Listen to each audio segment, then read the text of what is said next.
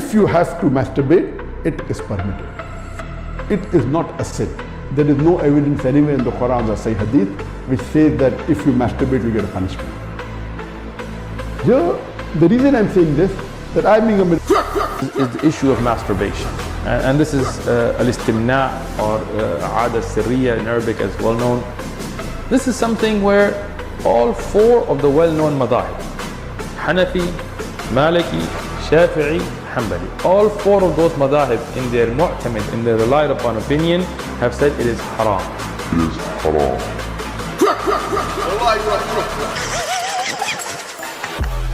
It is permitted. It is haram. It is permitted. It is haram. Permitted. Haram. Permitted. Haram. Permitted. Haram. On the manhaj, off the manhaj. On the manhaj, off the manhaj. What is the Islamic perspective on masturbation? Is it permissible or not? So on the whole, we should establish a general principle based on which people can make their own decision about this. So if there is no such compelling evidence either from the scripture or from reason, then the thing is permissible. So now those who have said that masturbation is prohibited, they might cite something from a reason. They may say, well, okay, masturbation causes blindness, which is ridiculous today. So we don't have any such medical or reasonable reason. The thing is permissible. Is permissible. Permissible. Haram. Permissible. Haram. Permitted. Haram. Permissible. Islamic ruling of masturbation, stimulating oneself in order to satisfy the sexual desire or stimulate themselves to, which would lead to a sexual discharge. So this indicates that any other means, such as self-stimulation or whatever, is not permissible. Is permissible. Is not permissible. Is permissible. Not permissible. Permitted. Haram. So what's the ruling on masturbation? Akhi, masturbation is prohibited. Of self-stimulation or masturbation, is it permissible in Islam or is this act sinful? It's not from the nobility of deeds, but just because it's not noble doesn't mean it is haram, right? So that's the point we have to mention here, that things might not be noble, that doesn't mean it is haram. So there is no sin at all in this act. Prohibited. Permitted. Is not permissible. Is permissible. Haram. Permitted. Prohibited. Is permissible. Is not permissible. Doesn't mean it is haram. Haram. Yaar, don't do it, yaar. Don't do it, man. And you are a fraudster. And we will call up each and every single one of you out. Wallahi, we will call you out. What a brainwash ummah we are today. Okay, peace of Christ to all of you. Thank you for Sheikh Umad for this video. He is the one who made it. It's his channel. You can go and visit his channel. And don't forget to subscribe. He has very nice videos. You can watch them there. First, before we start, please, if you are a person who is sensitive for such a topic, you don't like to hear it, so then give us headache. Take your stuff and leave. So, as you see, the title does not give you excuse to say, I don't know, I'm surprised. I mean, the title says masturbation, so what do you expect? So don't tell us later, that's really not nice. You see the title? It's about masturbation. So this is not about video making salad, not about how to make a pizza, because some people, they play dumb and they are like, oh, what is that? This is rude. This is bad. You, yeah, okay. You know, just leave. Come now, before we start. Now, this potato Sheikh Osman, he made a videos. He is saying that Zakir Naik is he's not a qualified. Zakir Naik is not a qualified, but he is a qualified. Anyway, if you speak Arabic, by the way, go and see Sheikh Osman read in Arabic, and you will die laughing. He put this verse in the screen, and then he start reading what it says. Oh, sorry, the hadith. What it says in the hadith. And I was dying laughing from his stupid Arabic. And hey, Sheikh Osman, I have an offer for you. This is just a special for you. You like to have a debate, me and you, just in Arabic? I am sure you will not understand a word. Yeah, potato, ketchup boy. By the way, how the ketchup doing? So this potato, he says that people, they are asking, Zakir Naik, and Zakir Naik simply is not a qualified. Simply, Zakir Naik really is not, he's an idiot. But Sheikh Osman is the one who knows. This is the guy who said there's many Messiah. If we ask the Muslims in Islam how many Messiah there is only two. There's false Messiah and real Messiah. That's why his prophet, he called the false Messiah the Masih ad-Dajjal. This is how stupid this dummy is. And then he have to make 10 videos to explain his stupidity to the Muslim, not to us. Because Muslim, they are all over him. And now he is claiming that Zakir Naik, brother, is not a qualified. Comparative religion, work that he's done with the Virdas and Bible number, chapter number, verse number, amazing work. But people take him fiqh questions that he's really not qualified to answer. He's not qualified. Zakir Naik isn't a qualified. Sheikh Osman is a qualified.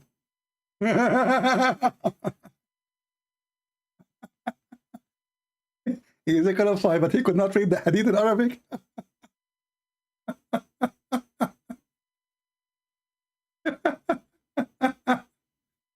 He put this hadith in front of us on the screen, and he start reading. She said, not about zina. Zina? Read. Where? I don't know what moment he start reading. Where he read the sea. Imam al-Hakim, he says, هذا حديث صحيح على شرط صحيحين. What? هذا حديث صحيح على شرط صحيحين? What is that?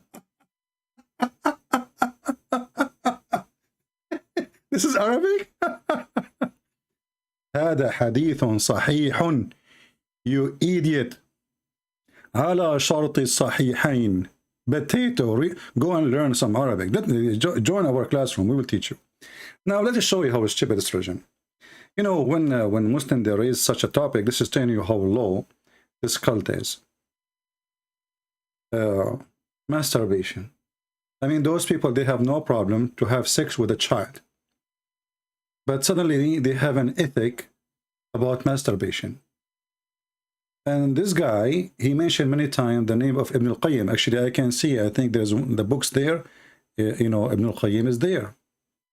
Let us see what Ibn al-Qayyim said, and let us laugh together at the ethical, Islamic, special teaching of Allah. I will go to a Shia website, and now if I'm going to quote to you from Shia website, not because Shia is accepted by me or by the Sunni, but the Shia website, they did a good job translating some Arabic books into English. And the reference is there. And actually, I will show you the reference in Arabic too, from Islamic Sunni website. So this is a Shia website. Yes, I'm just reading for the sake of the translation. So remember, the topic is masturbation is haram, or it is not haram. Haram means it's like allowed or not allowed. It's against Allah teaching or not. First of all, isn't it your God? He is the one who created shaitan. And there was only one shaitan. And then Allah, he created for him a penis in the right leg and a vagina in the left leg. What is a masturbation? Masturbation is self-practice of something sexual. When Allah himself, he created for shaitan a penis in the right leg or right thigh and a vagina in the left thigh. This is a form of masturbation? Doing it yourself? Read me carefully here. First example of the Sunni morality. And this is again from the Shia website. I will actually, the admin can post the link for you. They knew it already. Ibn Aqil. This is Ibn Aqil, not Ibn Farouk, the stupid idiot who who do not know how to read two words in Arabic. Many of our scholars, etc., he says, Ibn Taymiyyah, blah, blah, blah, and then he says, if a man is torn between continued desire or releasing it, and if this man does not have a wife, or he has a slave girl, but he does not marry, then if the man overwhelmed by desire, and he feared that he suffer because of this, like someone is a prisoner or a traveler or whatever, then it's permissible for him to do masturbate. And Ahmad ibn Hanbal, he explained this more and says, and furthermore, it's narrated by the companion of the Prophet, they used to do masturbate while they were in the military expeditions or traveling. Now, this Abdul, he might say to you, this is a lie. It's not true. Nowhere it says that. So let us go and see some reference. Shall we? Let us move here, or give me a second. Because he would say to you, this is the Shia, the brother, those are Shia, brother. Those are Shia, brother. This is the book of Bada'i al-Fawaid, Ibn al-Qayyim al-Jawziyah.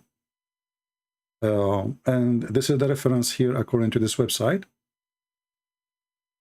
4/906. It says here, actually, let me see if I can find a better website, like we can zoom better. Give me a second.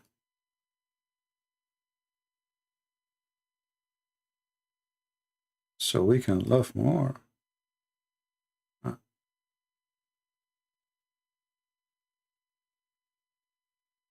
Okay, let's see.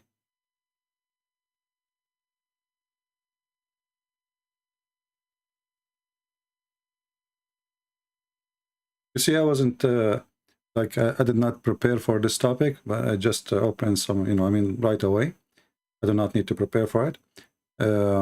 This way will take us a little bit of time just to find the exact. I have the reference in front of me, but I don't like the page. The way it's made when you translate is not going to show the whole thing if I zoom out. So let us do this.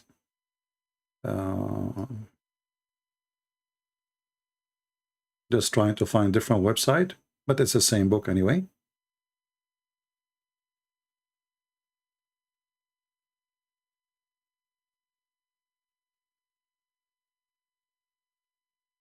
Okay. I found the same website again. Let's see this one.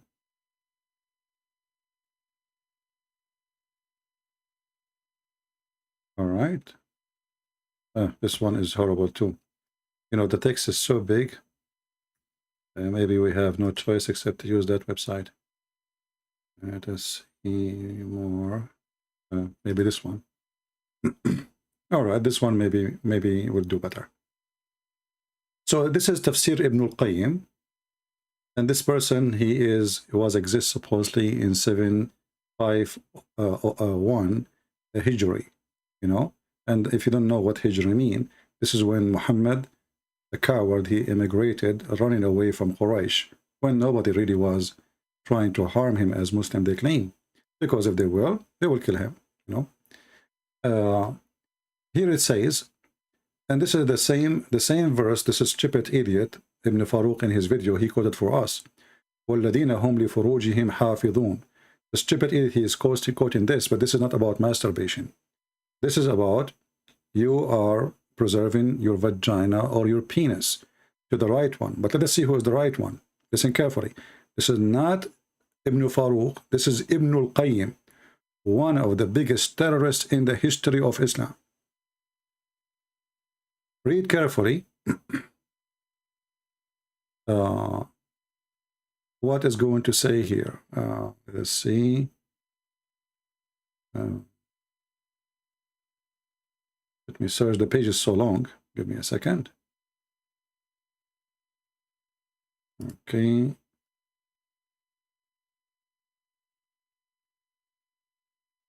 Some website, they post the whole book in one page, and that make it hard to find the thing you are looking for. Let us see here. Oh man, if you click outside, you go outside of the page.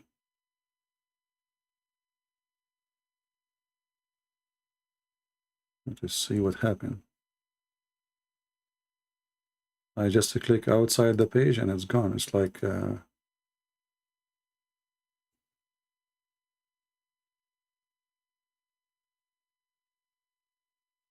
it will look like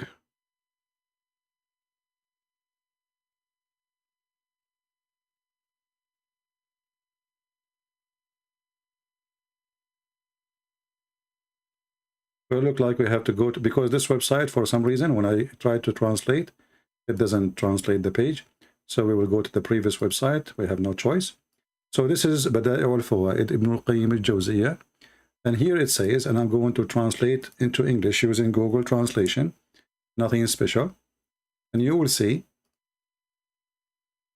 what it says in a second. Let us see here. And actually, let me copy the link so I can post it for you. And you can do the same from your side.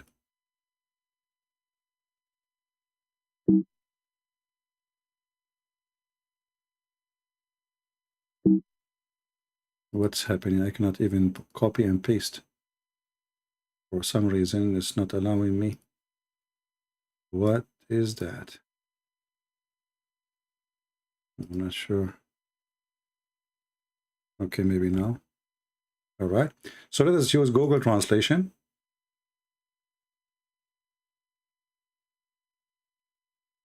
It's not allowing me to use Google Translation. Let us try again. Click out of the page. Here we go. Now it's working. So read how they lie to you, those liars who they are either stupid, they do not know their religion, or they are lying in purpose as usual. Here it says that a person, he can even have he can use the hand of little child in order to masturbate. Read carefully. In this chapter was narrated by the authority of Ahmad about a man who feared that his bladder would rupture from sexual, like, you know, his testicles is full of water, his watermelon, and that and he don't have you know, like he have no choice. So what he will do, you know, he's horny. And according to my knowledge, Ibn al-Qayyim, he said, if you do that during Ramadan, that will not destroy his fasting. And if you do not have a wife, or actually, if you don't want to have sex with his wife, which means even if you have a wife, he can use the hand of his wife or a young child slave. A young child slave to masturbate with her hand. Let me zoom in so you can see.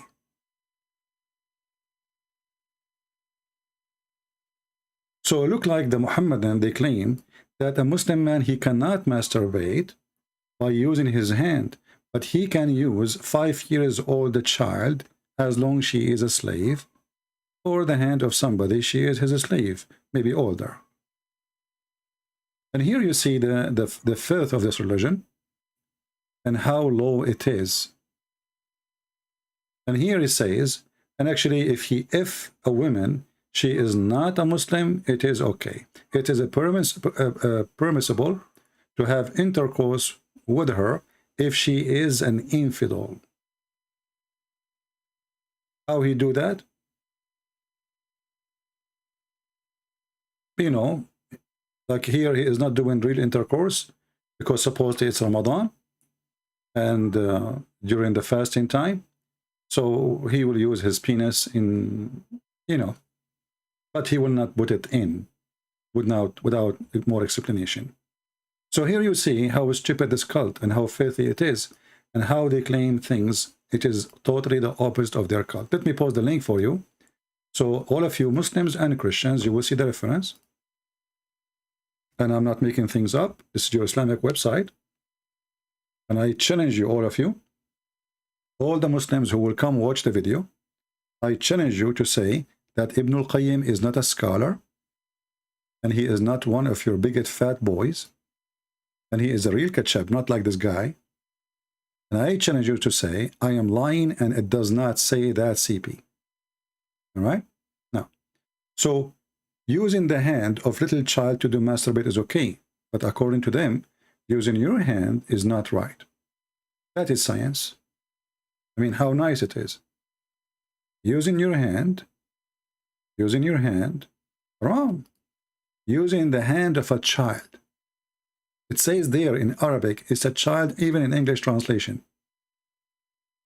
طفلة طفلة له أمة طفلة. Go right now and search in Google what this word means. طفلة. طفلة mean little tiny child. Even there it says أو صغيرة.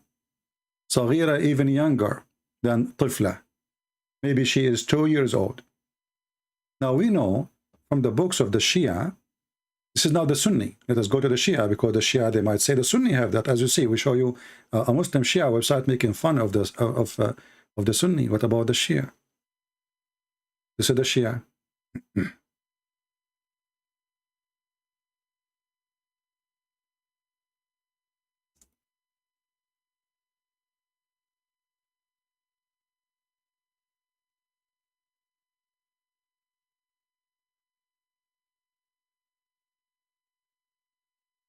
This is the book of Tahrir al-Wasila. I will show it to you.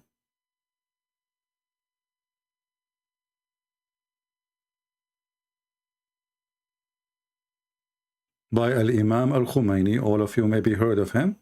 He is the founder of the Islamic Republic of Iran, and he is their highest authority in the world during his lifetime. And now, until now, actually, he is considered the highest. Here, this is his book. It says, problem number 12, or issue number 12, it's not allowed to have intercourse with the wife.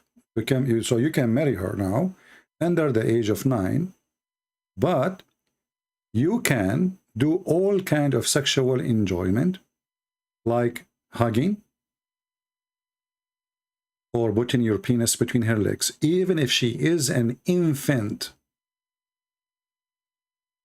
And I challenge the Shia to say I am lying.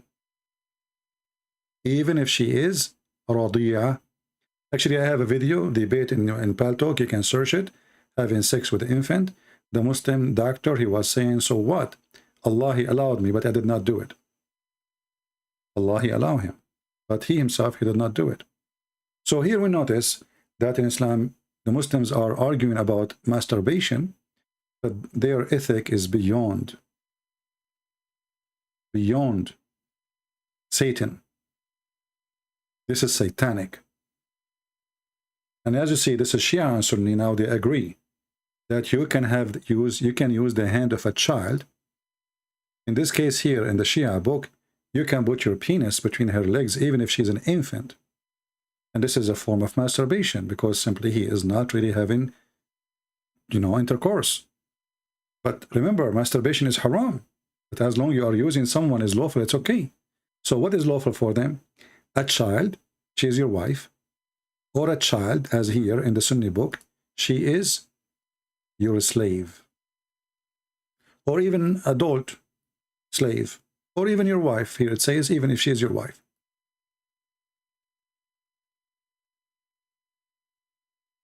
So when those people, they speak about what is forbidden and what is not forbidden, how low this cult can go, how filthy this garbage religion can go.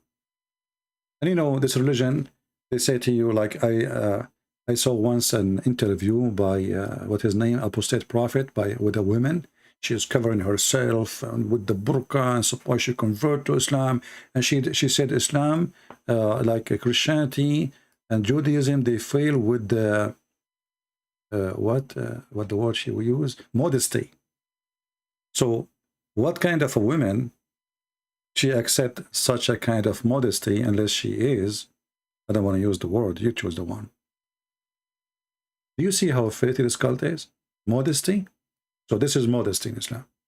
And those are the biggest of them, teaching them how to have sex and masturbate. And actually, I remember now, there's a hadith mentioned by Aisha that when Muhammad, he wanted to have Aisha in his house, Aisha, she was very, small. As we know from the hadith says that Aisha, she was 6 years old.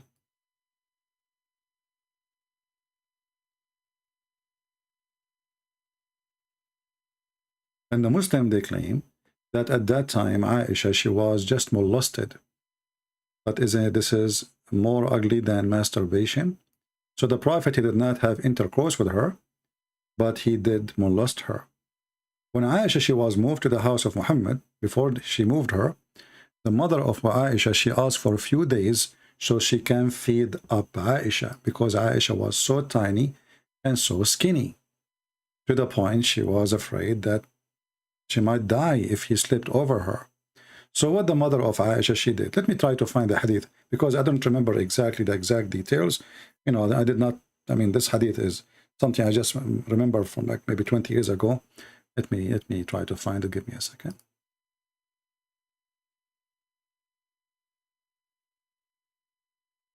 Yeah, let us see. Okay.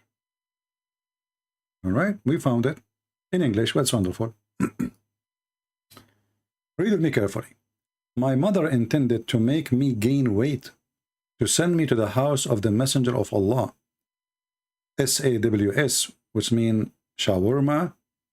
I don't know what, you know, those people, they worship Muhammad. They can't even say his name without saying tons of words around his name. Remember, we are the one who worship Christ, but we don't say SAOWC, Christ. You know, this is how filthy this cult. They worship a man, but they claim they worship God, and they kiss a black stone, and they claim that they are not pagan, and they have sex with the children, and they claim that they have ethic, and they force little child to do masturbation for them, and they claim that they are the highest ethic, modestic religion ever. Read with me carefully.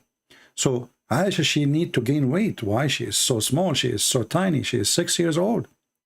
So the mother of Aisha, she forced her to eat all kind of food in order to gain weight, and nothing worked. And then at the end, till she gave me, she said, nothing benefit her, you know, Aisha, nothing benefit her to gain weight. Until she gave her cucumber with a fresh date to eat. Then I gained as much weight as she desired. What is the purpose of this? What is the purpose of this? Why the mother of Aisha is doing that? So Aisha, she can gain some weight, and she should have some meat. I mean, she is so little. Do you see how satanic it is? Why? And you can tell here she is just a kid, because my mom, you see, when you are a person who is adult, it's you who decide how to eat, what not to eat. My mom, my mother intended to make me gain weight, to send me to the house of the Messenger of Allah. So what the purpose is? Before shipping, we have to make her gain weight. She is so little. They want her to grow faster. Do you see it? This is Muhammad. And this is the faith of such a man. And as you see, this hadith is sahih, because you know those garbage, they will say to you, oh, doesn't say that, CP. This hadith is da'if. This hadith is reported by Susu, and Susu told Mumu, and Mumu told Fufu, and Fufu told Juju, and everybody knows that Juju is a liar. This is how they refute us. But in front of us, it says Sahih al-Albani. And by the way, the donkey, Ibn Farouk, he just mentioned that he accepted al-Albani. So as you see, al-Albani. Do you remember the guy when he said that the hadith is mentioned by David Wood is not Sahih? It was approved by al-Albani. He told him this is not Sahih. Anyway, so let us continue and learn about the ethic of this religion. There is many ethical teaching in Islam, a lot of ethical teaching, and I'm afraid if I teach you more, you will become so corrupt. So let us see what we will teach you here. I will try, you know, actually I don't want to keep it long.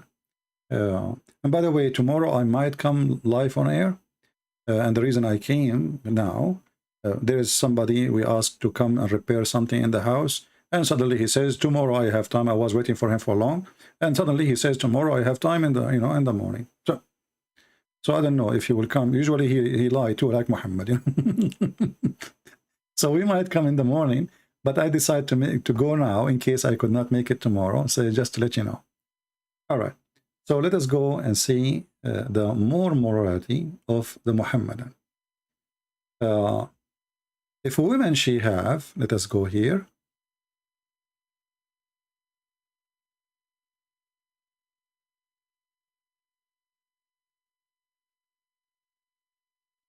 if a woman she have, okay, what she have. And again, if you don't like to hear those things, please leave.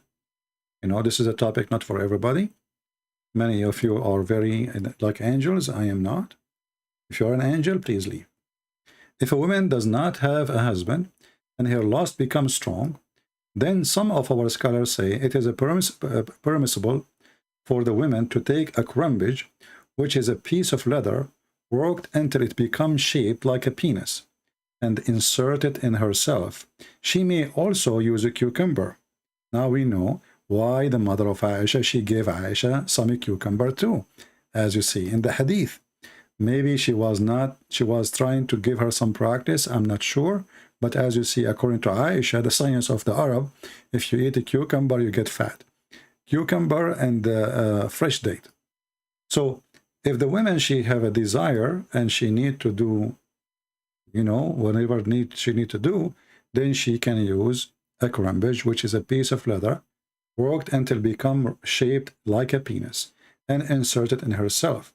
And she also may use a cucumber. Now here you see, this is again Ibn al-Qayyim. Now let us go to Ibn al-Qayyim in Arabic and try to find the exact hadith in Arabic, because this is here a translation, and I don't see this guy giving us the page number. And I don't like that, you know. I like to see numbers. Numbers is important.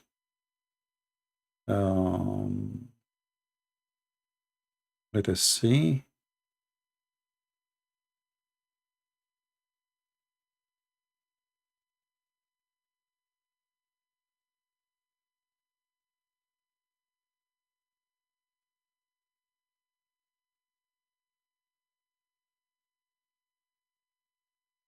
Because remember, you know, we need to give reference. The Muhammadan, they give them reference and they say it's a lie. So imagine.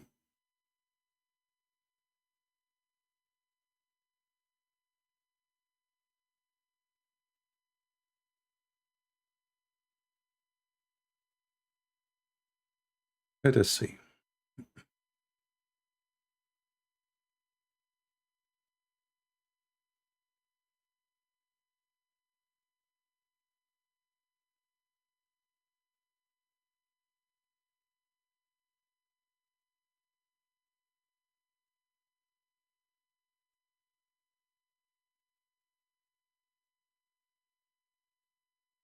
Here we go.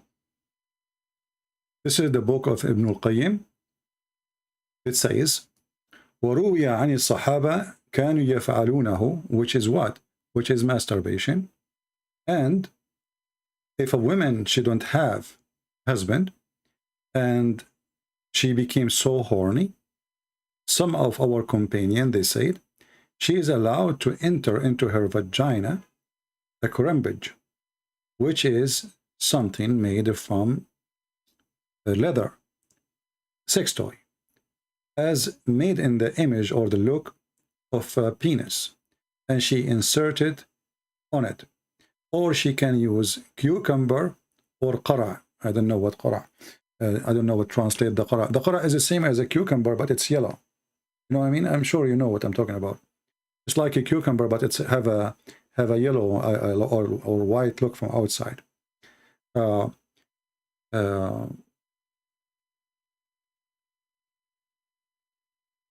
So, you know, those were the Muslims teaching, and this is their books. But let's go farther. But here I don't see the page number. Let's see here. It doesn't give us page number. We wanted the page number. Let us see.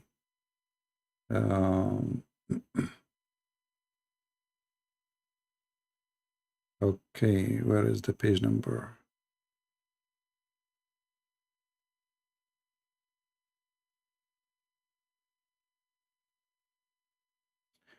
Okay, here we go. We found the page number. So it is the volume number 4, page number 905. Take a note. Volume number 4, page number 905. Now, in the same page here in front of me, it says, if a woman, Ibn Qudama al-Maqdisi al-Hanbali, في كتابه المغني, he said in volume number 9, page number 54, Actually, I was searching for this, I found many references here, which is good. That will save us from doing research by one. If a woman, she inserted the penis of little boy, he is under the age of 10, there is no penalty for her. Let us find this reference too.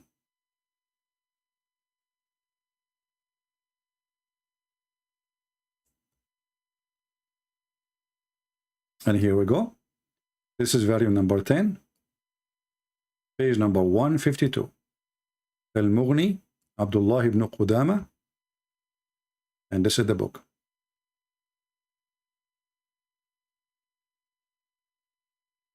So if a woman, she is horny, and she needed to have sex, she can use little child, little boy. For sure, he can't be the husband, Mostly is maybe, I don't know, any boy. She got a boy from the street.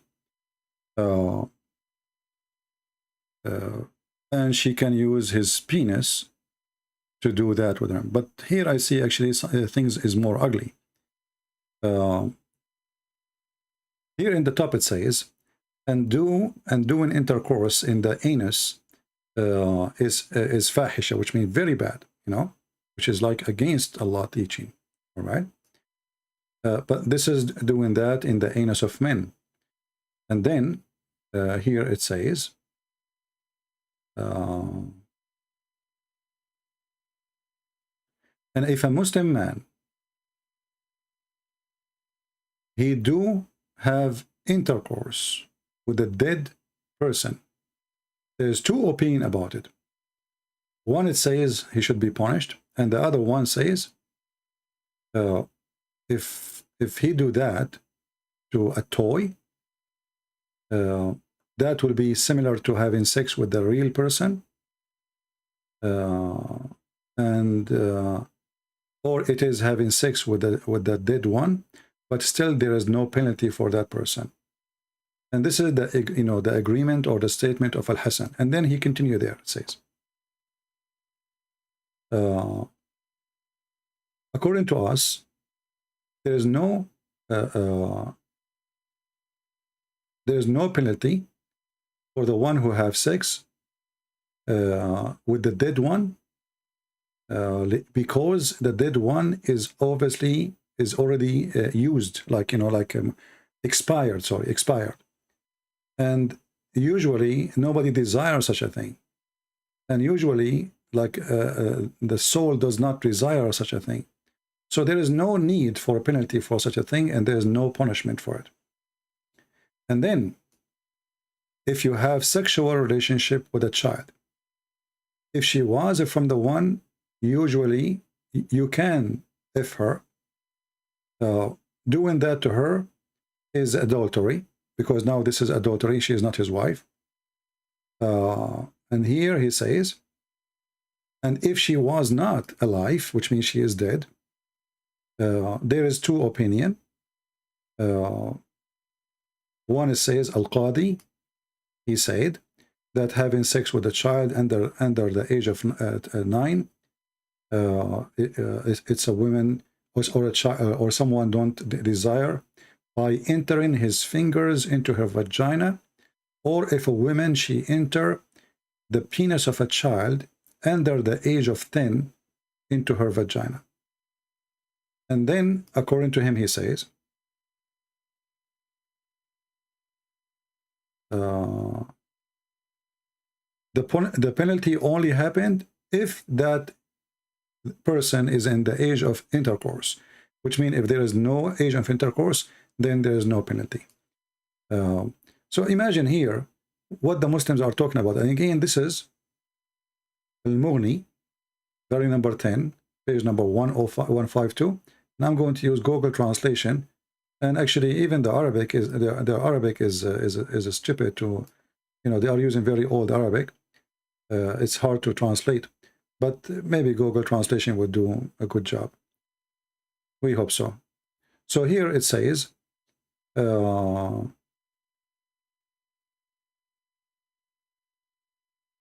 is two sides of the punishment of having sex with dead women or a young girl who has not reached the 9 years of age because he does not desire the like of her. It's similar if he is inserted his fingers into her vagina, and likewise if a woman she inserted a male boy, which means penis of a boy, has not reached the age of 10 for of someone else in her vagina. This is Islam. Let us continue. Should we stop? People, should we stop? It's disgusting, isn't it? Yeah. And then we will find that Muslims, they can even have sex with watermelon. And then we ask ourselves, if masturbation is haram, look like using your hand in masturbation Islam is haram, but using someone else's hand, it's okay. Or using a piece of cucumber, it's okay. Or using the hand of a child is okay. But don't use your hand, or even using a watermelon. Read this. Here it says, this is what the Muslim Sunni teach. And this is again Ibn al-Qayyim, the biggest, highest scholar of the Muhammadan. If a man make a hole in watermelon or a piece of dough, or leather, skin, or a statue, and has sex with it, then this is the same as we have said in other type of masturbation, i.e. that is halal, in the same circumstances given before, such as being in a journey. In fact, it's easier than masturbation with one hand. Again, this is Ibn al-Qayyim, you know, and let us go and find it in Arabic. I'm just trying to find the reference in Arabic, so you guys later, if you speak to Muhammadan, because here I don't see any numbers in this page. I don't know why they don't add numbers, but let us see if we can find it.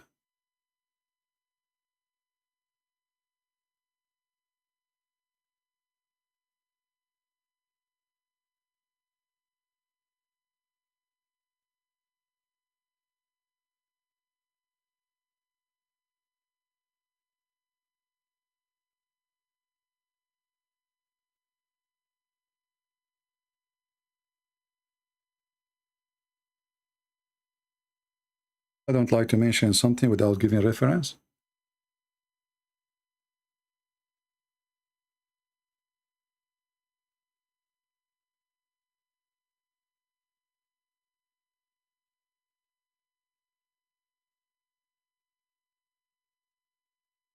Okay, let's see.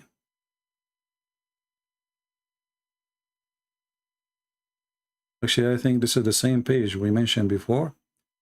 The very number 4, page number 09, 904, no, 905. Yeah. Let us see.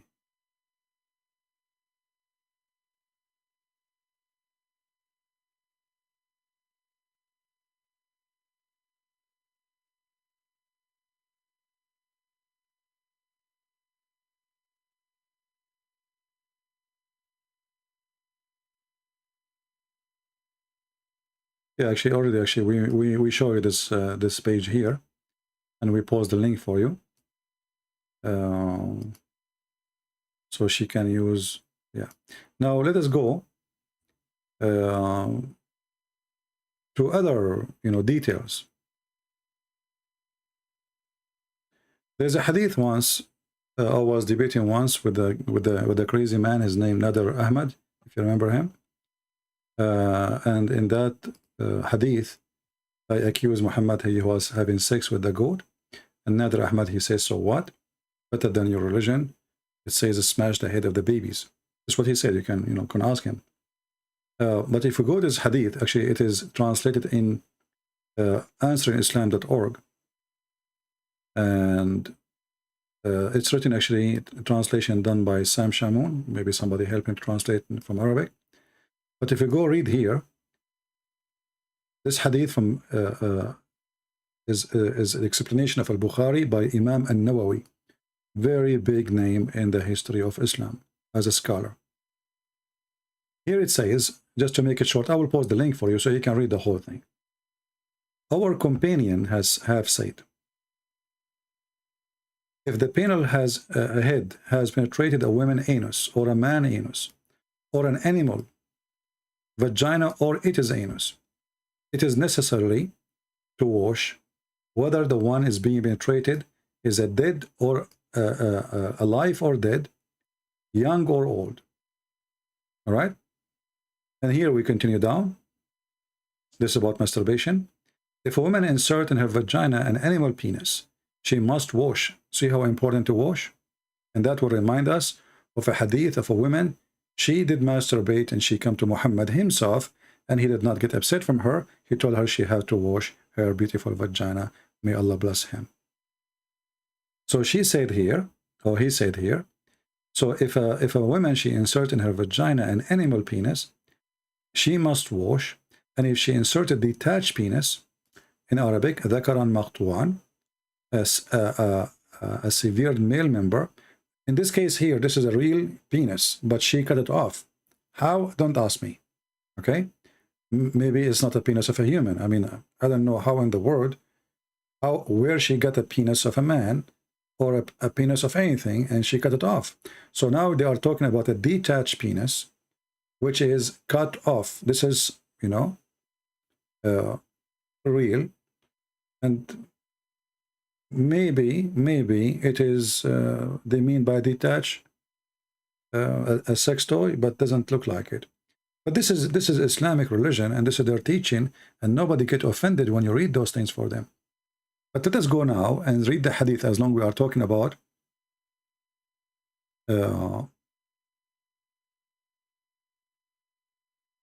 masturbating. This is the hadith about a woman. She came to Muhammad. Her name is Salim, sorry. She came to Muhammad, and she have a discharge by touching herself. The Muslim, they say to you, it says a wet dream. It says there a wet dream. In fact, the wet dream here is a woman, she is imagining a man having sex with her, and she touched herself. Isn't it, this is a masturbation? It is a masturbation. And this can be during sleep, or it can be during being awake. Do you see anything Muhammad saying this is not right, don't do that? Absolutely not.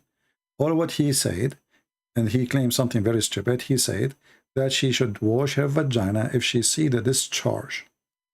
And he claimed that if the women have discharge first, the baby will be a child girl, and if the man have discharge, the child, the newborn child, if the sex happen, is going to be a boy. But in this scenario here, we are talking about what? About a woman, she don't have a man in the bed with her, and she have discharge. Now, the Muslims, they might say to you, well, this is in the dream, you cannot control it.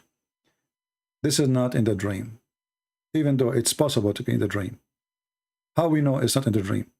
Because the wife of Muhammad, she said to Muhammad, do women أتحتلم المرأة? You see, the Muslim, they try to translate the word tahtalim as a dream, coming from the word hulm. In fact, the word hulm is a person who come to the age of able to have orgasm. If you go in the Quran, actually, there's a verse about it. I just remember.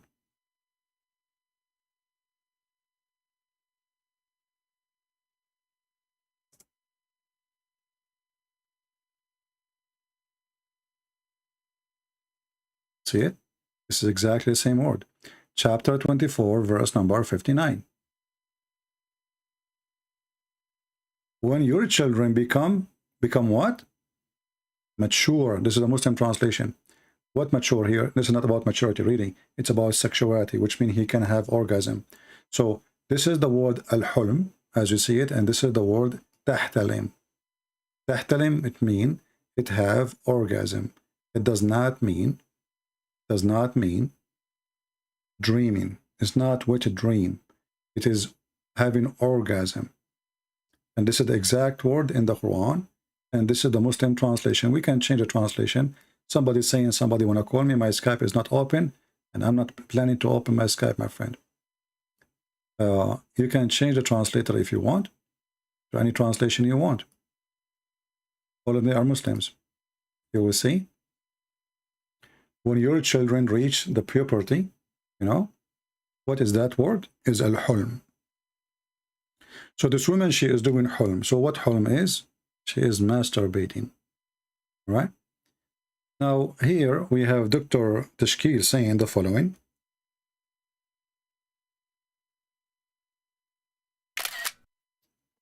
Read with me carefully and try not to laugh. This Muslim, he is being upset and he is giving us a refutation. He says Allah is not ashamed. I agree.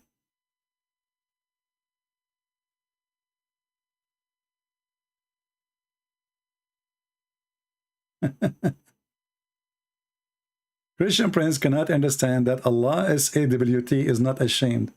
Our friend, you have no shame. You have sex with the children, you have sex with animals, you have sex with God, you have sex in heaven, you have sex with your mother in heaven, you have sex with your daughter. The Quran says whatever you wish. So we agree, finally we agree, me and Mr. Dr. Tashkil, that Allah is not ashamed. He have zero shame. A God who have a shame, he will not describe for you how long your penis is. What the purpose of that? And why it have to be so long? Because size does matter, for Allah is a sexual God. Allah is not ashamed, so he gave you permission to have sex with the children. Guys, I just told you, my Skype is not open. I will not open it. Doesn't matter who wanna call. I'm not in the mood to take calls. So, we decided to make this video so we can show you reference, not to have a conversation with anybody. Christian Prince cannot understand, my friend. Can you explain to me how you explain to your wife that she can enter a cucumber in her vagina? As you see, there's no shame in Islam. You know? So the women, she wear a burqa, but inside behind the burqa, there's a cucumber. Cutting a penis? Having sex with dead animal? Or alive? Dead man? Young child or adult or old? Islam have no shame. I agree. Now where is the shame? There's no shame. What do you want more? My friend, hold on. I challenge you first of all to mention to me if your God Allah ever mentioned the word rape. While you Muslims are so busy talking about masturbation, didn't you ask yourself what kind of God he never have a rule for rape? What is the penalty of rape in Islam? I challenge you, I will give you 10,000 years to find me a verse in the Quran speaking about rape. Nowhere. Why? Because Muhammad was a rapist. Most of the wives he have, actually, they are raped. They are kidnapped. To the point the Muhammadan, they became pimps in the time of Muhammad. This is why we have a verse in the Quran speaking about women being forced into prostitution, and there's no penalty in Islam for prostitution. In fact, it is permitted. And there's a videos in Suku film, you can watch it. 3 Muslims, and the title of the video, I think it looked like we have a permission to work as a pimp or to be a pimp in Islam. 3 Muslims, very well known. One of them is Fifi. Go watch it. If I am the one who say this, they will say, it doesn't say that, CP, but the 3 are talking to themselves alone. So they mention it's okay to look like it's, yeah, the Quran give us permission to work as a pimp. So they are so worried about masturbation, but they are not worried about having their slaves forced into prostitution. And if you force them, there's no penalty. Not only that, in Islam, do you know that if you have sex with your mother, there's no penalty? What is the sect of this Ibn Farouk? Somebody knows? What is the sect of Ibn Farouk? Anyone know what his sect? He said there is 4 Islamic sects, right? So you have to be one of them. Read with me.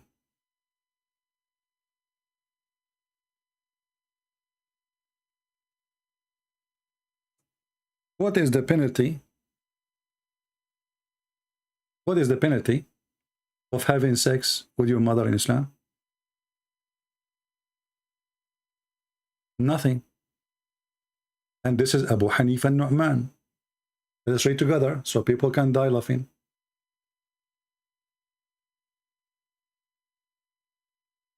This is Ibn Hazm, volume number 11, page number 253. And here it says, and I will use Google translation again.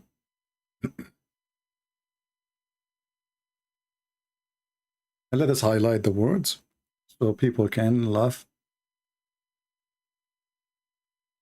That's such a garbage.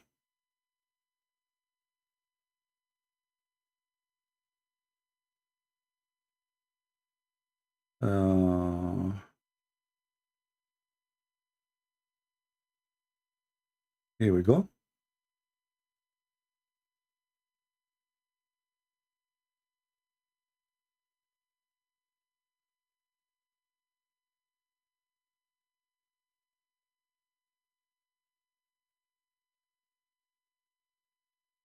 ولا حد على من تزوج أمه التي ولدته وابنته وأخته وجدته وعمته وخالته وبنت أخيه وبنت أخته عالما بقراباتهن منه عالما بتحريمهن.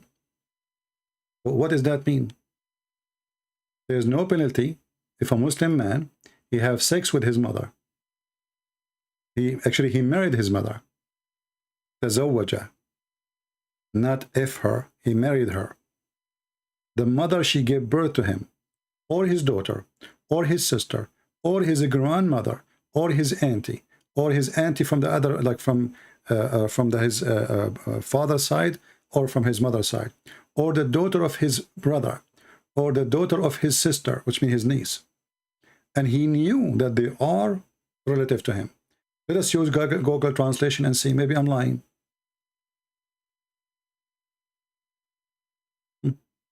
Read it.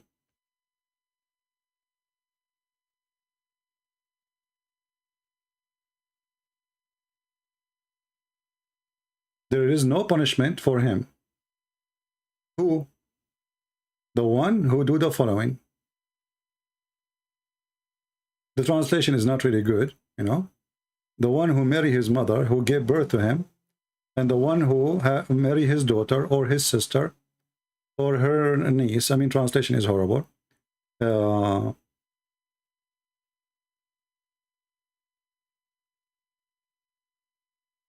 His sister, his aunt, and the aunt from the other side, his niece, his sister, daughter, even if he was aware of the kinship with them, you know, knowing they were forbidden for him, and yet having sex with all of them, there's no punishment. And again, this is Ibn Hazm, volume number 2, 11, sorry, or 2 actually, here it's coming 2. And it says here 11, let us see in the Arabic translation. Actually 11, yeah, 11. The correct is 11. And page number 253. And let me shorten the link, so I will post it for you, so you can save it.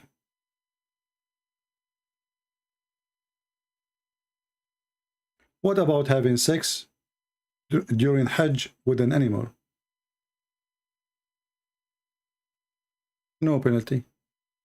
And it does not even disturb your Hajj.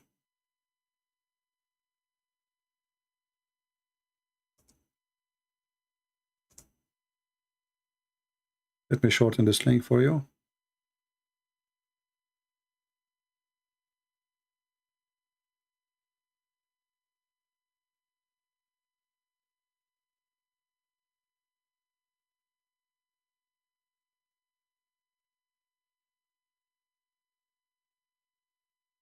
And I will post it.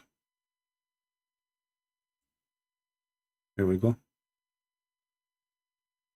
I don't know if that will work. I don't know. It look weird, this link. I don't know if it work. It work? Maybe it doesn't. Let me see the front.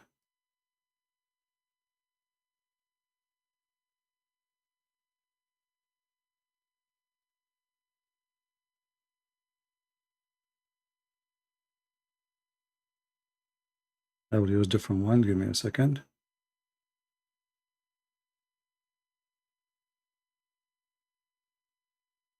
Oh. You open those websites, they have advertising. All right, shorten. Okay, now it's going to work.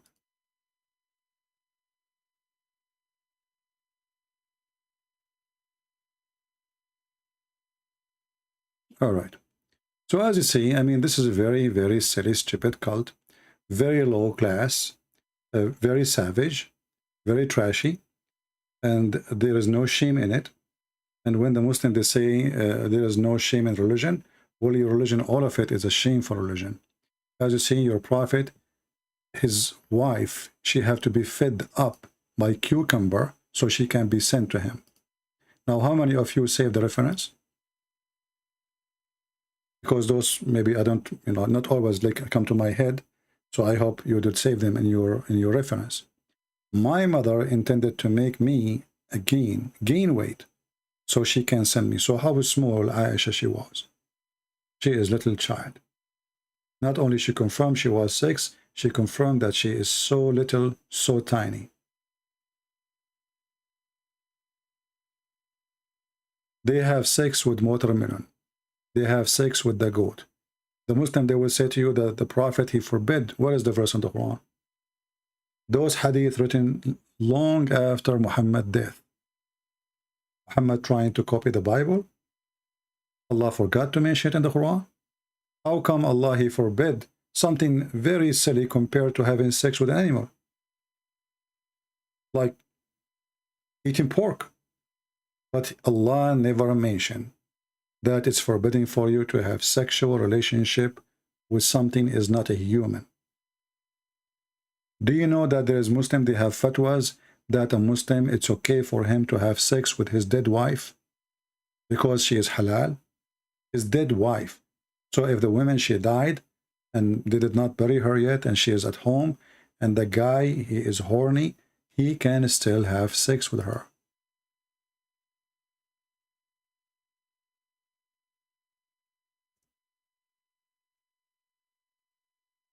Let us see if we can find the fatwa.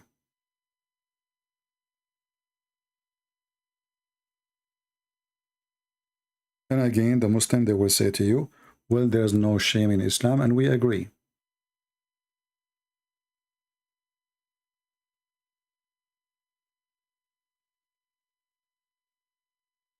This is an Egyptian newspaper, and this is an Islamic TV station, and this is the video, can be found in YouTube. Surprise. Kutub al-Turath, which mean the books of Hadith, agree that a person can have sex with the dead women. There is no penalty. There is no penalty for a man having sex with dead women. And there is no penalty to have sex with an animal or dead.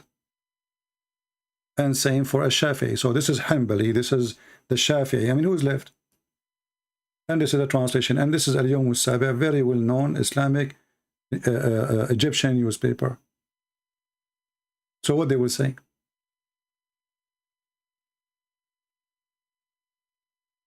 We can use Google Translation.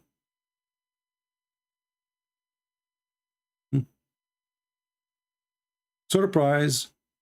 The heritage books. Surprise. Fatwa of the marriage of the dead. This is not marriage. Nukah is not marriage to F.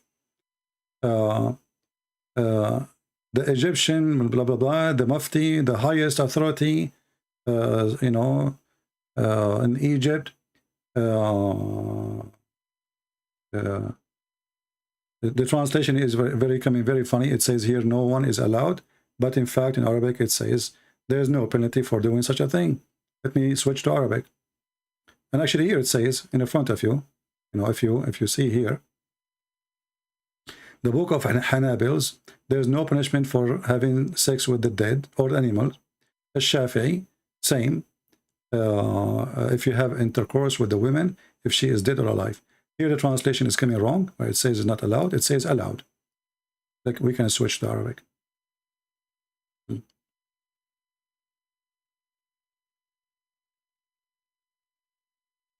It's taking time to switch.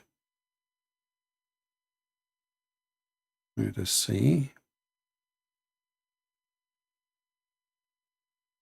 I have too many browsers open and that's slowing my computer. All right, here we go. And this is again the Arabic title.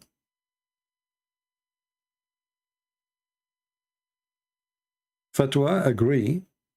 لا حد على ممارسة الجنس مع الميتة. See in the translation it says no punishment. It's not allowed. In fact, it says لا حد, which means no penalty for having sex with the dead. And actually, we can find something more official than this. This is just you know, a newspaper.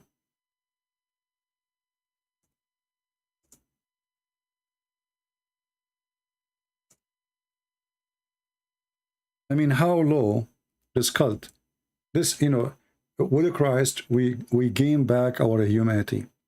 With Muhammad, you go down to the animal field, you know.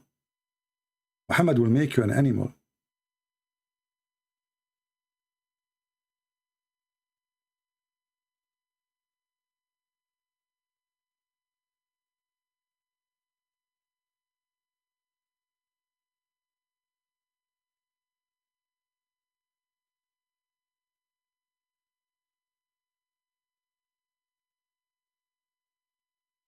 Actually, the video in YouTube, you know, the video with the sheikh is in YouTube. People can search it, can find it. But anyway, this is how low this cult is. Today we don't have many people here because it's not the time we go live usually. I hope we cover a good part of it. Now, anyone have a question? And again, people, you know, people who send me messages or emails in Patreon, save your questions to here. I cannot answer everybody in Patreon for many reasons. Sending you text back, it takes time. My English is not perfect. Talking for me is way easier than typing email. And the top of that, the reference I have to give you, it is in Arabic, and which means I have to translate the reference to. So you are asking questions in the wrong time. When I go live, feel free to ask the question. I will put it in the screen. I will explain it to you. I will share the link, and that will make it perfect. And not only you get the benefit, everybody, not only one person. And remember, in Patreon, I don't have a privilege. I'm not Muhammad. Muhammad, he give a privilege for the one who pay money. So if you are a person who support me in Patreon, I will not give you special treatment in any way, in any mean. And I don't care if you like it or not. If you don't like it, you can drop your donation. I am not doing customer service, and I am not doing a special treatment for somebody make a donation. I'm not doing business. I have a mission here. So if you have a question, save it for us when we are here, and I will give the answer for everybody so everybody can get the benefit of the question and the answer. If you think because you made a donation for me, you own me, and I have to serve you, you are mistaken. I'm not for sale. You can stop your donation anytime. The Lord is my provider, not you. Do we have any Muslim here? Any question?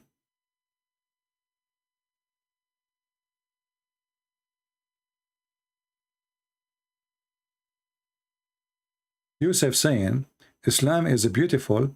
It make your kids practice before they become immoral. My friend, your kids practice what? Your son will say to his brother, F your mother. Why? Because the other person, he have different mother. I remember when I was a child, I went to a house of a Muslim boy, and we were playing together. And then the kid, he said to his brother, F your mother. I look at him and I say, but isn't he your brother? He said, yeah, but from other women. So this is what they practice, my friend. Muslim family is the most divided, corrupted families ever, because having multiple wives destroy the family from inside out, not only outside. Everything. You don't have a family. You don't have even a marriage. I remember actually once I went with a child. He said, we want to go and buy some like ice cream or something like that. So he want to go and ask his dad if he can give him some, you know, coins to go and buy. And I have money with me. He don't have money. He said, let's go to my dad. So his dad is sitting outside in the store. He owns a store. And he came to his dad and he said to him, I want to buy ice cream. He said, you are the son of who? I could not believe it that he is asking his son, you are the son of who? He knew that he is his son, but he do not remember he is a son from which wife. So when you tell me your kids practice what? What you practice exactly? Can you tell me what you practice? Islam teach you how to cheat. Islam teach you how to lie. Isn't it your prophet, he says a Muslim, he can lie to his wife and the wife, she can lie to her husband? So is your son practicing? Are you, Mr. Yusuf, practicing? And you will notice Yusuf, he is ignoring everything I said, and he focused on something else right now. He's talking about Aisha. Yeah, Aisha, she was fed by cucumber, so she can gain weight, Mr. Yusuf. Are you telling your daughter to eat cucumber so she can get a little bit fat, so you can ship her out of the house at the age of 6? Is your children practicing that already? Are you going to give your daughter to the neighbor at the age of 6? Are you sick, Yusuf? Islam make our kids practice. Practice what? Practice sickness. This is your religion. And now we understand why cucumber is expensive in the Middle East.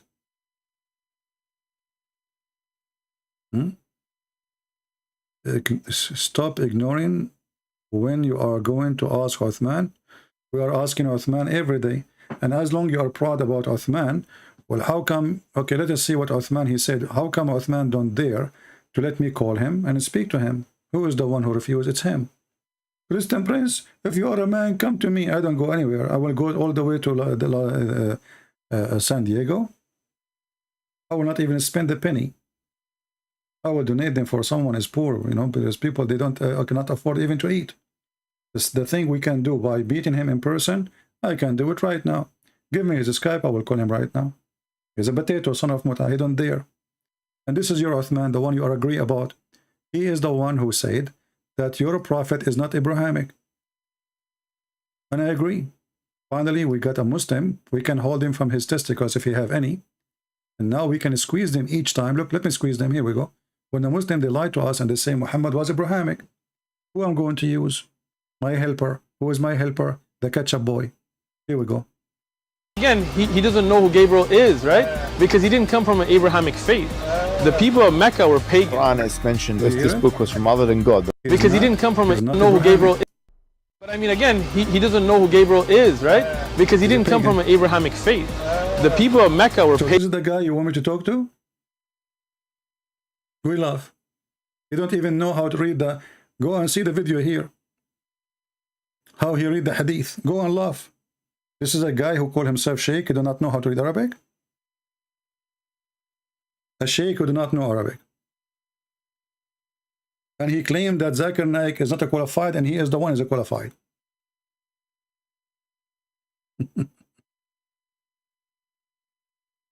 Do we have any brave Muslim? Huh? Who is a brave Muslim have anything to say? You always say the Arabic text have more info than English. And you suggest to deal with the Arabic text to expose lies. My friend, there's no way to expose lies of Muslims unless you get an honest translation. And honest translation never exists. I never saw any. You know? So the only way, if you really want to do a good job, is to learn Arabic. Do you remember the guy who converted to Islam for more than 60 years? He called himself a brother Ishmael. He used to have a channel, it's called Convert to Islam. Do you remember him? Who remember him? Actually, I made videos when he was a Muslim against him. You remember him? Let me find you his channel. This guy, he believed in Islam. 16 years, trying, I don't know if he was able to convert people. He went to Mecca, he went to Saudi Arabia, and then he studied Arabic. And what happened when he studied Arabic? He started learning the truth.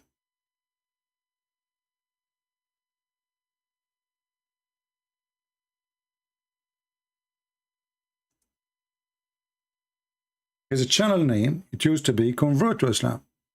Then this person, he changed his channel from Convert to Islam to Don't Convert to Islam.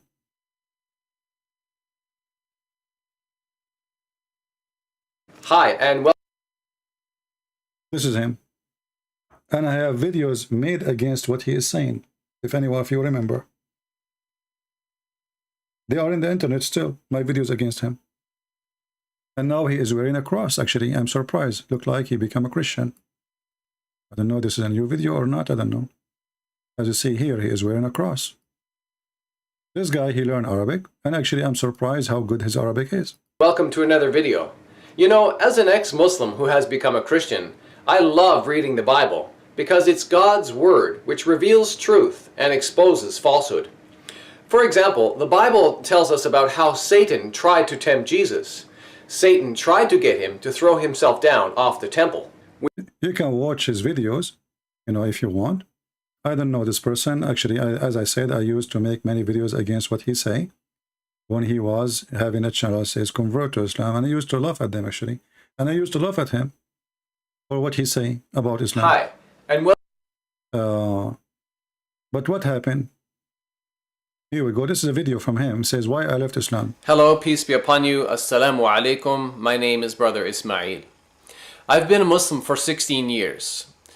But in the past few years, I have been bothered by some reoccurring issues which have forced me to question my Islamic faith.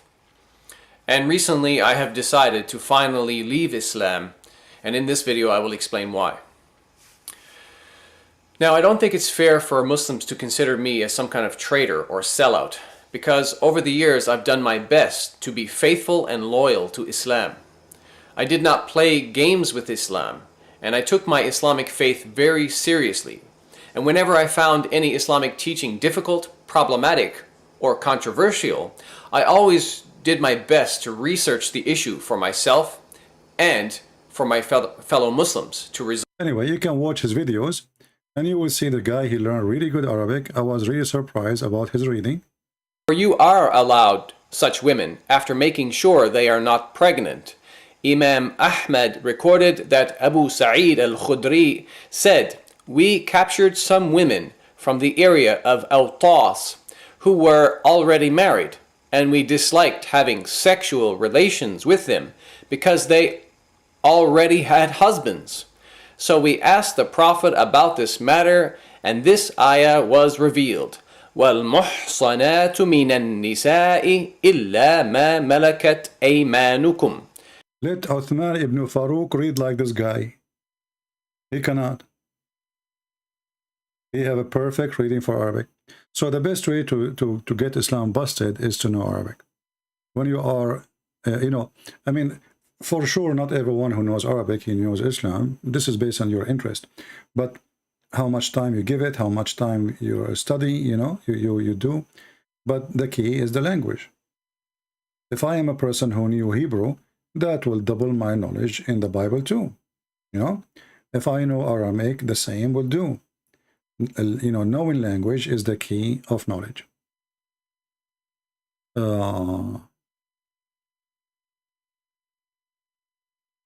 What is your thought of Robert Spencer's critical Quran is the best translation? I cannot judge it. I never touch it. I don't know what it is. But do Spencer speak Arabic? Do Robert Spencer speak Arabic? I'm not sure. Because translation, it's not easy. It's not an easy job. And even if you speak Arabic, he speaks very good English for sure. I have no doubt about that. But I'm not sure how good is Arabic. Any question? If you have a question, please ask me. Yeah, one of you sent me a message says, this is a different topic now. One of you said that the Catholic worship Mary. You see, there's many dummy and they are stupid liars and we laugh at you. There's no Catholic, no Orthodox, no Protestant worship Mary. That's a lie. There's some of you, even they claim to be Christian, they say that the Catholic, they pray to Mary. That is another lie. The Catholic, they ask Mary to pray for them. They don't pray to Mary. If you are a donkey or a donkey, I cannot make you a horse. But you can go right now and listen to what they say. They say, pray for us, we are the sinners. So if you are a donkey, you are a donkey. But I cannot fix you. I cannot make you a horse, my friend. People who lies, doesn't matter if they claim to be Muslims or Christians or atheists, liars are not following God. They are following Satan. It doesn't matter what they label themselves. Liars are people who follow Satan for sure. Jesus says, who is the father of all lies? It is the devil. Right? So don't be stupid and don't follow the liars. Examine things people they say to you, including me. If I say something to you and I could not support what I say, well, then he is lying. Right? So when they say to you, the Catholic, they worship Mary, that's a lie. They don't. When they say to you that the Catholic, they ask the dead ones to pray for them, or they pray to the dead one, that's stupid to say. The dead they are talking about is not dead, at least for them. Isn't it the Bible says when Jesus was resurrected, thousands of saints resurrected with him? So they pray, asking the saint to pray for them. They are not praying to the saints. People are foolish, and they are driven by hatred and ignorance. I am not a Catholic, by the way. I don't agree with many things they do. Many things. But still, I believe Catholic are Christians and even maybe better Christian than us. Remember, it's not the name what make you good Christian or not. It is what you do. The Lord, he said, from their fruit you shall know them. So there is a Catholic. He is a believer. He practice. He do everything he can do to follow the Lord, the Messiah. And as a Catholic, he don't care. He's a Catholic by name. And same for Protestants, same for Orthodox, and same for all of us. There's people, they are by name, and there's people, they are really believers. The truth is, whoever believes in Jesus, he will go to heaven. Not the Catholic, not the Protestant, not the Orthodox. Those who label themselves by names, I consider them a bunch of fools. I don't mind if somebody says, well, I'm a Catholic, okay, no problem, just to tell me how, what kind of system of a school he follow. But if you think because you are a Catholic or Protestant or Orthodox, you go to heaven, you are a fool. You go to heaven only because of Jesus. Only. Jesus said, I am the way. There's no other way except by me. Nobody can enter the kingdom of my Father except by me. How that can be? Whoever believes in me and I will live.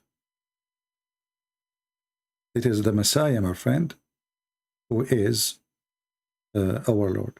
And as you see here, just to give you an example of the stupidity of some people. Don't be offended, by the way, when I say stupidity. But I have to say it. I'm a person, don't sugarcoat things. I'm a person who is born of an Orthodox family. All my family are Orthodox. I don't like to mention that, but just to show you how stupid you are. Orthodox is the true historical church. What the heck is that? But in the time of Jesus, there was no Orthodox church. And there's no Catholic church.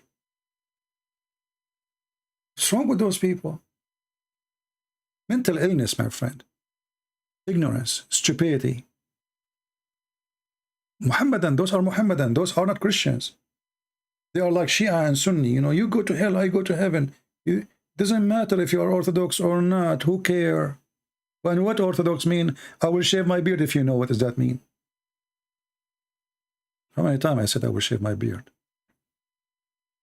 People are really stupid. People are really silly. And people are really following Satan.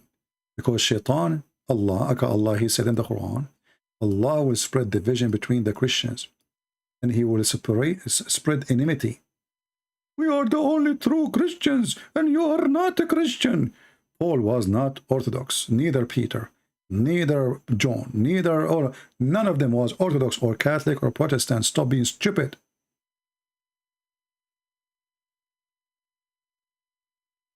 Followers of Satan. Look what the Quran said. The Quran said Allah will spread hatred and enmity between the Christians until the day of judgment. And those who do that, they are following Allah, not Jesus. They are the tools of Allah. They are controlled by Allah. They are satanic.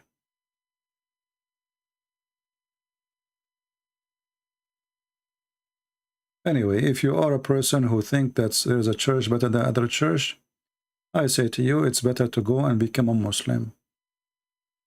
And may Allah make your penis long. Penis people. His penis is better than your penis. We have, you know, I mean, I don't know what to say.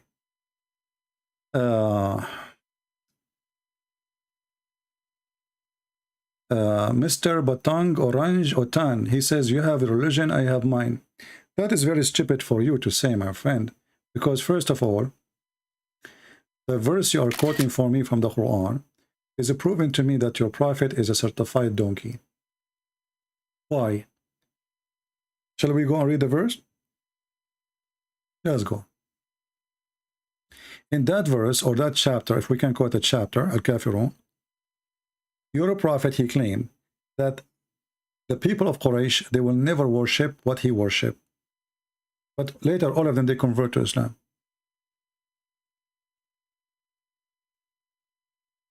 I will not worship what you worship, and you will not worship what I worship. And this is about the future, as you see well. But later, all of them, they converted to Islam. So your prophet is a potato. And this is one of the stupid chapters in the Quran.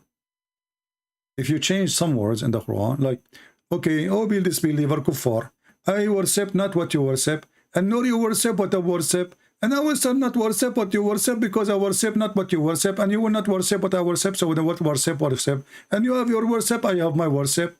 This is God talking? Have you ever heard of a stupid statement? It's a kid, he is 6 years old, will do better. And the funny, the Muhammadan, they say, man, the Quran is amazing Arabic. If you take the word worship and add the word eat, I eat not what you eat, and you will not do eat what I eat, because I will not eat what you eat, and you will not do eat what I eat. For I do not do eat what you eat, and you will never do eat what I eat, because I have my food, you have yours. That is so deep. This is God. Are you there, Abdul? Your God is so, you know, is so good at writing, by the way. I mean, it's so amazing.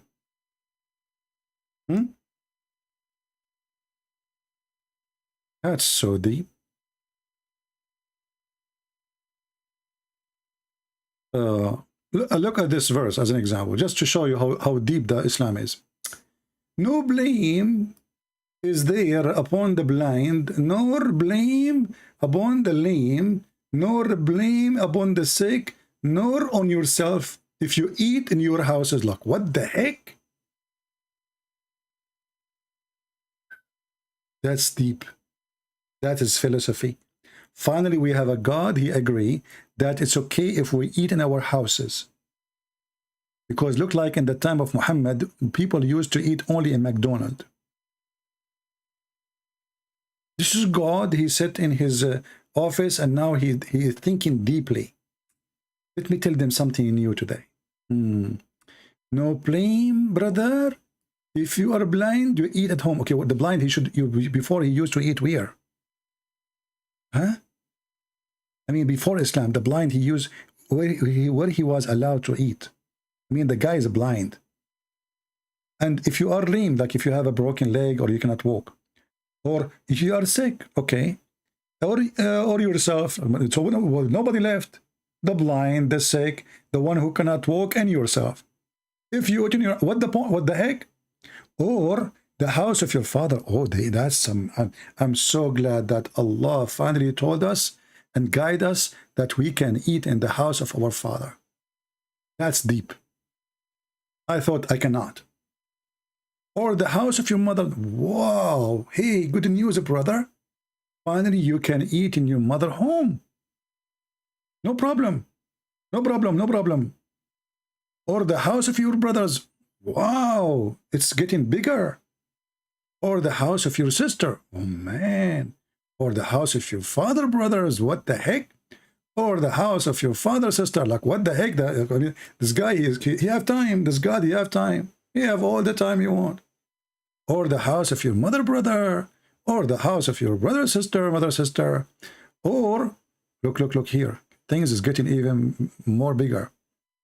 Or the house you hold the keys for it. Never make a Muslim a real estate agent for your house. He will eat the food in your refrigerator.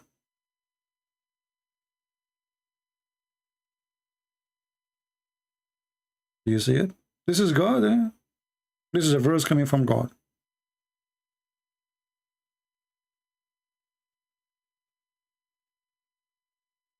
What do you think?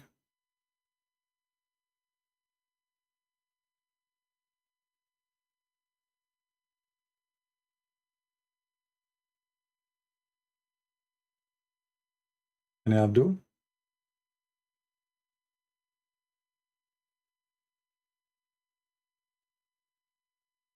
I'm so happy really that finally we are allowed.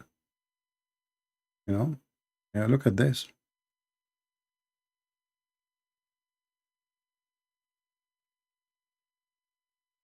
Any question? Can you explain the contradiction used in his video? What contradiction? I don't know what. I did not watch all his videos. I don't have time for his videos. I just open and see this, this stupidity. I look at the title. I watch 30 seconds of his video, and that's what I use, and I'm done. Do you think really I watch the one? I find that videos like Zakir Naik is more entertaining because I learn from him how to speak English. Like brother and sister. Prophet lying to you, and he said to you that the Prophet, he didn't allow that to have a tarbitin. In fact, it's permissible. Islam is a religion, teach you a lot of good things. As an example, Islam focus in something very serious and very important in your life. Like, can we have a hamster at home?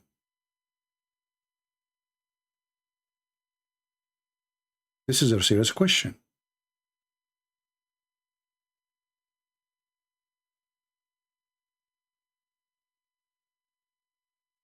Allah Prophet, he have answer for everything.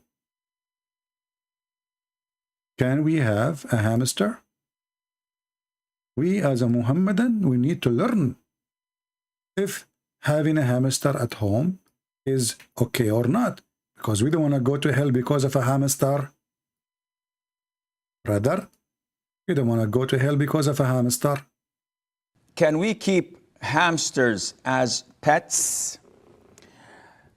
The Prophet ﷺ instructed us to kill 5 types of animals, whether we find them in the hill area, which is out of the haram, or inside the haram.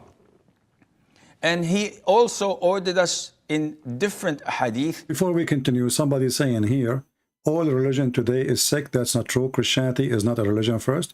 Secondly, Christianity have 0 sect because we follow Jesus only, and those who follow sect, they are not Christians. If they think of sect as salvation, they are no Christian. Christianity is not a sect. Christianity is a Christ. That's why it's called a Christianity. We belong to Christ. So stop being stupid and don't come to me. Otherwise, I will send you free shipping and hand it to Allah. So let us see now the answer about the hamster. It's very important. I want you to focus with me. I know many men, they lost their marriage because of a hamster. I know a person, he lost his presidency. He was going to be elected. His name is Trump. The hamster, he ate a lot of vote. So this is a very dangerous creature. True story, by the way. Animals, whether we find them in the hill area, which is out of the haram, or inside the haram. And he also ordered us in different hadith to kill mice, because a mouse is a type of an animal that is evil by nature. And it carries a lot of diseases, and the plague is one of them, among others. and it's known to be destructive and with evil intent. Even it may take a piece of thread. You see the evil intent? This is in the case of law. If you study law, this is a premeditated murder. You see, did you hear what he said? Intent. You have an intent to do evil. Like the mice, he said he put his tail in his lips, in his mouth. He's thinking, you know, let me burn the house. Okay. Evil intent. The mice, you have an evil intent. You do it on purpose, brother. And even it may, and with evil intent, even it may take a piece of thread and get it burnt from, or set it on fire from a candle or fire in the house. And just to be a true witness, I know that the police, they arrested mice in my neighborhood for he did evil intent to burn the house. And the police, they got him busted, by the way. Do you know how they knew it's him? There's many mice in the neighborhood. But it was him because they found over his feet some charcoal. When they questioned him, he could not deny it. Why the charcoal in your feet? Huh? Huh? He could not deny. Evil intent. And they arrest him, and now he's in jail. He will be taken to court very soon. You will see the news in the CNN. Just wait. Take that thread and burn the whole house with it. So mice are evil, and we are ordered in Islam to kill them. A hamster is very similar to mice. It looks like mice, and as they say, it's about... Hey, brother, I think he is the cousin. I mean, he's similar. Now we are talking about hamster. He is similar and look like a mice. They're cousins, obviously, you know.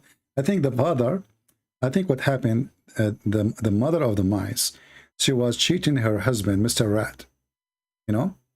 And like she mixed with different ethnic group. And then they have hamster. And obviously is coming from hamster in... you know, in England, you know, and so obviously it's an immigrant from England. Okay, this hamster. Okay, what happened? What happened? It looks like mice. And as they say, it's about 86 to 90 species of mice that are found there. Expert. So a hamster is a rodent, and it falls under the same category of mice, and hence it is not permissible to keep them as pets because of the instruction of the Prophet ﷺ to kill them wherever we find them and to destroy. Jihad against hamster. Kill them, brother, wherever you find them. Kill them wherever you find them. You bring Abdul to your house and you have a hamster, kill them wherever you find them. Dispose of them. Oh, this is not the whole video. Where is the whole video?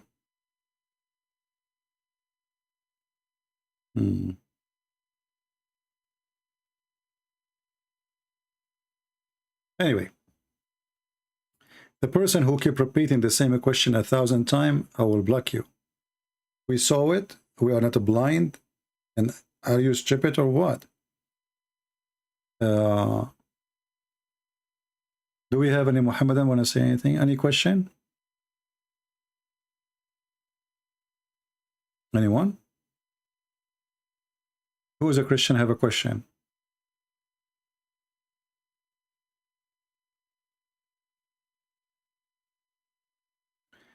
And actually, a hamster in Islam is an insect, according to this guy. According to Muslims, hamster is an insect. True story.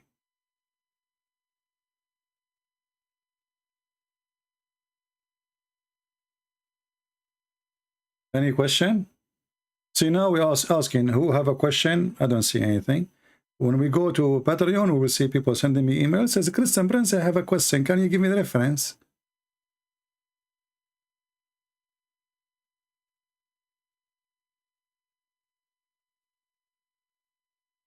Can you explain the Muslims celebrate Eid al-Fitr? Muslims, they don't celebrate something that's called Eid al-Fitr. You see, this Fitr, what Fitr mean? Fitr mean break fasting, right? But Muslim break fasting every day. So how they call it Fitr? Even the name is stupid. Fitr is somebody don't eat, but the Muslim, they eat more in the month of Ramadan. And what the Muslim, they do when the month of Ramadan is over, they slaughter millions of animals. So this is Adha. They have two Adha. One is the biggest occasion and the one is the smallest occasion. Ramadan is nothing but Adha, is not really Fitr. Because you ask them, do you slaughter at the end of Ramadan? What they do when Ramadan is almost over? They start slaughtering animals.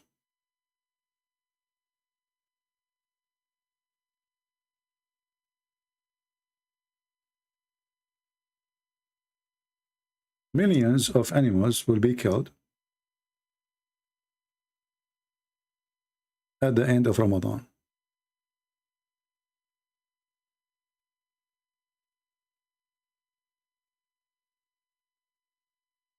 Why? And the funny, the Muslim, they say to you, Christianity is based on a blood sacrifice. When the first one who asked to do blood sacrifice, it was Allah in according to Islam. He asked even the children of Adam to do that. And the one who did the blood sacrifice, Allah accepted his qurban, which is proving that Muhammad is a fraud again, because he is using a word is not Arabic, qurban. What qurban means? Blood sacrifice.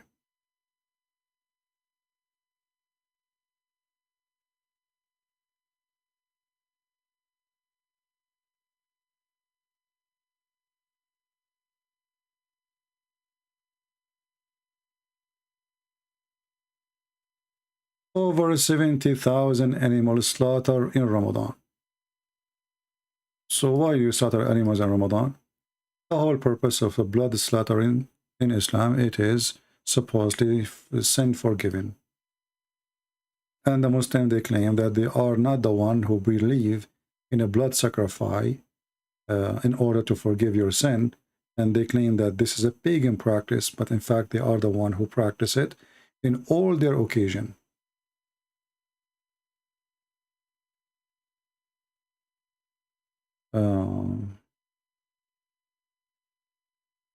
I have a question about Antichrist. Well, instead of saying I have a question about the Antichrist, tell me what the question. Okay, sacrifice, sorry. I'm reading the word wrong, I agree. I know that, by the way, I'm reading it wrong, but sometimes like it's like coming natural way. So I think all of you are used to my English by now. Right? Sacrifice. Okay. Are we happy now? Sacrifice. What the Bible says about masturbation? Well, what the Bible says is don't waste your seed, which mean, you know, your seed should be, a man's seed should be given in the right place, right? Like to have a children's, the purpose of you having a male private part or the woman, she have a female private part, is to have a family. But in the same time, you know, we don't discuss those issues, or this is something very private, and all of us, we knew that all humans are sinners anyway. And it's a form of hypocrisy when people, they speak about how noble they are, that they don't do masturbation. When, you know, the one who is telling you, don't do masturbation, I assure you he did maybe 1,000,000 times. So they are hypocrite people, you know.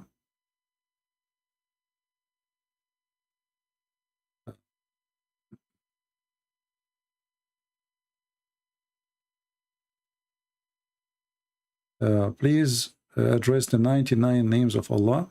We cannot find the 99 names of Allah in the Quran. That is a lie.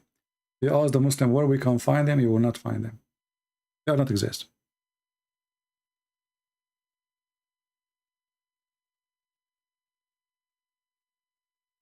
What is the two east and the two west? Well, simply the stupid Muhammad, because he could not explain why the sun location change between the winter and the summer. So he thought that this is two location of the sun and two location of the west and the two location of the east. It's again additional proof that Muhammad is a fraud.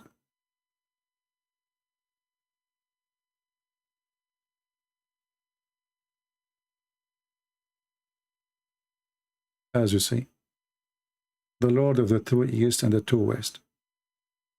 And the Muslim, they try to explain to you in the translation here, they put between two brackets, places of sunrise during early summer and early winter.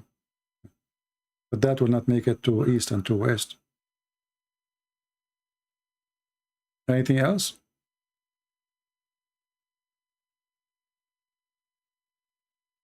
John Martin, what is the question? You are saying, can somebody answer? I don't see your question. Do you think Islam will be destroyed before the judgment day? Well, you know, I believe all evil ideas will stay. And this is the point of judgment day. You know, judgment day is not the day where everything is right. It's the opposite. Judgment day will happen when everything is wrong.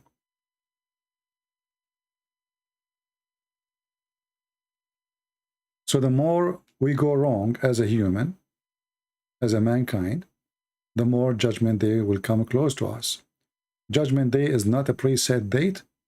It is based in our sin. The more sin we do, the faster the judgment day will come. When, you know, the story in the Bible about destroying the city, you know, and he asked the Lord, what if there are 70 believers, 70 righteous people? Are you going to destroy the town? He said no. So God will not destroy the world until there is nobody left in righteousness. Or a few who will be taken, and like it's not worth it. Let us say a very little number compared to the major number.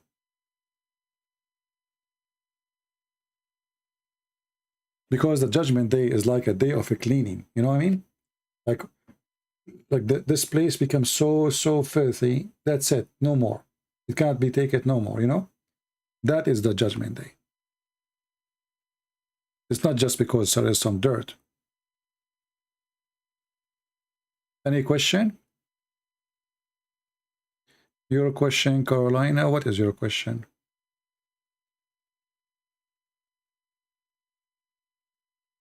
Can you talk about what's going to happen after deleting the hadith by Saudi? They cannot delete the hadith. Nobody can delete it. You see, those days is over. Actually, in case you do not know, the CIA, they have the biggest Islamic library ever. All the hadith is there. All the Islamic books.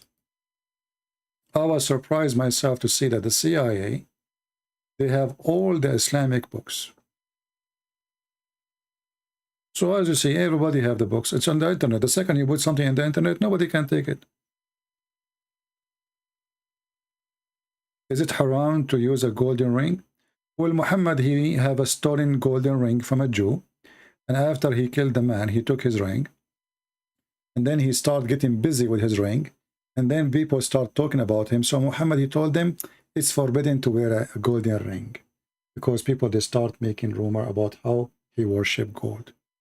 But Muhammad himself, he wear a golden ring. So how it's haram and he himself, he wear it? It is Satan. It's true that Satan is tied up during Ramadan.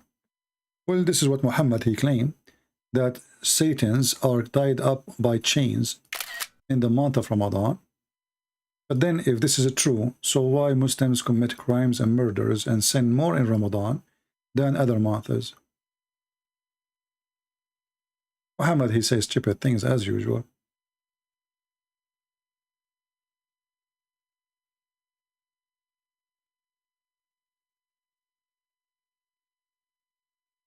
If Satans are the reason for murders, let us find the hadith, and killing, etc., then why the Muslim countries in the month of Ramadan, all the police go home?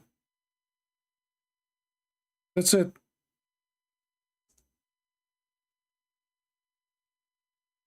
But according to studies in Islamic countries,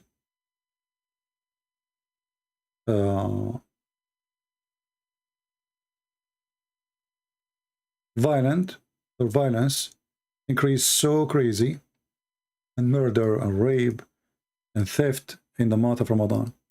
Why? You know, like you invite your brother to come and have a fast break with you. And you tell your friends that I'm going to go and I will eat in my house, brother. What the thieves will do in Muslim countries, they will come to the house. Then you know nobody is there. And they will spend the night eating there. You see, Ramadan is the month of eating, not the month of fasting. When they say to you, this is a month of fasting, it's a lie. They eat more. So theft will increase, killing will increase, and you name it.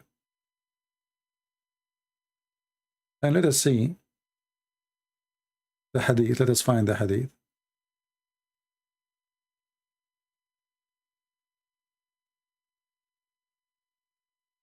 Yeah, here we go. This is the one you mentioned. Any other question?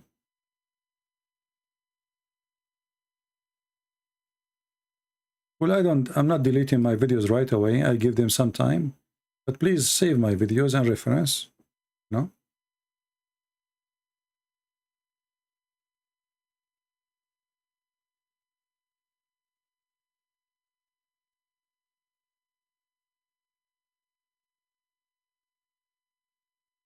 Okay. Raping children.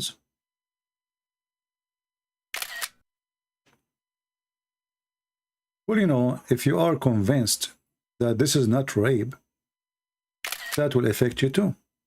So if you grow in a society and, you know, there is a person who he been taught that he's a victim, and there's a person who been taught that she is a wife. So if Aisha, she live in the West, she will be taught she is a victim, and then she will grow with this feeling as a victim for the rest of her life. In case you do not know, there's many men, they kidnap children or even women. And after some time, the one who is raping, even though she is mature adult, if you open the door for her, she don't even run. Do you know that? She don't run. Why? Because her brain is captured. She don't know where to go. She don't know what to do. She believed that this is where she belonged, even though she knew he kidnapped her. So first a few months, she will suffer. She will try to escape. She will try whatever. And then after some time, even if he leave the house and the door is open, she will not call the police. She will not run. She will not try to escape. There is a phrase for that in science. I don't know. I'm not a doctor, but you can search it. And the same for a child. If the child, he been taught that this is the normal thing, so she grew up with it. She don't see that she is a victim. And for Aisha, actually, she liked it because she became very important. Muhammad, he favored her upon all others. So even as a teenage or a child, she was spoiled compared to the rest.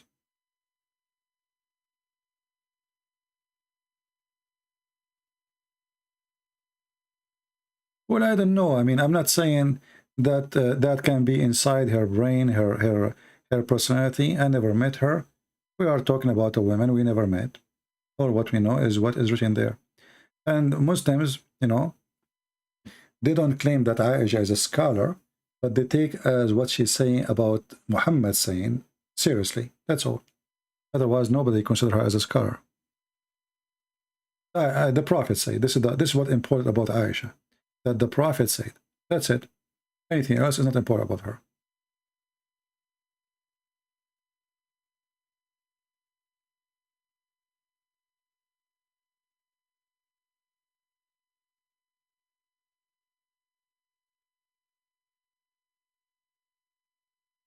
I posted link in April 28 just to clarify something to you. I said I don't think because I donate that to you. On me anything that is only visible, man. I'm not sure what you mean, my friend.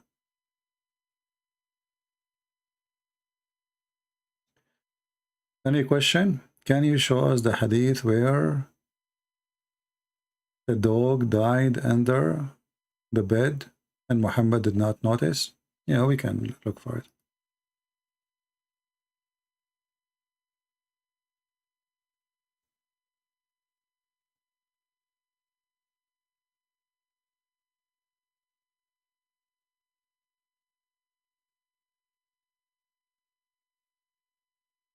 Um,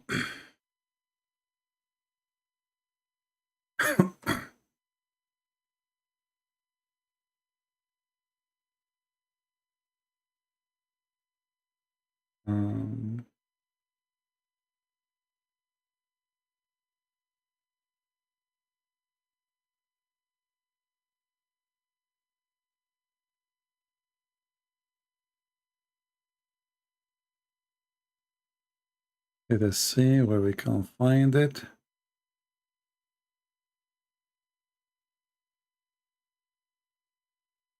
There's a hadith mentioned that the dog is under the bed, and there's a hadith mentioned that he was dead. So let us see which one we can find first. Okay, this is about the dog under the bed.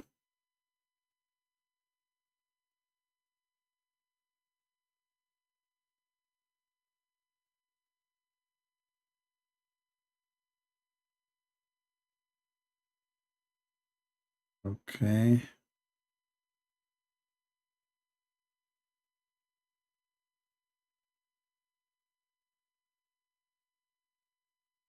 All those are the same hadith.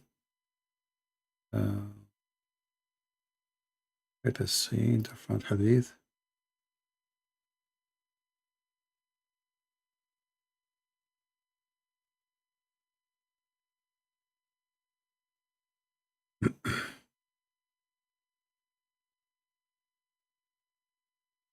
Okay, and now we find the hadith which is the dog was dead.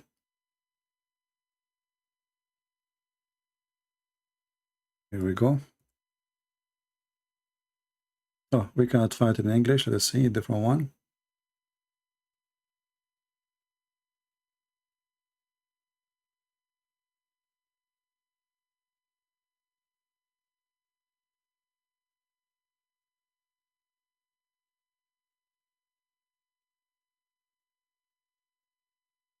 Let us see this one.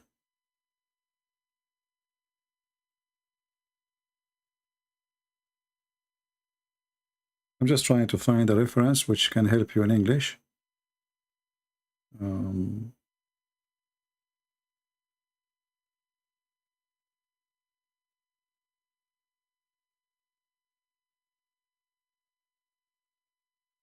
No.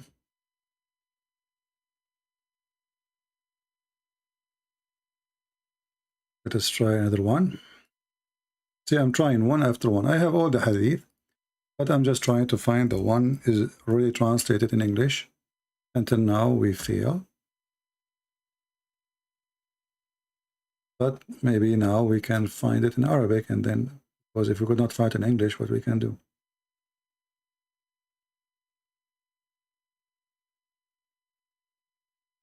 Now, about how many days the inspiration of Allah was not coming to Muhammad because of the dead dog, there is different statement about that. Let us see. As an example, this is the book of Al-Lusi. وَمَا وَدَّعَكَ رَبُّكَ وَمَا قَلَى. This is a verse in the Quran, in the chapter of Ad-Duha, chapter 93.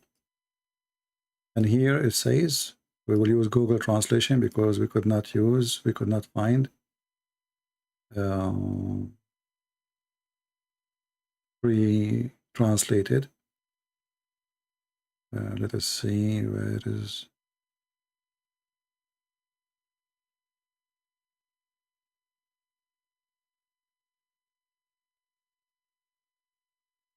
Here we go. It says here, etc. Blah blah blah blah. Here it says there was a puppy. He entered under the bed of Muhammad and he died. And we did not know about him. And here they continue saying, and the Prophet, he was not receiving any inspiration for 4 days. Not receiving any inspiration. So the dog is dead for 4 days. And while they were cleaning under the bed with the broom, they hit something heavy and they found a dead dog. So I took him with my hand and I threw him behind the house. And then the Prophet, he came and his beard was shaking. And he was like terrified. And then Allah, He sent him this verse, وَالضُّحَى وَاللَّيْلُ, etc. And this is the reason. And then here it says, and this is statement here, tells us that he did not receive inspiration for 4 days. However, according to Ibn Jurayj, it was 12 days. According to Al-Kalbi, it was 15 days. And some they say more than 20 days. From Ibn Abbas, it was 25 days. From As-Suddi or Muqatil, it was 40 days. Now we can use a translation. I'm going to share the link with you. But let us use Google Translation to see if it's going to work.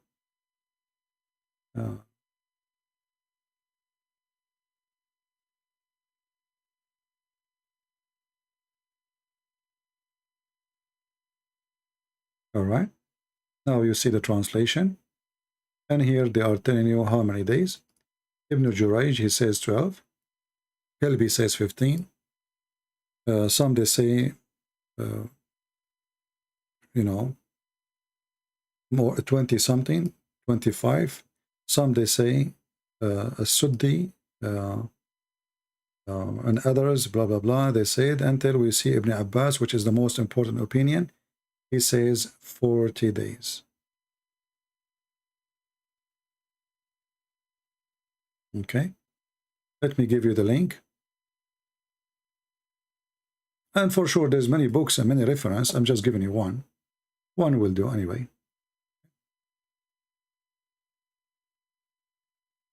But I wanted to find something in English already translated, so we can share it with you. But obviously, we cannot.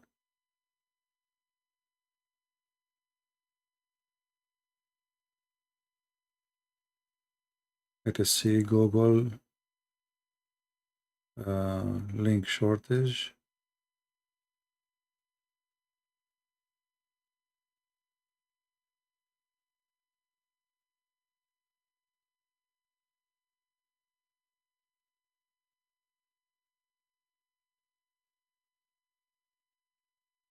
All right, and this is the link. Now, if you were asking me during this time, I was not looking at the screen. As you see, I was looking for reference. What is hadith science? And why every time we find something terrible turn weak when, this is just an excuse. The Muslim try to hide behind it. They say you do not know the science of hadith. But remember, all those books here is written by those who know the science of the hadith. So why they write it down and they preserve it if it's not approved anyway? Let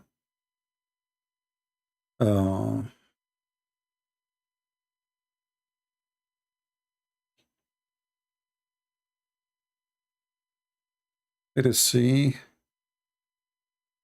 Again, tomorrow, I might be able to come live on air in the morning, even though we did not have a 20,000 here to see. But I have some, some business to do. If I could not, then we have it for today, But usually we have a fixed day, which is a Friday and Sunday, as you know. All right.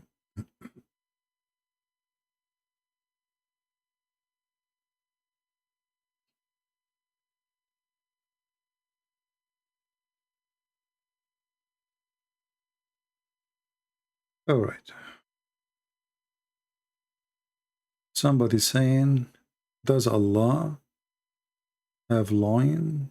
According to Al-Bukhari 65, 4879. Well, no, this hadith is speaking about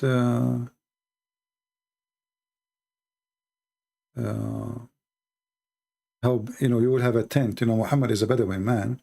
So he speaks about the tent which he will live in, and he will be under the throne of Allah. I don't see there anything about.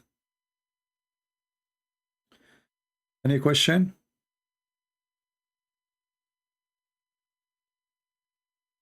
Can you show us a reference about Muhammad wearing golden jewelry? Sure.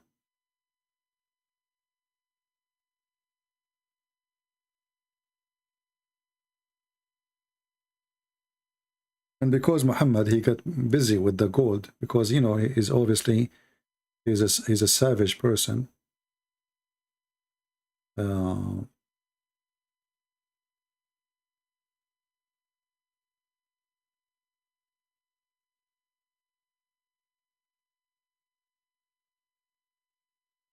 After he start wearing it and he start looking at it, you know, like going crazy looking at it, and then people start talking about him,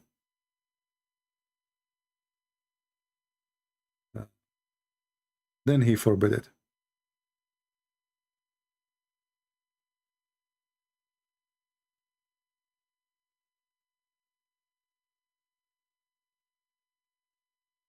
Let us find the hadith.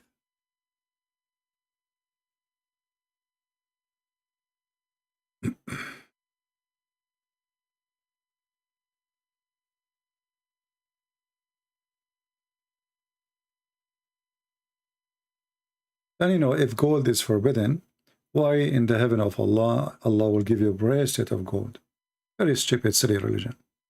And why Muhammad, he take gold as a currency anyway? He worship gold. Let's see.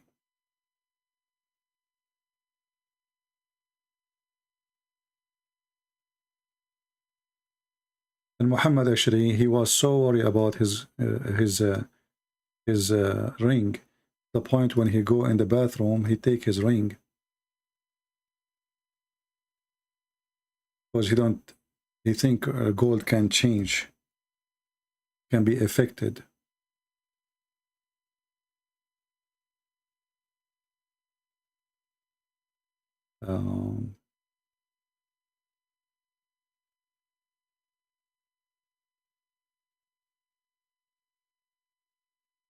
Let us see the other hadith.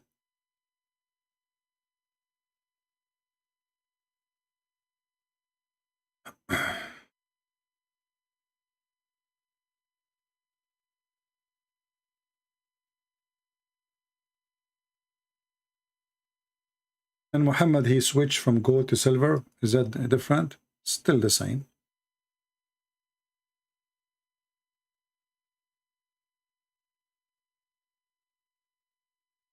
This is different hadith here. Let us see this hadith.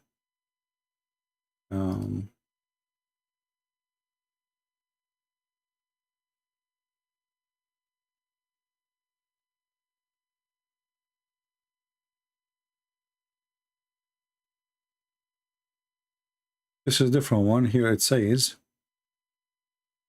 Abdullah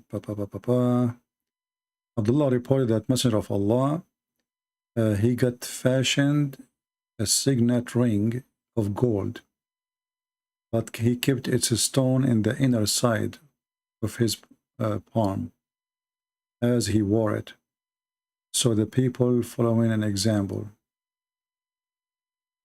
Okay. And this is Sahih al-Bukhari.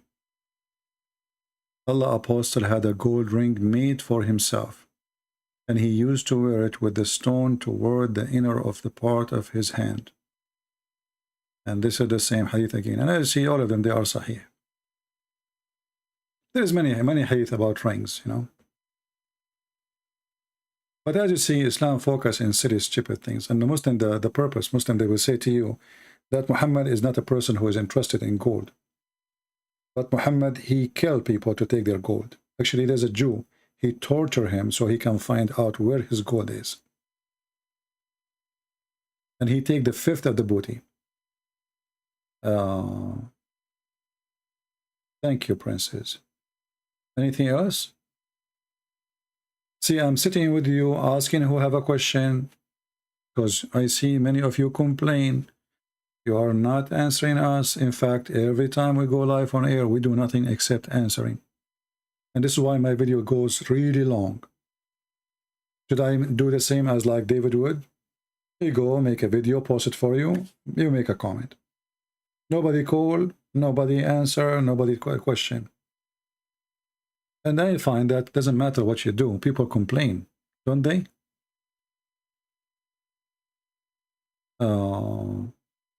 What happened if Islam, the majority religion of the earth? My friend, Islam does not exist anymore. Because as you see, the one who is fighting Islam is Muslims. I'm not really worried about it. You see what we do, not because I'm worried of Islam, I'm worried about salvation. We want people to be saved. Otherwise, Islam is dead long time ago. You know, do you know why the Muslims are not killing each other now? Because of America. Just a few years ago, because of the stupid Trump, stupid guy, you know, I mean, this guy, he have a big nose. He have to put his nose everywhere. He is the one who forced Saudi Arabia not to attack Qatar. Saudi Arabia and Emirat and Bahrain, they were planning to launch an attack on Qatar. Who is the one who stopped the war between Muslims? George Bush. Saddam Hussein attacked Kuwait, and he was going to attack Syria, and he was going to attack Saudi Arabia, and he was going to attack Jordan. Who is the one who put his nose there? The American, as usual. You know? As usual. Right now, the Iranian, they want to attack Saudi Arabia. Who is the one who's stopping that war from happening? The American. It's very simple. I mean, just take the American away, you will see the Middle East and the Muslim, they will kill each other. Pakistan want to fight India. Who is the one stopping the war? The American. This is the truth. You know? Just take America away, and then you will find all those Muslim countries are killing each other. Does Allah really exist? Well, Satan exists, therefore Allah exists, because Allah is a satanic idea anyway.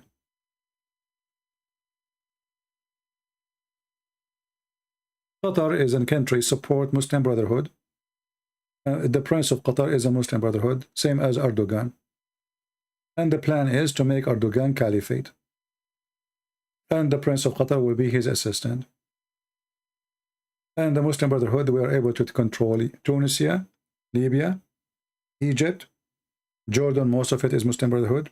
And the war in Syria, the purpose of it is to make Syria a Muslim Brotherhood. If they were able to do that, Erdogan automatically will become the caliphate. And they will have country expand all the way from Turkey all the way to the North Africa. And Saudi did not allow that to happen because that would destroy their kingdom. Rosbeck question or Salman the Persian is one of the help Muhammad with his tremendous knowledge of Christianity. No, Salman al-Farisi, he do not know much about Christianity. Salman al-Farisi, he have zero knowledge of Christianity actually.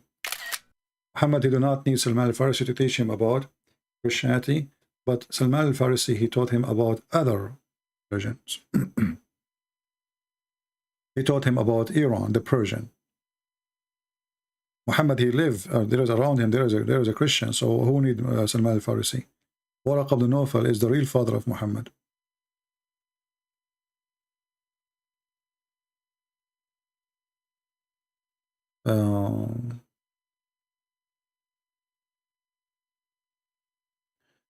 Anything else?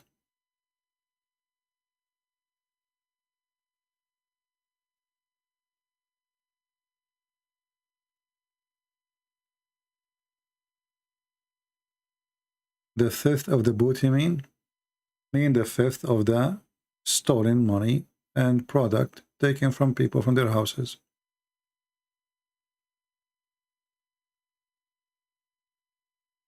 It's not a booty. What do you think of the new owner of Twitter? I don't know. And why I want to care? You see, those things are important. Twitter is important for you. If it is important, for me it's not. I don't have account in Twitter, I don't have account in Instagram, I don't have account of any of them. And even YouTube, you know, if YouTube does not have the ability to share videos, I will not care for it. It's just a way, it's a tool. But for me, I don't care about Twitter. Twitter actually is a dead area for me. They allow you to post few words. You know, that's it. You can't even make a video. So Twitter is useless for me. I don't care for it. And I find that somebody is so rich, he bought a Twitter. I think this guy do not know what to do with his money. I think it's a very bad investment. even like in like he's smart supposedly, right? But I think this guy, he have too much money, he do not know what to do with it. You know, good for me, good for him. But I believe this is a wrong investment, because all those websites, they are going to die. And I believe they agreed to say it to him because they knew the future. The future is not for Twitter. It's not for Facebook. All those websites, they are going to die. You see, every era have an era. As an example, there's a certain time where videotape was #1. So if somebody opened a store to rent videotape, right? He thought he was going to have a business forever. Then CDs come. Videotape is not working. We switched to CD. Then the internet came. Then who needs CDs? We have internet. Then Netflix came. Then Amazon came. Then YouTube killed all of them. And something else will kill YouTube. Just think about it. Have the Quran they have in the museum, how many chapter total is it? I don't know which one you are talking about, because there's many Qurans and they are different. As an example, there's a Quran of Samarkand. The name is telling you it's found in Samarkand. It's different from the Quran found in Yemen, different from the Quran found in Baghdad, you know. And all of them, they are not really that old anyway.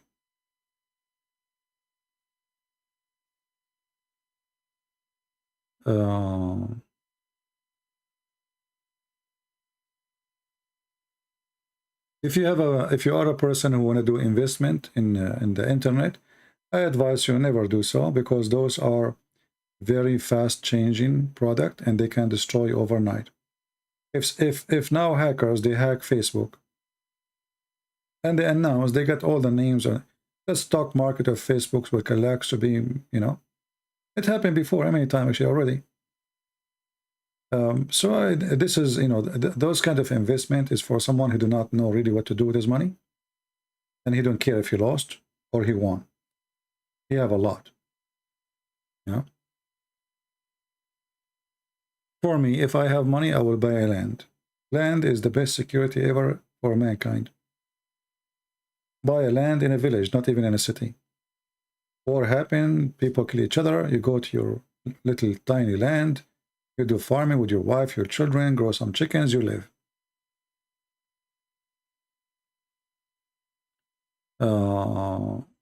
Why did our people let Muslims take over our land? I don't know where your land is, but we can blame somehow the priests and the bishops of Christians countries.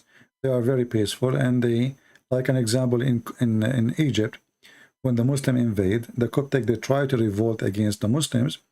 The Pope at that time, he made like a fatwa, says the one who do take arm against the Muslim is not a Christian. We don't kill. We are going to kill them. So we can blame churches. If there is any way we can do private call, no, I don't do private call, and I don't do private service.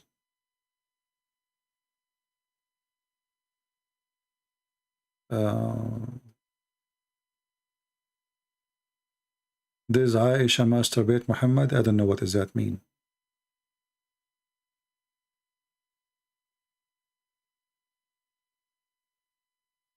How I can help a woman friend that think Muhammad was the best man ever lived?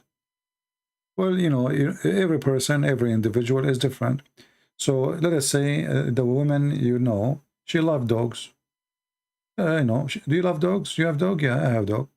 Do you know that Muhammad hated dogs? That will make her think twice. Do you hate child molesters? Show her that Muhammad's child molester. Do you like a husband who lied to you? Muhammad taught Muslims they can lie. I mean, when you speak to a person, you have to study first the person. And if he is a friend, obviously you know a lot about this friend already. Use your knowledge to help her.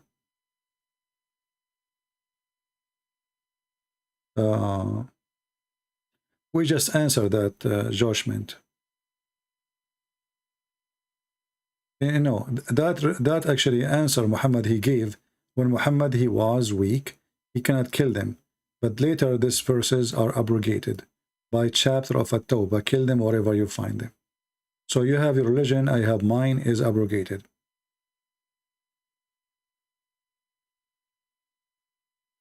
I answer, Olivia, I don't care about Elon Musk. I don't know how good he is. And I don't care really for Twitter. Why I will care?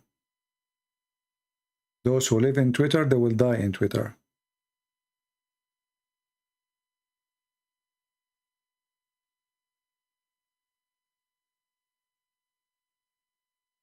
I don't care for Twitter. I don't care even for YouTube. If not YouTube giving us a free opportunity that we can show you in the screen, we can teach you. Who cares for this YouTube? All those websites, they will die one day. Everything you see in the internet world is changeable. It's about who come with better service. So if a new company come with something better and became very popular, they will die. You know, this is why Trump, he was trying his best to fight TikTok. Why? Because TikTok is a Chinese. Trump, he want the American to buy it. They don't want the Chinese to take over. They want the American to control everything. America until now own the internet. They will not allow any country.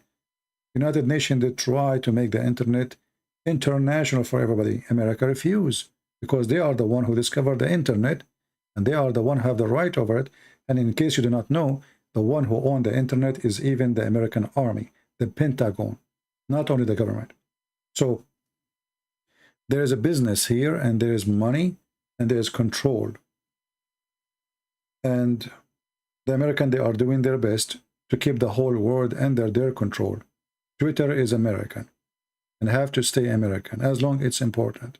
Same as Google, same as YouTube, same as Facebook. And if somebody try to compete with them, they will destroy it.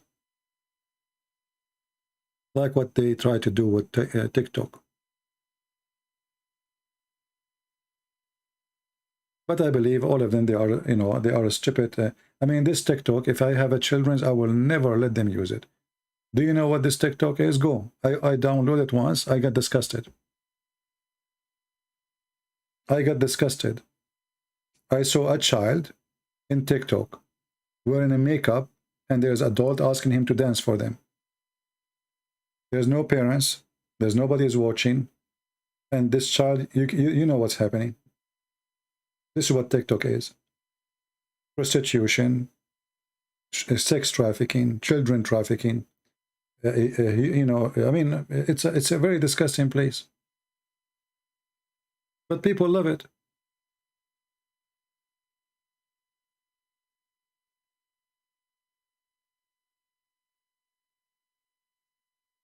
Garbage in, garbage out.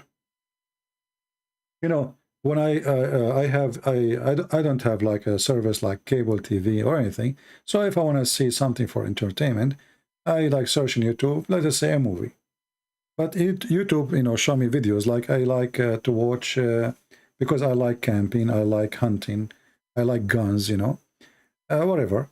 So YouTube show you videos like top, like let's say view. I look at my video. After I speak for 6 hours, 7 hours, 8 hours, losing my voice, we have 20,000, 30,000, 40,000. A woman, she is wearing short, bending over in front of the camera, and they put that picture in the thumb of the video. She have 1 million views in 2 days. This is the truth.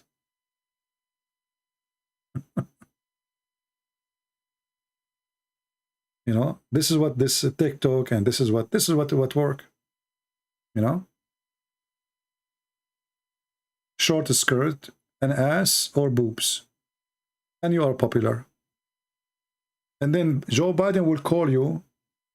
They will invite you to. I mean, look, just to show you how corrupt this earth is. What Trump, the president of USA, have with Kardashian to share? Kardashian. I mean, who is this Kardashian?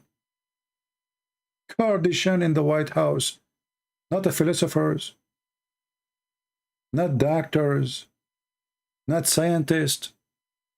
Kardashian. Kardashian, she decided to make, she will go to Dubai. Do you know how many thousand women they reserve just to see her? And the ticket, at least each ticket is $600. This is if you are in the last seat. Kardashian. You know, when if we say to them, Jesus is coming to Dubai, I don't think anyone will pay anything to see Jesus. This is how disgusting the world is, my friend. This is reality, you know. Who is Kardashian? She is a whore. Literally, she is a whore. Who is she? You know, whatever people they try to say about her. Who are those people? Bring a Muslim woman dancer, belly dancer from the Middle East. People, they fight over the ticket. You know, they literally, they shoot each other over a ticket, and there's a black market for them. You know, I mean, the whole is preserved even before the 2 months before the party. All right.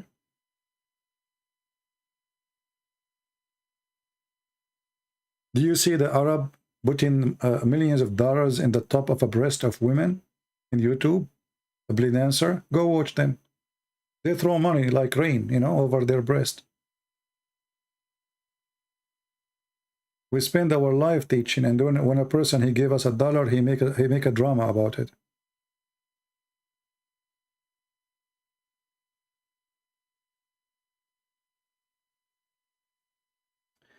Anyway, any question? What debate you enjoy most? I don't enjoy debates because I don't debate. I don't debate. You see, debate is have to be done between two qualified people who have knowledge. All the Muslims, there's one very important condition for a debate, is to speak to somebody he is honest. At least he tell you what he believes. Muslims, they don't practice honesty, so there's no debate. So I didn't enjoy debating them, but I enjoy busting them. So I don't call it a debate. We don't debate Muslim, we get them busted, just to make it simple for you.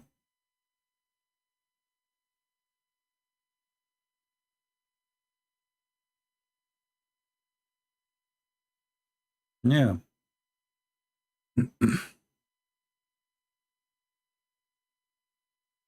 Is Antichrist coming from Islam? No. Antichrist, I believe it must be from a Jewish background. But Antichrist, Muhammad is Antichrist, but he is not the Antichrist. The Antichrist is different. There's Antichrist and there's the Antichrist. Antichrist is, the Bible says, anyone who denied the Father, denied the Son. Denied that Jesus the Christ is the Son. As simple as that. So Muhammad, in that category, he is Antichrist, but he is not the Antichrist.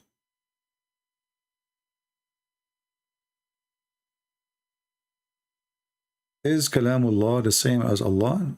Muslims, they say no, because the word of Allah is not the same, is not Allah. But the word of Allah isn't created, and that make it that they have two divine, and that is a problem for them. For us, the word of God is God.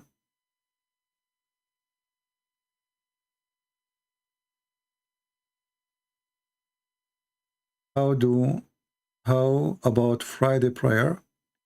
What the religion of this practice? Actually, there's nowhere in the Quran it says you pray Friday.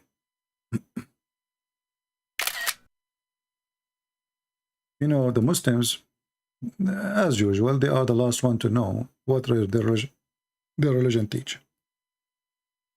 There's a hadith speaking about the Friday prayer, but the Quran never. Look what the Quran said. The Quran mentioned the day, it's called Al-Jum'ah or Al-Jam'ah. But if you read carefully the verse, you will see this is not about praying on Friday. Read carefully. Chapter 62, verse number 9. O who you believe, Muslims, when the call proclaimed for the Salat in the day of a Friday, come on to remember Allah. Okay. But in fact, the Muslims, they call for prayer every day. So what is the problem with the Friday?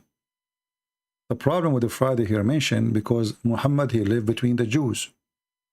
And what is a Friday for the Jews? Anyone can help me? Friday the Jews is Saturday. Why? Because by sunset, it is Saturday. So because the Jews are going to close their stores, and the one who own all the stores are Jews, Muslims, they don't come in Friday prayer because the Jews are going to close their shopping stores soon. Do you understand? So this was not really about prayer of a Friday, but it was about nobody go to pray on Friday because people going to do shopping before the Jews shut down their stores, before Sabbath started.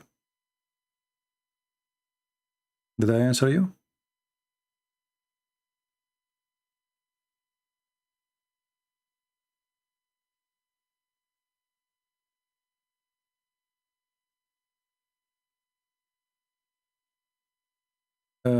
Big man, he's saying, no, it's not. You are just being emotional and not responding.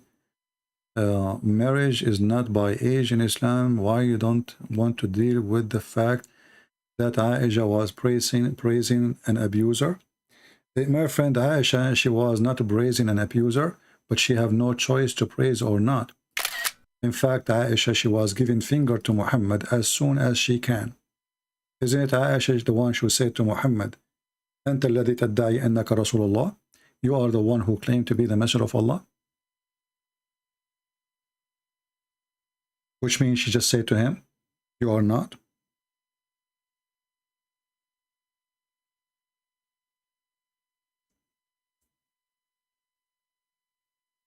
And let us show you the hadith.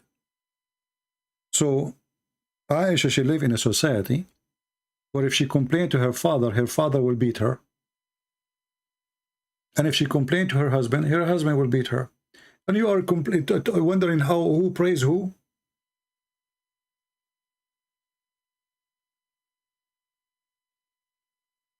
Always in order to know if I praise Hitler or not, if I am free to praise him or not to praise him. If Hitler is in control, can I do not to praise him?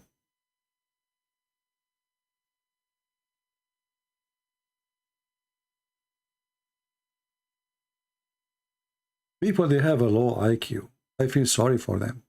They are very shallow in their thinking.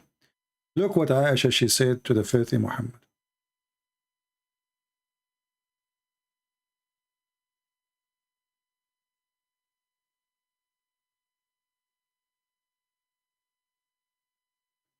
Let us see if there is the hadith. Maybe we cannot find in English. But in Arabic it says here, أَلَسْتَ تَزْعَمُ أَنَّكَ رَسُولُ اللَّهِ. Then Muhammad, he laughed, he says to her, and do you have a doubt?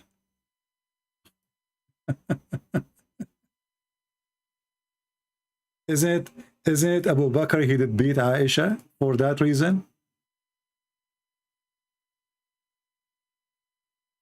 He did beat her. He did beat her for what reason? Because she was nice? Because she was praising Muhammad? So here we go. The second she said something is negative, she got a box in her face.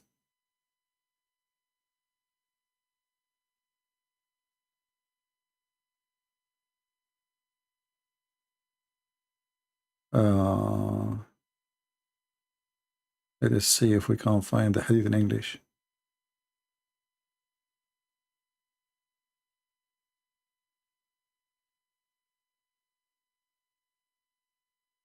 I cannot find. But anyway, I mean, people are funny.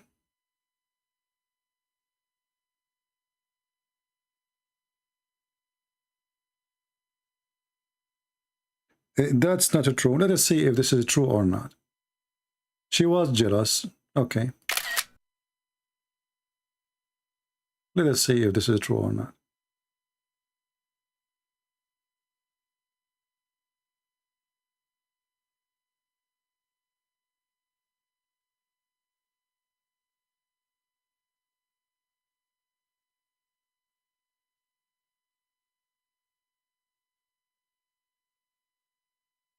You see here, we give a proof. We don't give a speeches like you, big man. You are too small, my friend, because you have zero knowledge. You make speeches and your speeches is silly.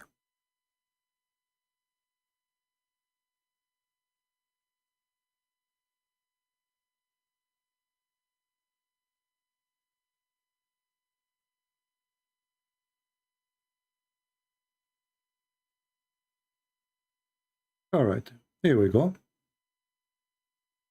The book name, Ummuna Aisha, the mother Aisha, our mother.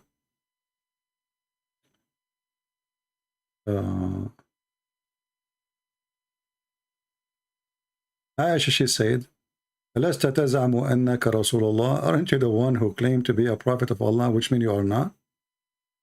Muhammad, he laughed, but obviously he laughed with anger. And then here it says, وَسَمَعَنِي Abu Bakr. Who is Abu Bakr? Her father.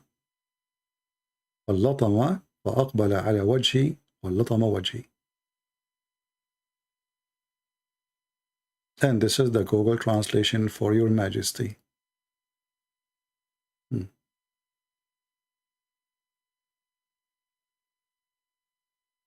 You claim to be a messenger of Allah. You are not even fair. Just what she said to him. Abu Bakr heard me, and he was very angry. And then he came, and the translation is not accurate. He came and he hit me on my face. Do you see it? He was jealous. Yeah, jealous. Yeah.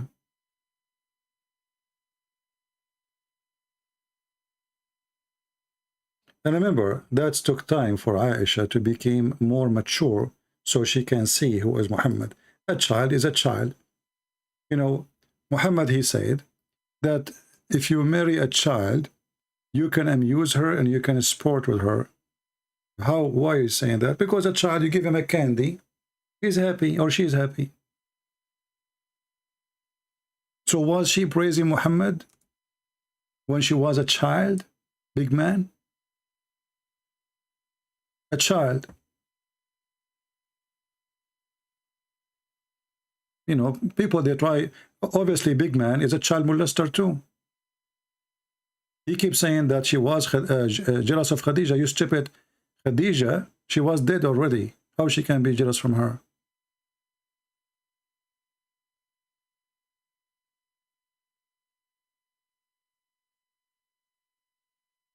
And when Aisha, she threw the food in the ground, well, this is telling us that she is a child too. You must be a child molester, big man.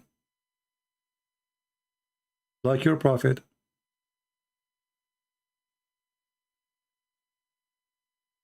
Why somebody mature would do that? This is an act of a child. You know, this is a childish behavior, like your behavior now. You are spending the last 2 hours. We spoke about it 2 hours ago, and you keep repeating the same stupid thing. Yeah. As the Chinese, they say, we cannot make a horse, we cannot make a donkey a horse.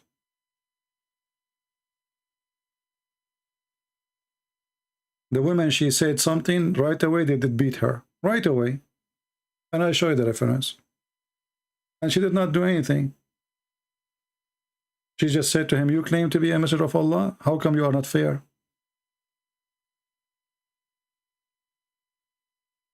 So in order to know if somebody praising somebody or not, give him a freedom. If I live in a country ruled by Saddam Hussein,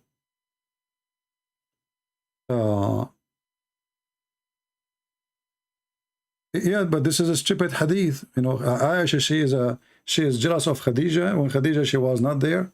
Isn't it Muhammad, he says, I favor Aisha the same as I favor a tharid, which is a kind of a food. Muhammad, he considers Aisha a dish. He has many dishes, and she is his favorite dish. So stop being stupid, because he's a child molester. And all those hadith is trying to explain why she is jealous.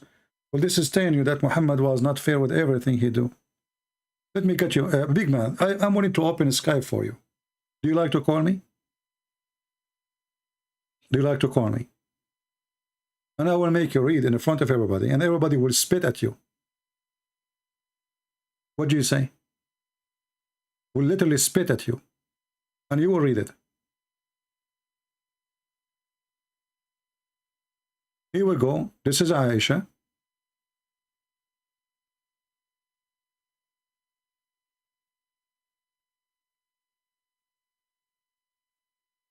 Muhammad, he favor her because she is a child. And the wives of Muhammad, they ask Muhammad to be fair with them. And he refused.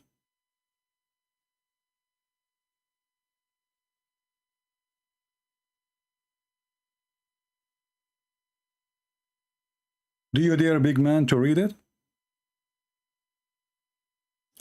Chapter when a man loves one of his wives more than the others. Guys, do you see it? Do you see the name of the chapter? So who was, he was saying she was jealous, right? Well, if she is jealous, she is mentally ill anyway. Maybe because she was abused and she lost her mind. If the man, he favor her, and this is your hadith, right? I will call you when I get more knowledge, or in meantime. Okay, then until you go there and get lost. We thought you are a man, it turned to be you are a home, or, you are a potato. When a man, he loves one of his wives more than the others. Okay, he loves more, he don't love her, he favor her. Read carefully. The wives of Muhammad, they were asking Muhammad to be fair, to be just. They say to him, they ask his daughter even to go and meet him. And the wives, they were coming one after one. We are asking you, they are urging you to be equitable with regard the matter of the daughter of Abu Quhafa, which is Abu Bakr. She said, so she entered upon the Prophet when he was with Aisha. And he was under her, he was wearing the clothes of Aisha. This guy is mentally ill. He wear her clothes, not under her cover. And then she said to him, your wife sent me to you, urging you to be equitable regarding the matter of the daughter of Abu Quhafa. The Prophet said to her, do you love me? Speaking to his daughter, supposedly. This is his daughter, stepdaughter. She said, yes. He said, then love her. For so she went back to them and told them what he said. They said to her, you did not do anything. Go back, ask him. She said, by Allah, I never go back. And the same story, and then we will find that Aisha and the other wives, they start fighting. Here we see Zainab bint Jahsh. She came to Muhammad, and this is the wife of his own son, the one he took her from his son, the one who was sleeping with her when she was married. She was somewhat my equal among the wives of the Prophet. Who? Zainab bint Jahsh. So he have the guy, he favor women. Why? Because she is big and fat and beautiful. Excuse me for using the word fat, but the Arab, they have their own taste. So if you are fat, you are beautiful. The more fat you are, the more you are beautiful. That's why in Arabic we have songs singing for the camel who could not carry the women. Why he could not carry her? Because she is so beautiful. What does have to do with he cannot carry her and her beauty? Because she was so fat. So here, she came to him and she said, your wife have sent me to urge you to be equitable regarding the matter of the daughters of Abu Quhafa. So what the problem? Muhammad refused to be just. That's all. Treat us the same. Muhammad, he refused. Why? Because Aisha is his favorite dish. We go to different hadith.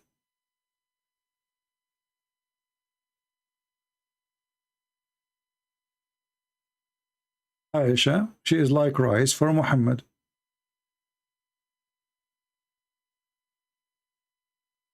Read it. The superiority of Aisha to other women is like superiority of the tharid. What is it? Which is a kind of food. Do you see it? So Muhammad, he have no love. He don't love women.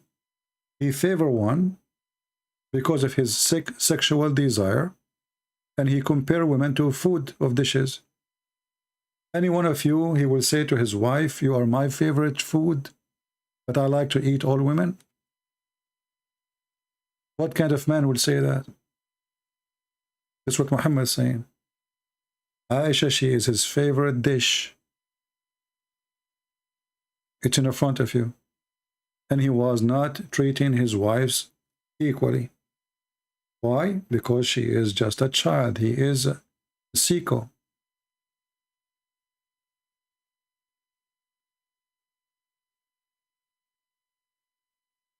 Anyone else?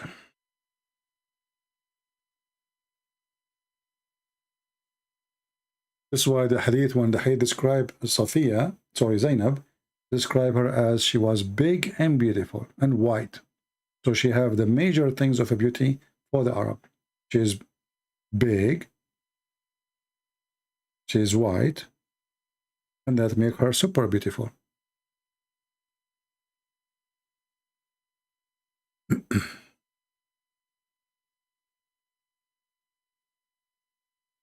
And you know, Aisha, after Muhammad he died, she became like her family, they became the rulers, and their ruling is based on what? Based on Muhammad. So they cannot go against him.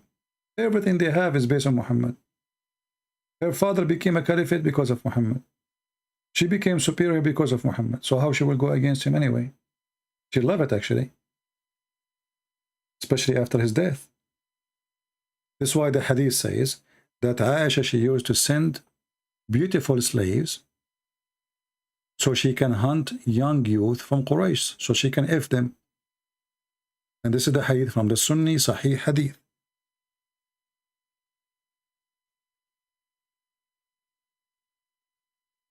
This is not Shia.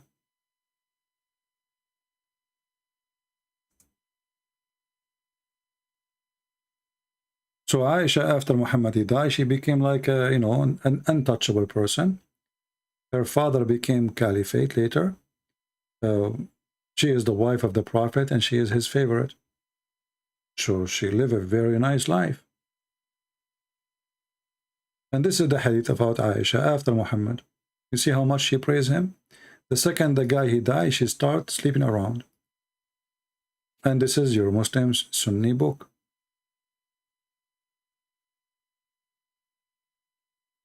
This is the book of Effin. What's the name of the book? Effin, Kitab al-Nikah. ما قالوا في الجارية تشوف ويطاف بها. What they said about showing a slave girl and going around with her. Or what does that mean? Chapter 3, verse number, page number 461. Here it says that Aisha, she decorated, which means she put the makeup on a girl. She's a slave, and she made her go around so young men, they will follow her so she can hunt some men of Quraysh. Translate to English. And this is the hadith number. What's said about a slave girl who when taken to be shown around? Hadith number 2591697, whatever it's called. And this is the page number, and this is the volume, and this is the name of the book. Abu Bakr told us, blah, blah, blah, blah, blah, blah, blah, blah, blah, blah, okay.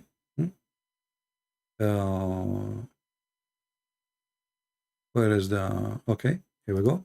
And the authority, blah, blah, blah, blah, okay. That Aisha, she decorated a woman, not a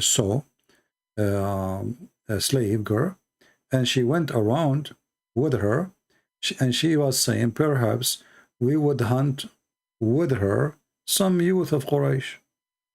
Do you see it? Aisha, obviously, she is a whore. And you don't blame her. She married a very old man. And when he died, she was 18. When he died, she was 18. So, and he forbid her from marrying after him. He forbid all his wives to remarry, because he liked to own them. So now Muhammad is dead, so what she do? She take us, someone, she is pretty, and she'll make her walk around in the town, and then young men, they will follow her, this girl, beautiful girl, who is obviously trained to, grab the attention of young men, and they will follow her to a house, and then they will enter and hunt. And Aisha, she said, perhaps we will hunt with her the youth of Quraysh. And this is Sunni books, not Shia. Because Muslim, they might say, oh, this is what the Shia say. The Shia, they read it from your book, Sunni. This is not Shia.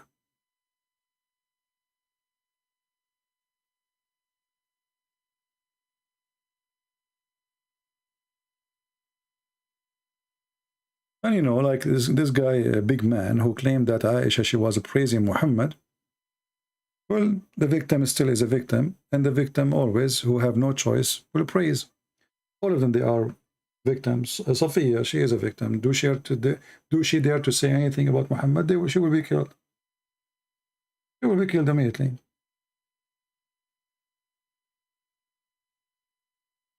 A riwayah غير صحيحة, it's a weak hadith. Will prove it that it's a weak hadith. Guys, it's a weak hadith. He came back, it's a weak hadith. Actually, this will make it more horrible. If the hadith is weak, and then you Muslim, you write it down, that means you Muslims are mentally ill. Because while you are writing, preserving a story, you're trying to claim it is not true.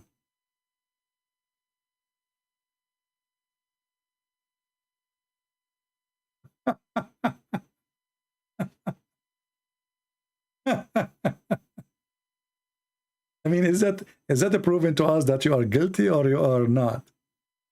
Just to show you how stupid this religion is. Muhammad, he told them, don't write any hadith. The Muslim, they wrote, the Prophet said, don't write any hadith. But he just told you, don't write any hadith, you donkey. Do you see how low IQ this religion is? There is stupid prophet, he knew that this will be used against him. He is a fraud. He don't want people to remember what he said. Otherwise, you tell me why he don't want them to write down what he said. Isn't Islam based on what Allah and what the Prophet said? Don't write it. The smart Muslim, they wrote, the Prophet said, don't write what I say. He just told you, don't write what I say. Get out of here, big man. You are just little. I will let you talk to me the day if you call me. If you call me, I will let you talk to me. Otherwise, you are just a chicken. Don't take anything from me. Is it the Muslim Sunni? They call themselves Sunni. Okay, why you call yourself Sunni? Because we take the Prophet words. But he said, don't take anything from me. He just said that. Donkey. He just said that. And now, how we can transfer the teaching of Islam if we cannot write down what Muhammad said? You tell me. Why you don't want us to write down? Because simply this guy is taking hashish. What he say is so stupid. He don't want people to read what he said.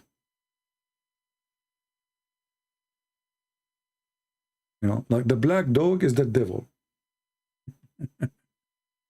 So the Muslim today, they regret that their stupid ancestors, they wrote everything Muhammad he said and everything Aisha they said, and now they try to defend it by saying it is a lie. Who wrote the lie? We wrote the lie. Who? We, the Muslims. So you just actually shooting yourself in the foot, because now we cannot trust what Muslim they say. We cannot trust what Muslim religion is, because as you say, they claim that this is a lie. What they say about their prophet is a lie. The Muslim, they say that to you. What the Muslim, they say about their prophet, it is a lie.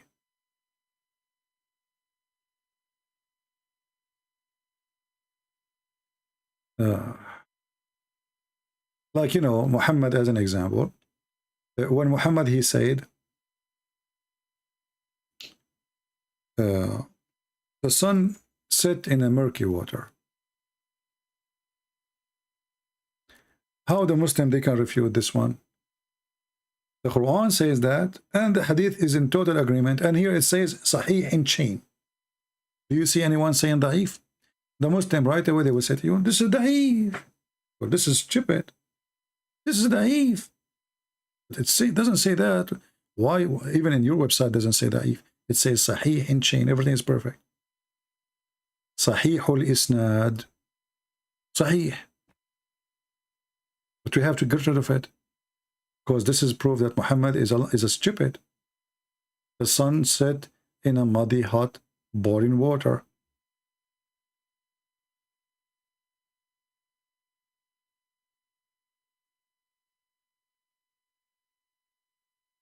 No, a man he want to learn. You see, I understand that people they can argue and keep argue, and don't worry about me blocking them, because they are coming back. You see what happened to those people. You see what we explained to you about how Aisha she is the victim who never run, because there's nowhere to run, and she became like totally under the control of the one who raped her. Those Muhammadan who refuse what I say, they see with their eyes that I'm sharing the truth, but when they see it, they feel they are being raped. Literally, it's in their brain. They suffer mentally, physically. They curse me. They call me names, but they come back. Do you know why they come back? Because they knew I am saying the truth. Otherwise, you tell me why a person, he think I'm lying, but he keep coming here every day. Why somebody, when I listen to somebody, is lying? Why he cannot leave? He cannot call me. He cannot refute me. He cannot prove me wrong. So why he keep coming? Because in their heart they knew. Actually, just today, I don't know if you saw the video made by Omad, Sheikh Omad.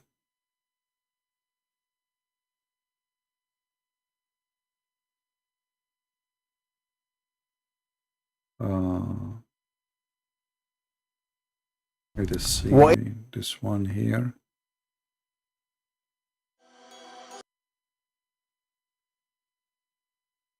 शुमार नाजरे हुए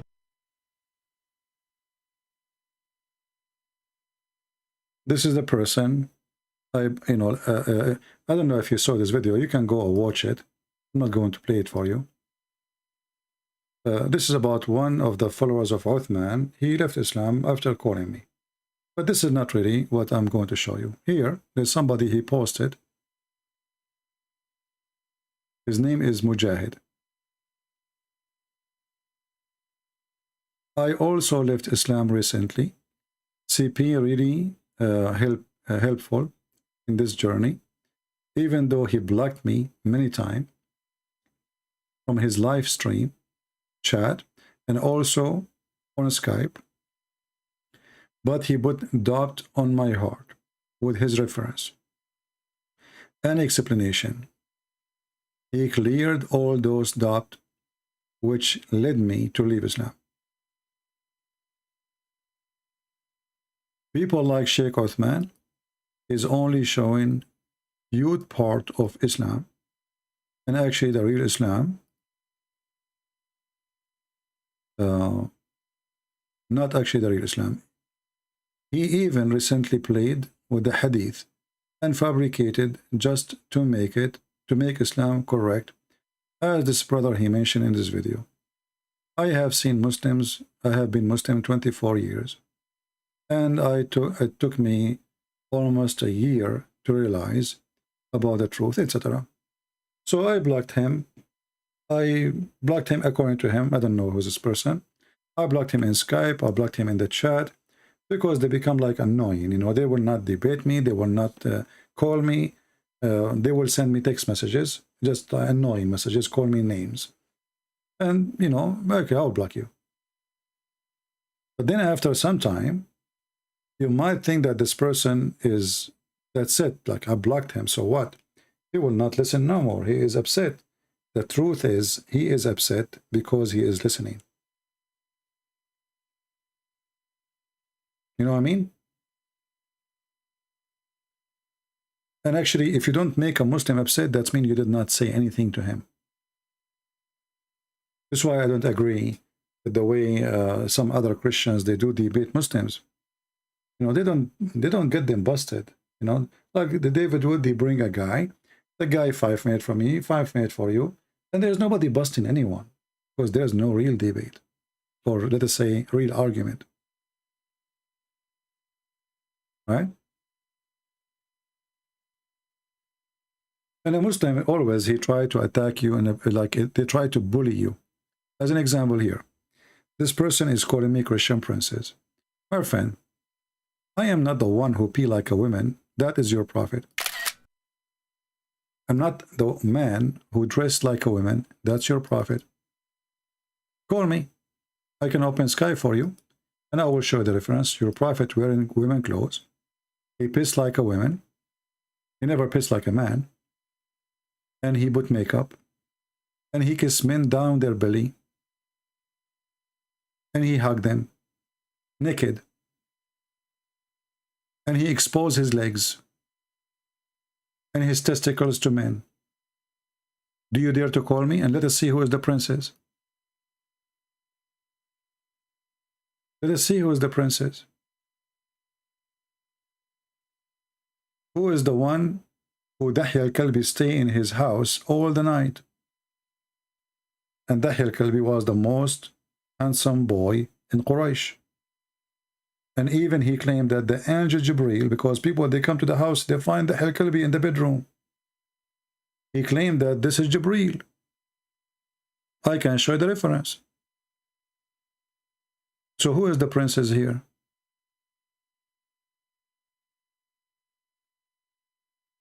Do you like to call us and tell us why he is wearing women clothing? Why he is putting eyeliner? Why he was sucking the tongues of boys? Why he pee like a woman?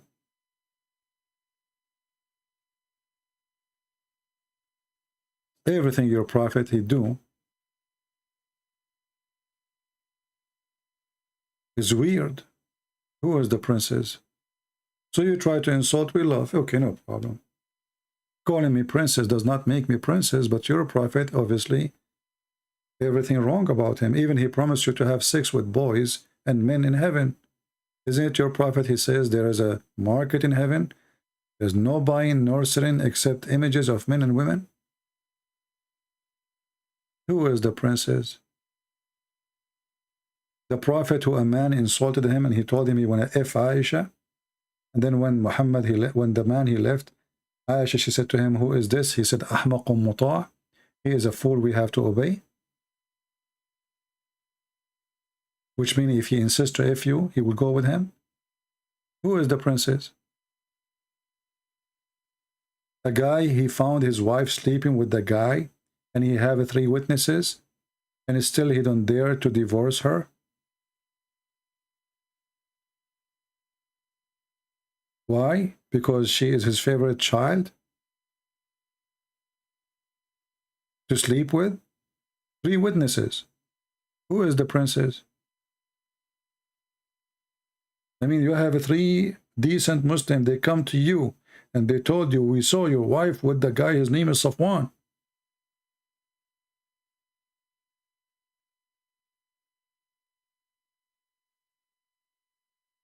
Where is the dignity?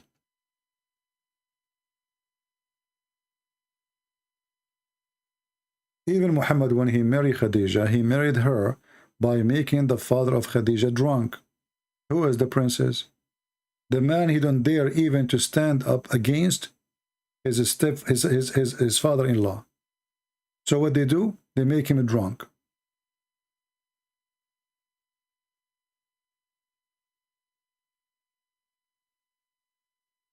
What that language is? Is that a Chinese? Vena? Siahan? I speak Chinese, by the way. I speak all languages. But what happened one day, when I went to the seventh heaven with the Jibreel, you know, when we were riding the donkey, I fell down and I hit a rock, and then I forgot some languages. So I forgot only, I remember only Japanese, Chinese, Vietnamese, Indonesian, Russianese, Frenchese, and Englishese, and I mean those they end with a cheese, you know. So I forgot only those languages. Otherwise, I remember all the rest, you know. But what you can do, I mean, this donkey, the flying donkey, was so fast, and you know, like, he did not even give me time to hold him from his neck. You know, his neck is so wide. You know, I was worried actually to hold him from his neck, because I don't want to be accused like I'm trying to kill him or something, you know, because there was a police of Allah watching. And I was like, you know what you can say, I was naive at that time. First time became prophet, first time. And first time I ran the donkey to heaven. So what do you expect? I mean, and I fell down, you know, I fell down in my bum. And, you know, we Arab, our knowledge is our bum. You know, this is why the prophet is very bummy. I mean, don't you see how heavy the knowledge is? Even when he poop knowledge. Have you ever heard of a religion believe that when their prophet he do poo-poo, the earth swallow his poo-poo? I mean, even his poo-poo is holy, man. And his piss is like musk.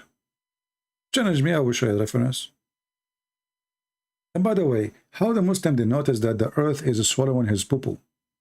They are watching, huh? Like the Dalai Lama. The Dalai Lama, he could not do poo-poo.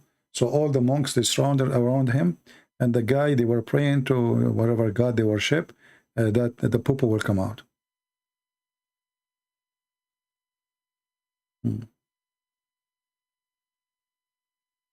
Any Muhammadan have a comment? Look now, everybody's speaking Japanese. Here we go. See, they are trying to show that I do not know what they are saying. You know, my friend, thanks to Prophet or Angel Gogol, I can read anything you say. Don't try to fool me. The Angel Gogol, he do miracle.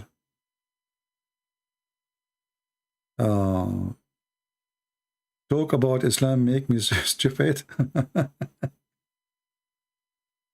Islam does not make you stupid. Islam is a stupid thing. So if you believe in stupidity, you are stupid automatically. Don't worry.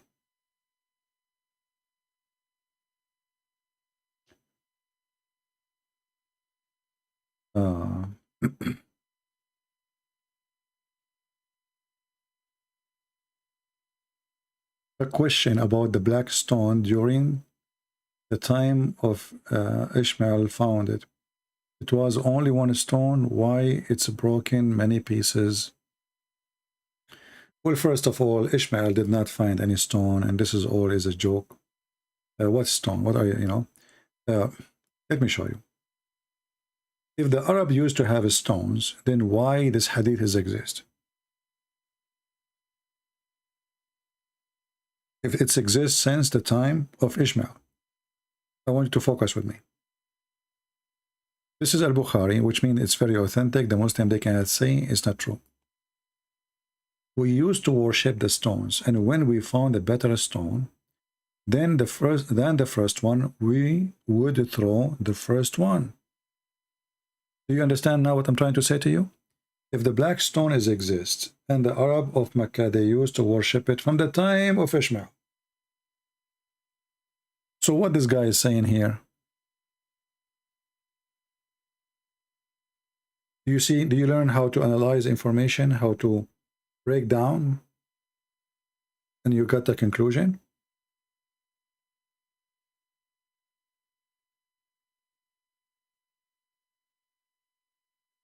You understand me? If the black stone exists in the time of Ishmael, so why those people, if they find a better stone, they throw the previous stone? That means they don't have a stone, and there's no black stone. Are you getting my point? And this is a person who lived in the time of Muhammad. And let us say he was old. Let us say he's way older than Muhammad, but he was alive during that time. So obviously there's no black stone since the time of Ishmael. The black stone the Muslim they have, obviously is something new they found before Muhammad, maybe. And then when Al-Qurmuti, he destroyed the Kaaba, and then he took the black stone and he made it as a pupu stone for more than 21 years. And then when the Muslim, they paid, you know, at that time, let us open the map. Give me a second. So, Al-Qurmuti,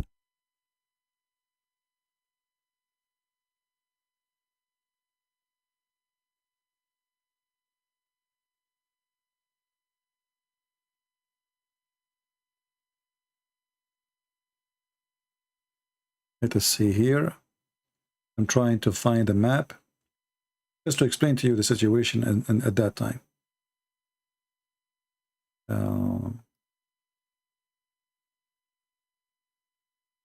Okay.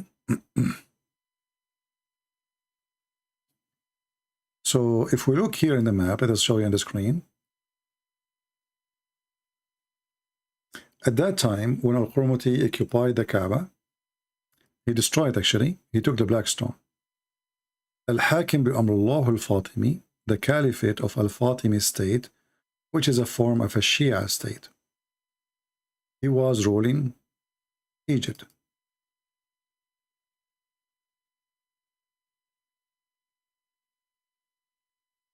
Then we go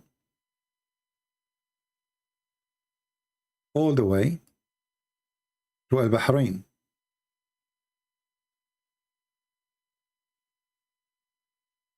In Bahrain, in this territory, a new movement was spreading, very powerful, and they were able to conquer many Islamic countries and many Islamic cities. A person, his name is Al-Qurmuti, who obviously don't believe all the garbage of Muhammad.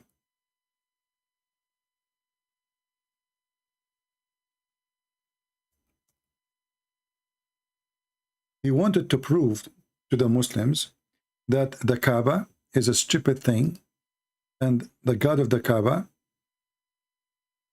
does not exist. So he went all the way to Mecca. He occupied all the land in his way, all the way to Mecca. And then he destroyed the Kaaba.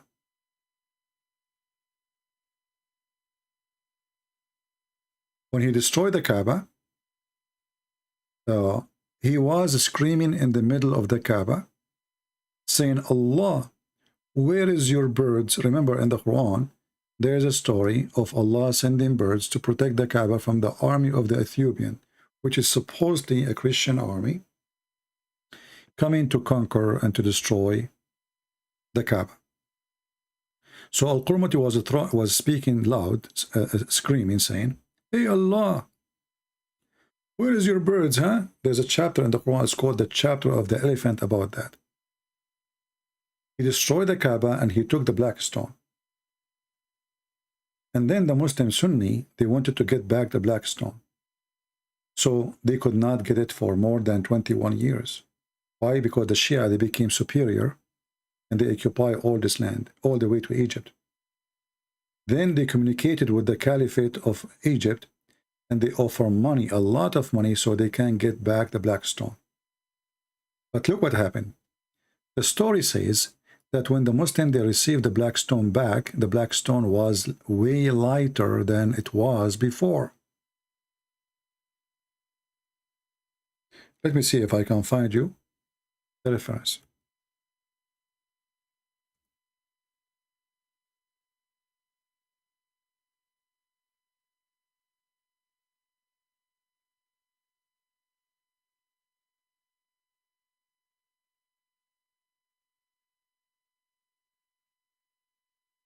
Why the black stone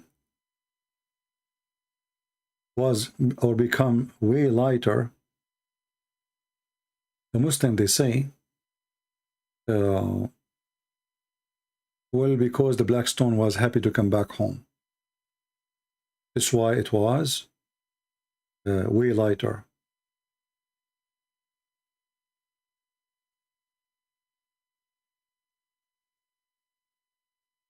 I'm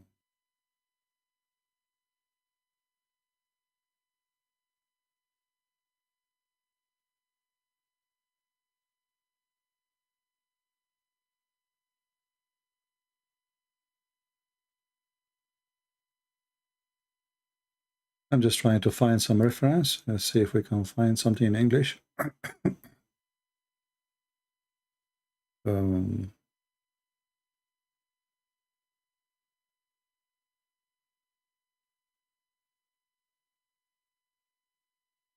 I know the hadith very well, but I don't remember where exactly, which book it is.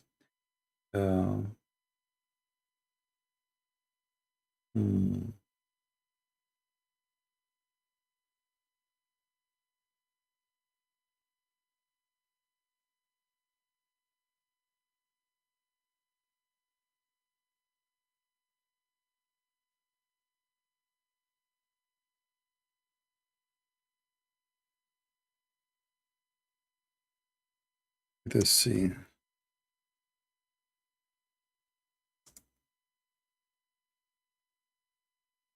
I don't remember the exact line.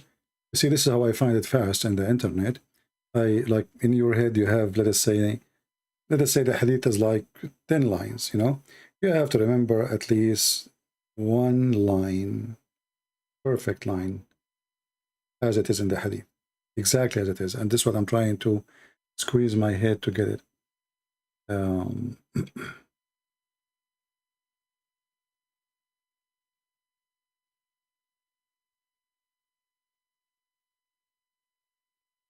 Let us see.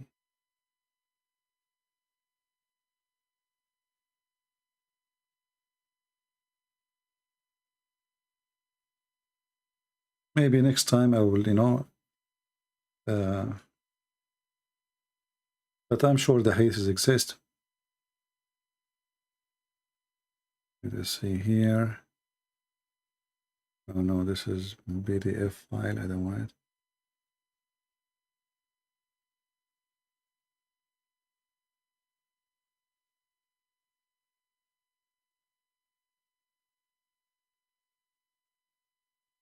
This is why it's important if, you know, when I say I mention something, if people save the reference.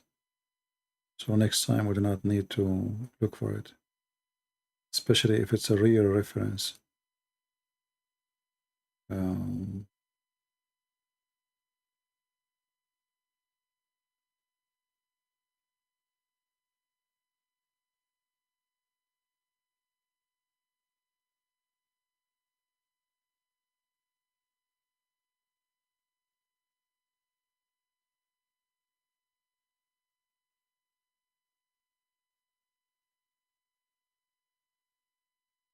Here.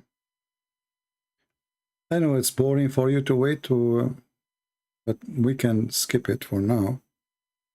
But I hate to mention something without showing the reference.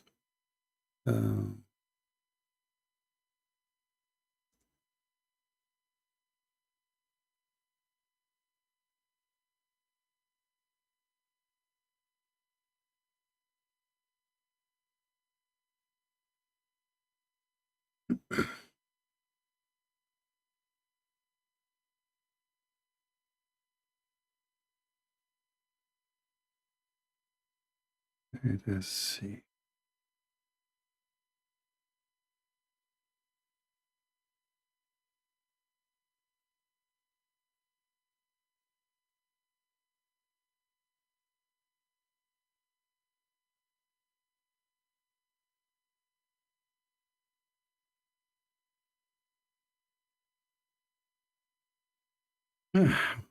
We open a big book and I'm trying to find the hate in it. Oh boy, my eyes hurt. Let us see.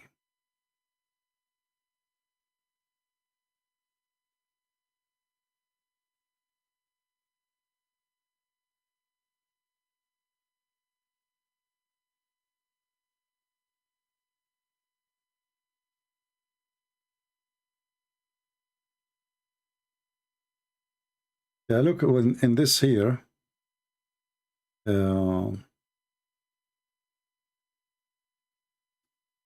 And this is from Ibn Ishaq,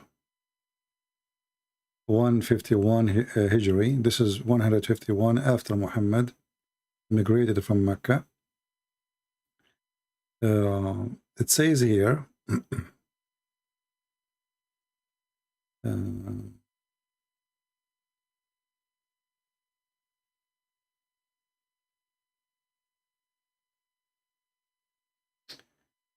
we used to have 15 pieces of the black stone, and this is around 50 years ago.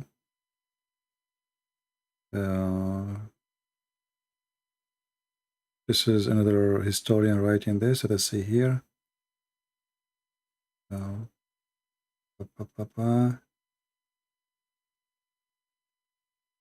And the Kaaba destroyed many times, and there was many fire many times, and this is why the black stone became pieces. But I don't believe in this. I believe the black stone. Look what it says here. And we touch it, and we kiss it as 8 little tiny rocks. The biggest one of it is in the size of a palm date. The biggest part of it is in the size of a palm date. This is what the Muslims remember. And then they say here,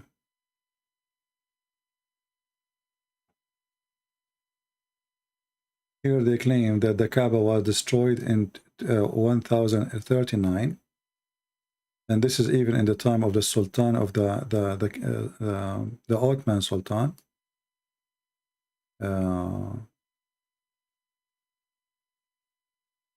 Let us see. And here they say that the black stone was an arm and a half long, and it was 3 arms wide.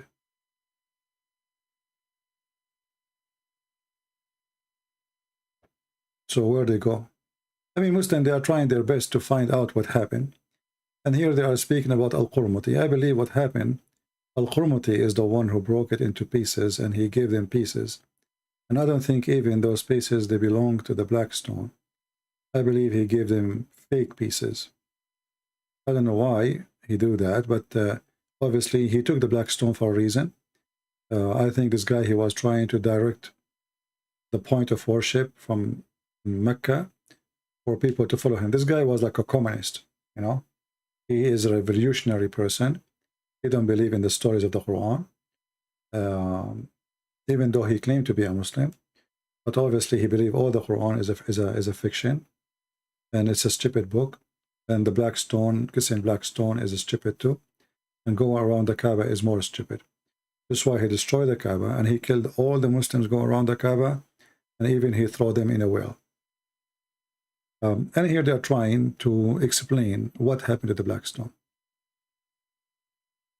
Anyway, whatever reference they have, what we know for sure, it is pieces, you know, it is so small pieces. And here actually they are mentioning other incident of the black stone being stolen, not only by Al-Qurtubi, by other, Al-Qurmuti. Like here it says, mentioned by Imam Ibn Allan fi kitabihi Fadl al-Hajar al-Aswad, the blessing of the black stone, the name of the book, that in the year 990 of Hijrah, a man from Iraq, he is Iraqi but Ajami, which means he's a Persian, but yet he is living in Iraq, and he hit the black stone with a heavy piece of metal like steel, and he was when he did that, there was a person there, and he killed him. So they are trying to explain why the black stone became small, you know. But I believe this is all is, you know, they are trying to explain. But anyway, what we understand from this, that when Muhammad, he claimed that the black stone is going to be witness in the day of judgment, that is a proving that Muhammad is a fraud, because as you see, nothing left of the black stone. It's not a stone no more, it's little stones. And as you see here in their book saying that the biggest rock, there's 8 rocks exist right now, and the biggest one of them is in the size of a palm date. This is how tiny it is. And this is the reference for the link I was reading from, with the names of the books.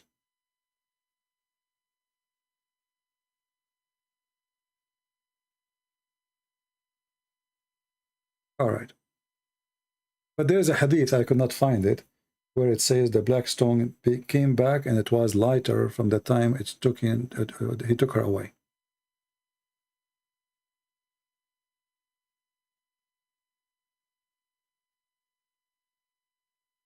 Prince of Peace, this is reference for what?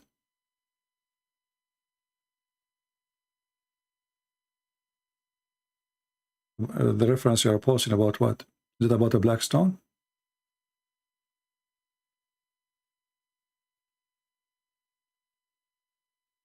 I'm not sure. I see a lot of people, they have different language now, like Asian languages. Do they understand what we are saying? I mean, you guys who are writing in Chinese or Japanese, do you understand what we are saying?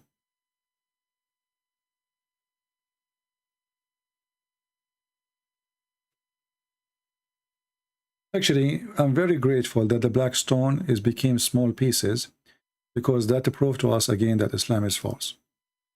Or if the black stone is sent by Allah for a purpose, and now Allah could not protect and preserve his black stone. So what does God can do?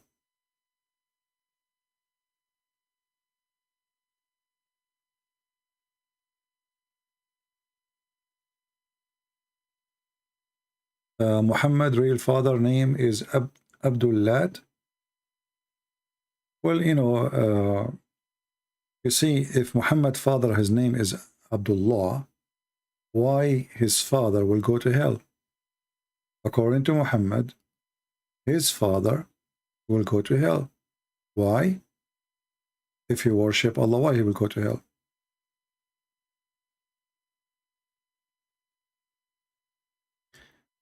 Abdullah, when a person in the Middle East, he is son of unknown, or let us say his name is unknown, they will say Abdullah, and a slave of Allah did that. Who we do not know, which means we do not know the name. So if Muhammad, his father, is known, and the grandfather of Muhammad, all his children, they are slaves of pagan gods, Abdul Manaf, Abdul Uzza, Abdullah. So how come the father of Muhammad, his name is Abdullah? And as you say, the grandfather of Muhammad is a pagan too. And how his name is Abdullah and he will go to hell? No?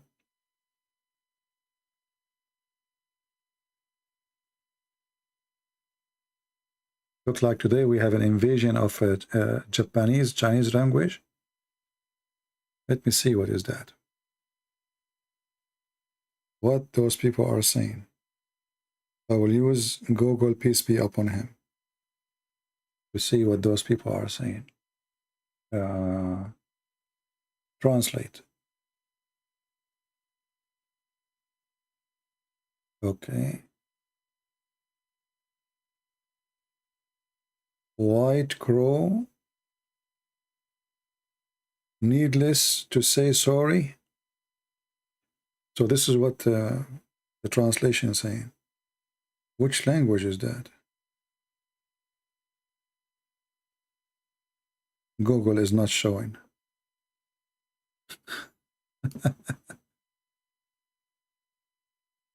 All right. Anything else?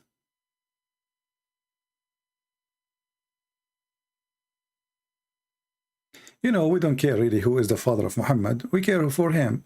I mean, you see, his father can be good, can be bad. His father did nothing wrong. I mean, I'm not against his father. Right? That will not change anything.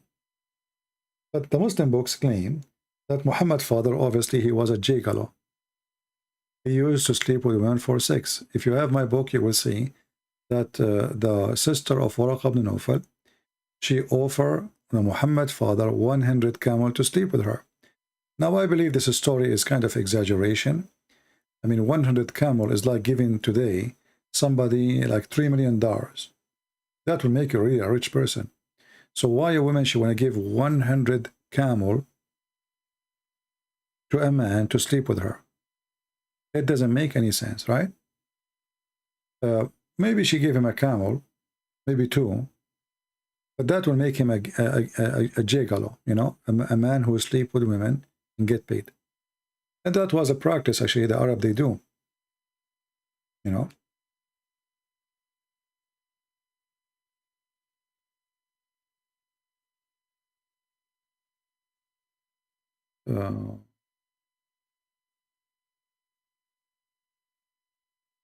Yeah, if you have my book, you will see the reference there. And I believe that the one who sent his sister, Waraq ibn Nawfal, he sent his sister to Muhammad's father because he was going to sleep with the mother of Muhammad. So he, you know, she don't.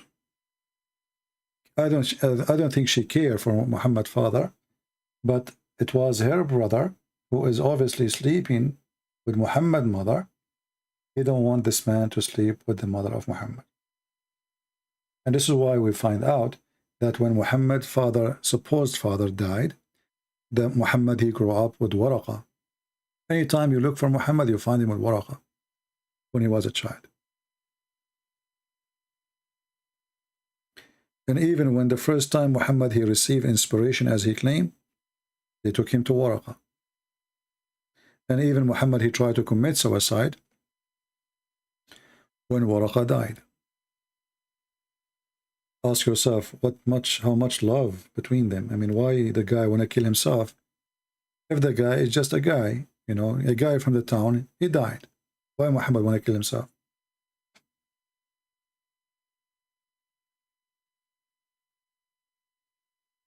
All right, I think we made the video so long.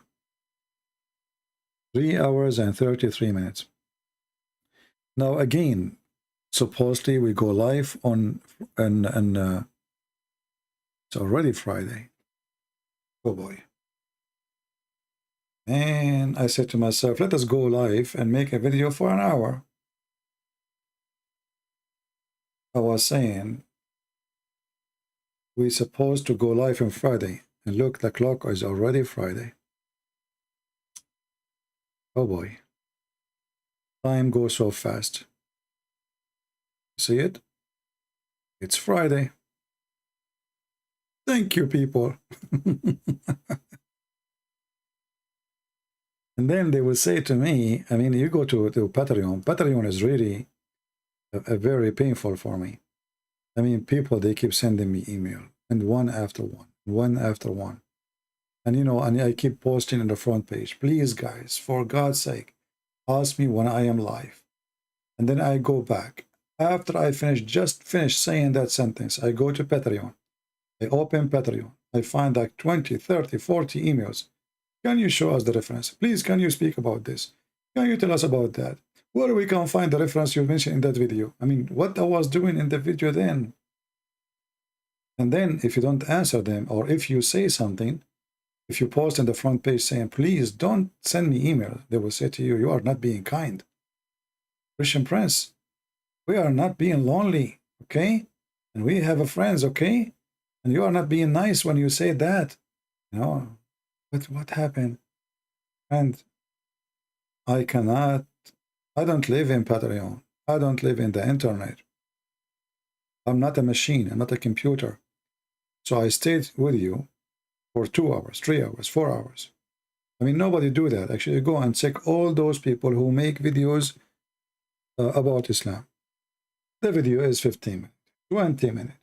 And you don't take call and you don't answer anyone. And that's it. Support me. I take calls from Muslims. I take threat from Muslims. I am the one who have to refute the Muslims. I am the one who have to deal with the Christians. I am the one who have to deal with the drama of some Christians.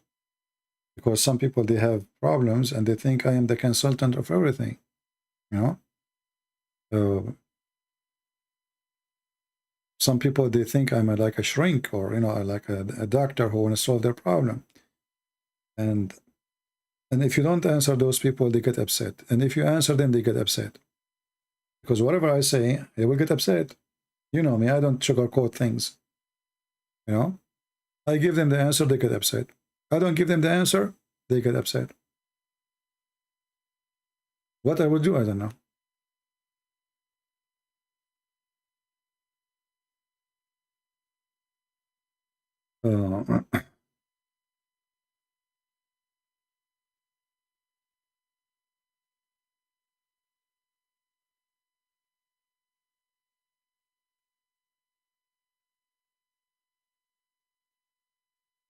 Okay.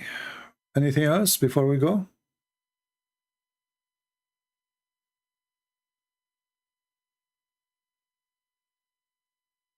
Anything else?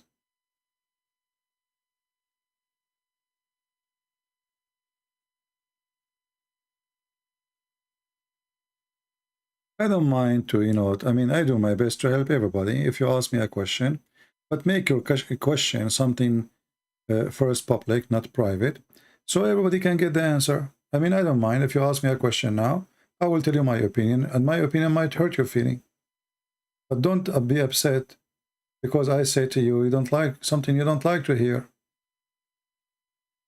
I mean, people, they ask me, and the second day I answer them, they say to me, you are rude. So why you ask me?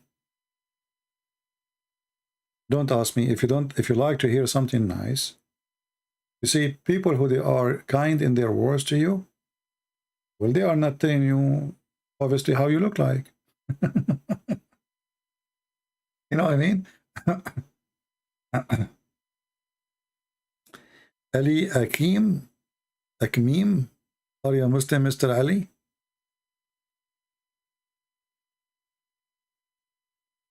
Are you a Muslim, my friend?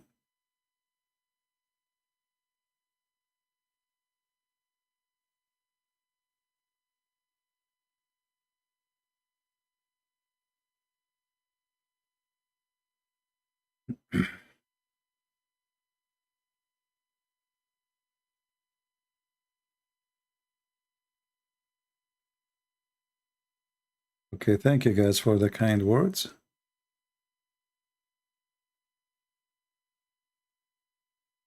Okay, and you see, I'm trying to find if there's anything. Why Shia hate a Sunni? Because there's wars between them, because they are two different religions. And Sunni, they hate Sunni too. Who said that Sunni is one religion? I mean, Sunni is many religions. They kill each other.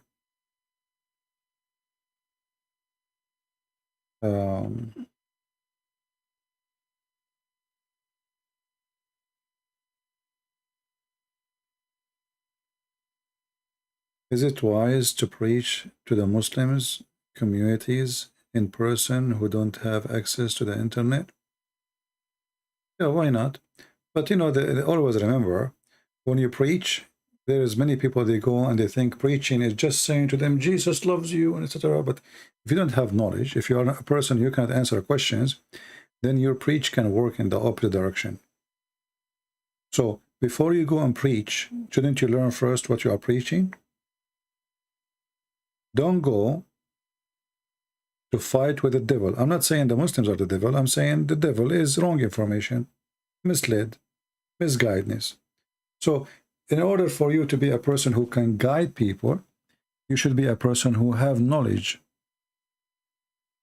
before you do that. You know what I mean?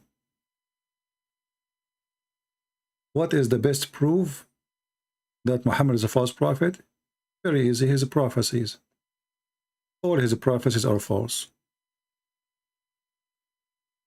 What is Muhammad is called prophet, right? Prophecies.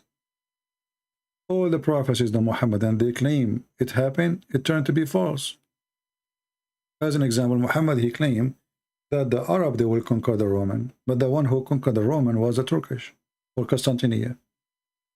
Muhammad, he told the Arab, never, the Muslims, who they are the Arab, never fight the Turkish. Muhammad, he thought the Turkish are Gog and Magog. And then the Turkish became Muslims. etc. You know.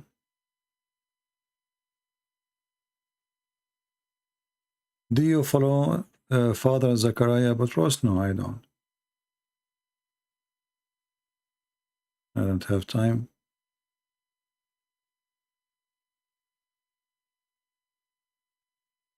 Okay, anything else? We go fishing in the morning. You want to go fishing? Shouldn't you have a water next to you first? Okay.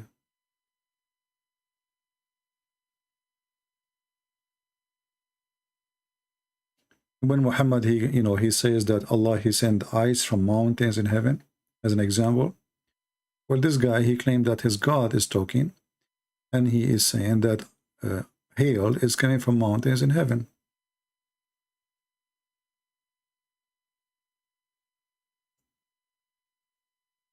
How that can be from God? This is just an example. I mean, otherwise, the sun set in murky water, the child's sperm is coming from the backbone, you know.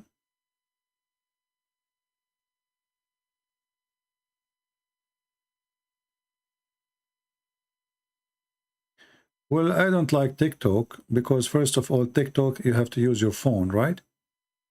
I don't think you can use your computer. And TikTok is like something is messed up, and there's no control of it. I don't favor this. I download this app actually. I think for a day or two, and then I delete it immediately. And I believe it's a very dangerous application too. A lot of filth, a lot of garbage. You see, at least in YouTube, you control what you are seeing in the screen. I do not like this TikTok thing. But maybe you like to use it. You can use computer. I know. I don't. What I saw, it was disgusting. I opened the app. I saw suddenly in front of me a video. I was flipping. You know, you flip your phone, and I saw a child. He was putting makeup, and like 2,000 people, they are asking him to dance for them. He was like maybe 8 years old. He have eyeliner in his eyes. He have lipstick in his lips. And I'm not going to describe the rest. So such a program is disgusting, and obviously there's nobody monitoring this program. And if you have a children's, you should not allow them to have such an app in their phone. You should not even let them have a phone. I was disgusted. I was, really very, very, very disgusting.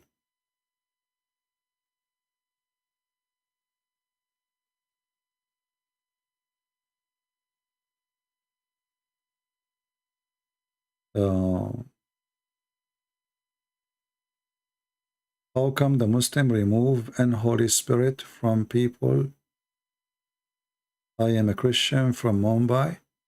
Well, this is a fabrication, my friend, because Muhammad himself, according to Muslims, he was under black magic. So if Muhammad himself could not remove evil spirit from himself, how Muslims can do that? This is all fabrication. They bring a guy or a woman, they pay them, and they, but as you see, here we go. This is Muhammad under the black magic. We don't believe in black magic, so let us say he have a demon. Okay?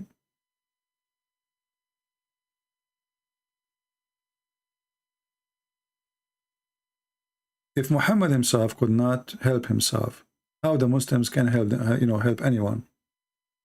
Who is more powerful, Muhammad or a Muslim? This is just a fiction. If you have a weak brain, anyone can fool you. Do you see it?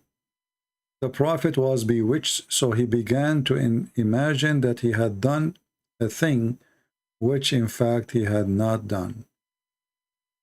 How come Muhammad could not help himself? What the Muslim they do? They will say to you, the Prophet, he told us read Quran. Well, this guy, all of him is the Quran. He is the Quran.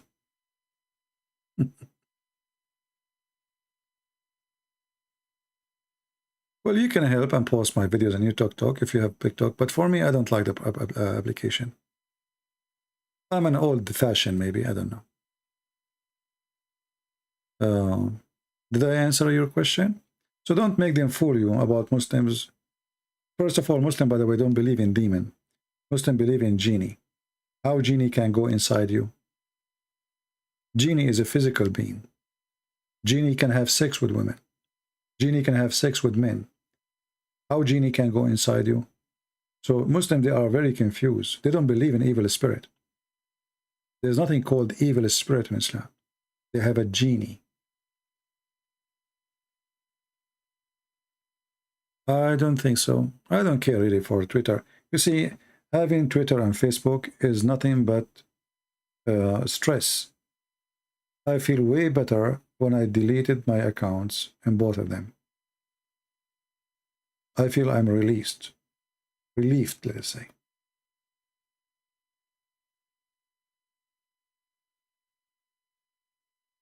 So Muslims, they don't believe in evil spirit, and they believe in genie, and they claim that they can take somebody. They have tons of videos on YouTube about genie, and all of them, they are fraud. Even in Saudi Arabia, they have a department in the police to chase those who claim that they are kicking genie out of the body of somebody. Because every Muslim, he knew it's a fraud.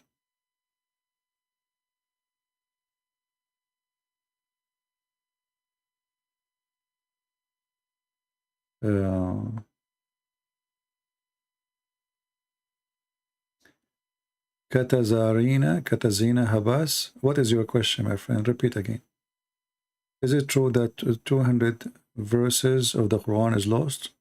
No, there's way more than this. As an example, the chapter of Al-Baqarah alone used to be equal to the chapter of Al-Ahzab. This is just in one chapter. So go check them out, and you will see the difference, and then you will get the answer. According to Umar al-Khattab, the Quran was 1,025,000 letters. And right now, we don't have even 250,000 letters.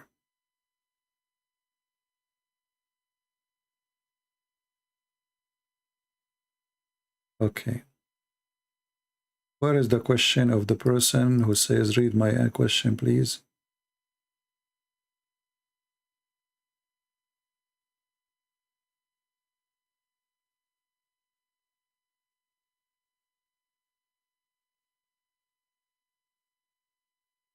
When you say to me, read my question, please, you better put the question next with that phrase.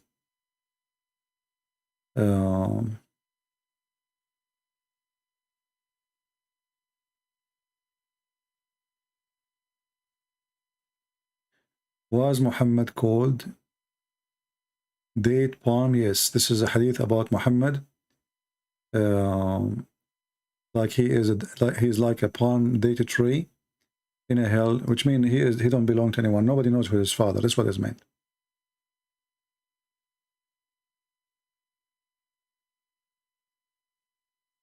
What is the most dangerous Islamic countries in this world? I believe the most dangerous, I think, Pakistan and Afghanistan. Like Arab are not really too much. You see, even they claim to be too much conservative, etc. But Muslims in the Middle East, they F Allah day and night.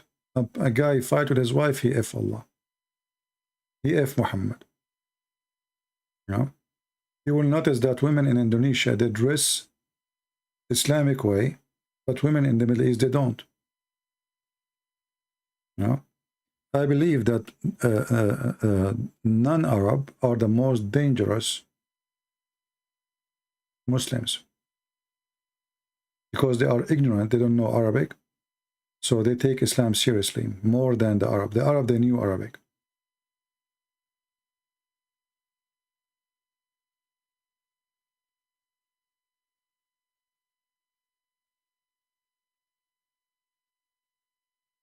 I mean, how somebody live in Indonesia, in a very hot country, wearing hijab and burqa and those stupid things. I mean, how you can even, that doesn't make even sense. And what is the point exactly? Are you afraid somebody will see your ass? What will happen if you are wearing jeans, you know? What exactly will happen? A man who will jump on you? What is that exactly? I mean, it's a silly, those people, what they knew of Islam is the outside. And they think if they use Arabic names and if they dress as the Arab they dress, that will make them Arab. And then they say a few Arabic words. And that will make them supposedly, you know, true Muslims. Like the Abdul I saw in the Philippines, in the elevator. I was speaking Arabic, and then I finished, I did not finish actually, I lost connection in the elevator. And then he said to me, Assalamu alaikum. The guy, he was so excited, you know, I'm speaking Arabic in the phone. I said, wa alaikum assalam, Abdul. He said, mashallah, you know my name? He looked at me and his eyes was coming out like a frog. Like, how in the world do you know my name? You don't know that I call every one of them Abdul. Anyway, poor guy, poor Filipino.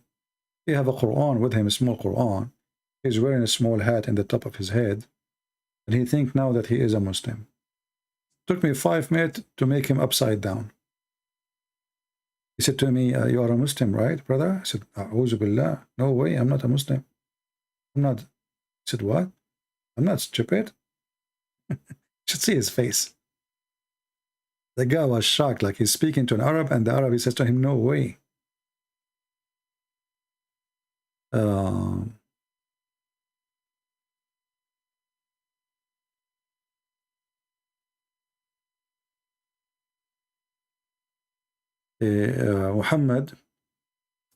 Muhammad, he described Shaitan as a person from Ethiopia.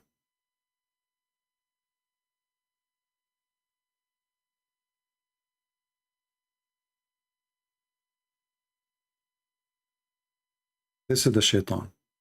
He is an Abyssinian with a small shank.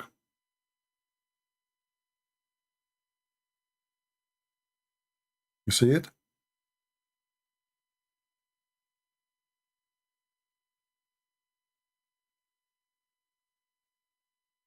And in different hadith, Muhammad, he says, the most person Allah he hate is a black man.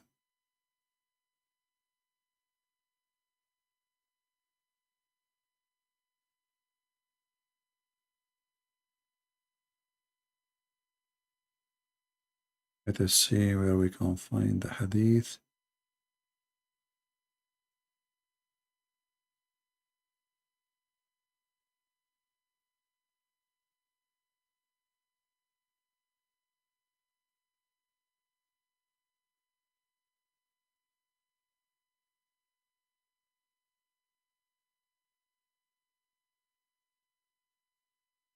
Let us see.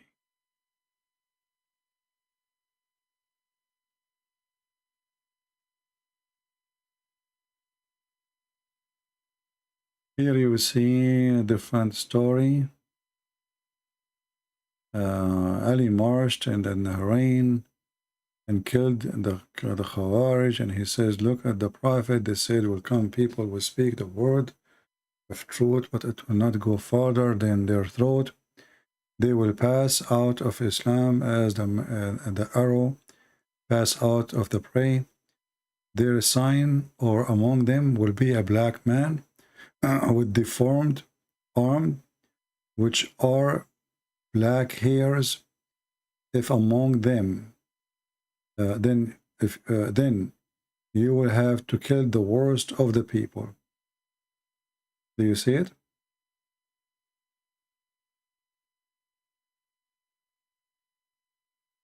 And here Muhammad, he described the worst of the people is a black man. And different hadith says the most person Allah he hate is a black man too. There's tons of hadith about those things.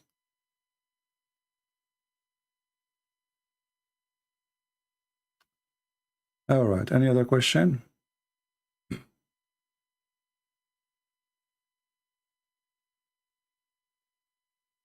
What is my favorite song? Yeah, those are the emails which I run away from them. Some people, they ask me questions, which is very funny. What is my favorite song? Why is it important for you to know my favorite song? And why I should have a favorite song?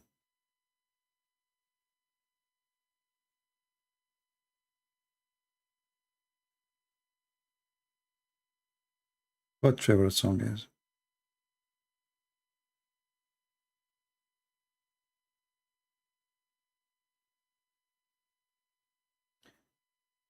Anything serious besides favorite song?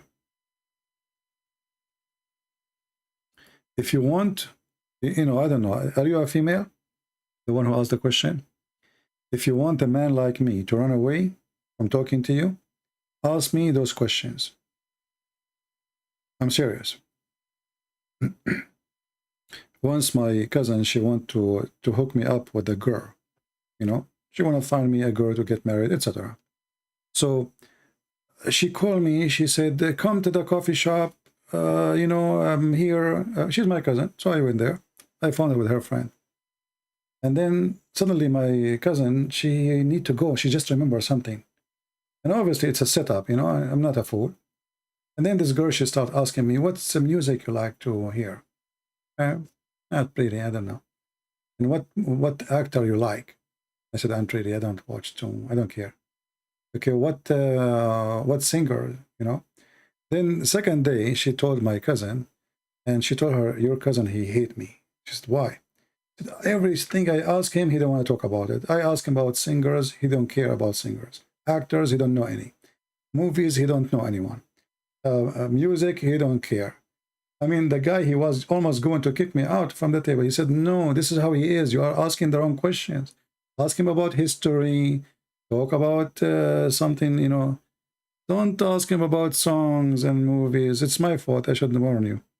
You know? Yeah, I was like looking, what the heck? What she's asking me? What this is for, you know? What the music you like? Did you hear this guy, the singer, what he said? I said, I don't know. You never heard of him? I said, no, I never heard of him. Who is he? You know? What? She didn't believe it. She thought I'm just making fun of her, you know? Like there is somebody in this earth who do not know this singer. Like, hello? It's me. I do not know. Is the word love in the Quran? Yeah, appear in the Quran. Like Allah, he loved not those. Love not. Yeah, no, the word love appear in the Quran. But always it have a negative, you know. So Allah love not, you know. And Allah love those who repent, as an example. Allah, he love not those who are kuffar. So like the love of Allah is very weird, you know.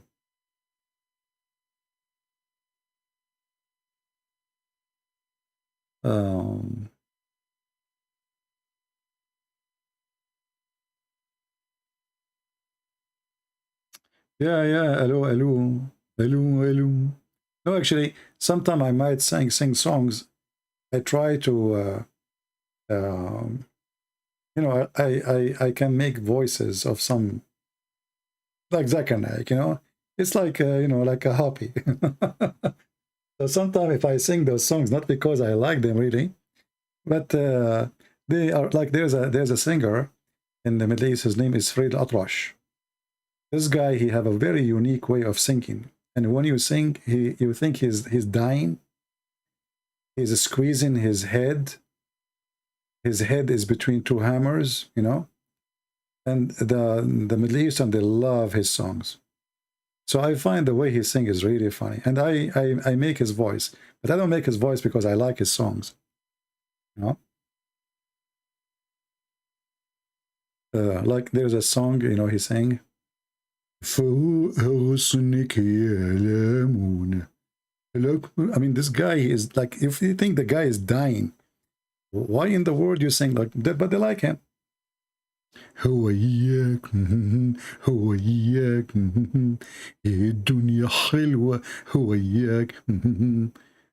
the heck?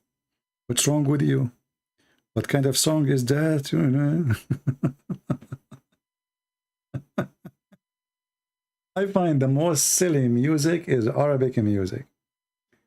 It's like, you know, you go in a bathroom and there's a bunch of kids have dishes in their hands and everybody have a spoon and he is hitting the dish. The most unpleasant music is Arabic music. Now I know some of you, they will say we like those, Arab, famous singers. This is not Arabic music. This is not Arabic music. This has have nothing to do with Arabic music. How you tell Muslims, people saying that your explanation about the Quran is not right because you have no qualification or title of interpretation. First of all, the Quran says that nobody can give interpretation for the Quran, and the one who have a qualification is the one who say we believe. And this is the Quran. So how the Muslims accept anyone interpretation anyway, if the only qualification mentioned in the Quran is to say I believe? And this is a chapter 3, verse number 7. Read it. Take your time. Have you visited your country in your last few years? I don't go to Middle Eastern countries. All right. Don't ask me, personal questions. It's not really.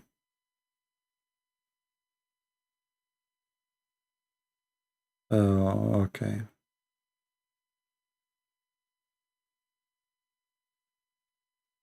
Any question?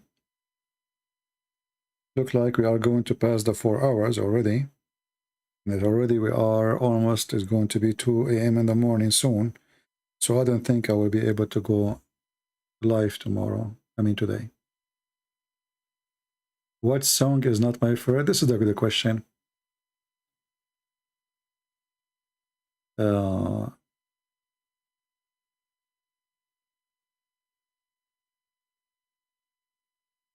What Beni Arfad means? Muhammad calling Ethiopian Beni Arfad.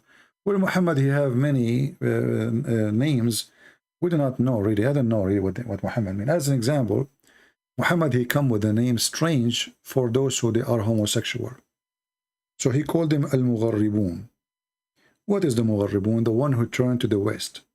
But what does this have to do with homosexual?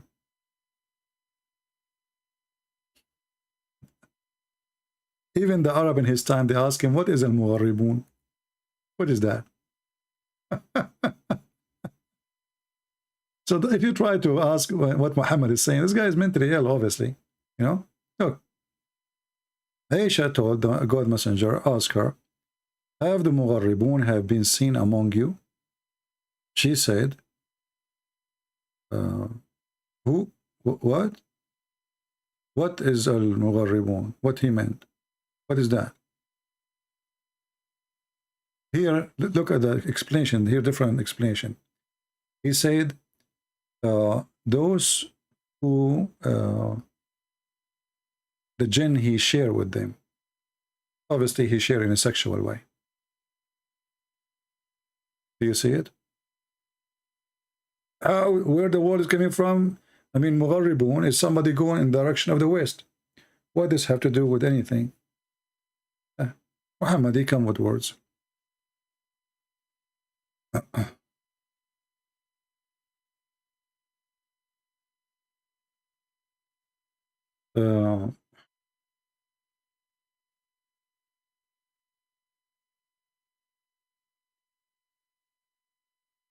Anything else?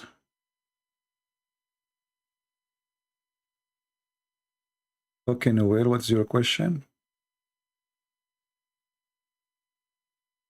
Muhammad was drunk most of the time. Yes, he was. Actually, he used to be drinking at least 3 to 4 days.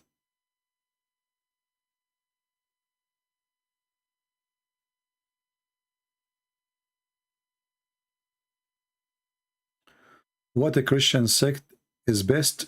I don't believe in any Christian sect. There's no Christian sect. There is a Christ. Christians should be only believing and following Christ. No sect. If you go to a church, if the priest is a good man, it's a good church. I don't care for the sect. If he is teaching what the Bible teach, he's a good man. If he is teaching division between the Christian, he's a false man.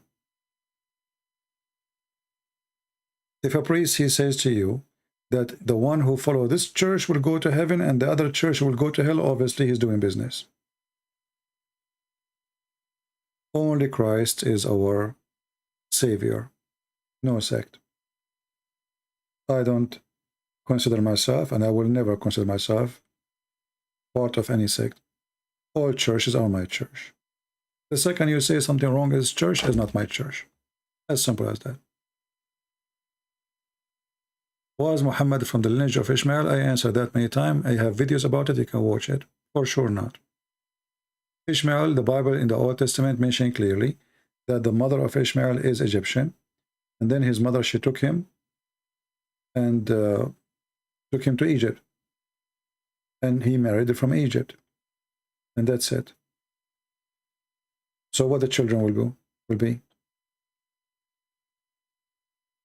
Have you seen Ron Wyatt?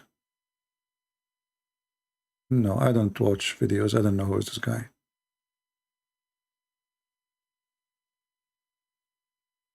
It's okay. And this is my advice to you. Don't follow a sect, follow Jesus. Because the second you follow a sect, you are labeling yourself not as really a follower of Christ. You are labeling yourself as a sect. And we are not. I believe in Christ. I do not need a bishop. I do not need a pope. I do not need a priest. I need Jesus. And the Lord, he says, whoever believes in me and I will live. This is all what I need.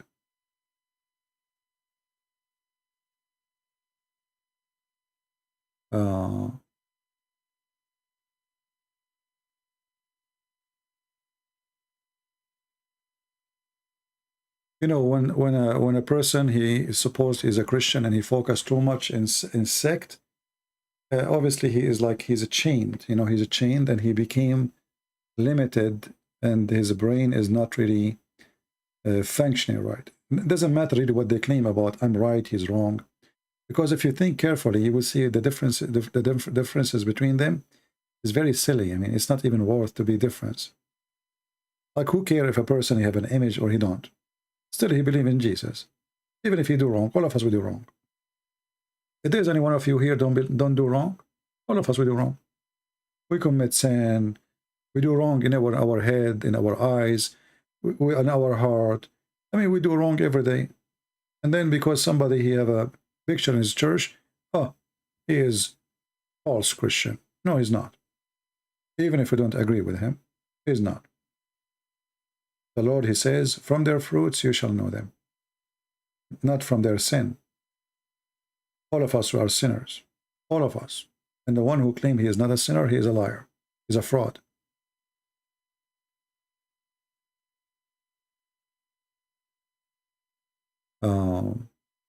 Why Allah could not give child to Muhammad? Actually, the children of Muhammad, they died, according to Muslims. So obviously Allah, he killed the children of Muhammad.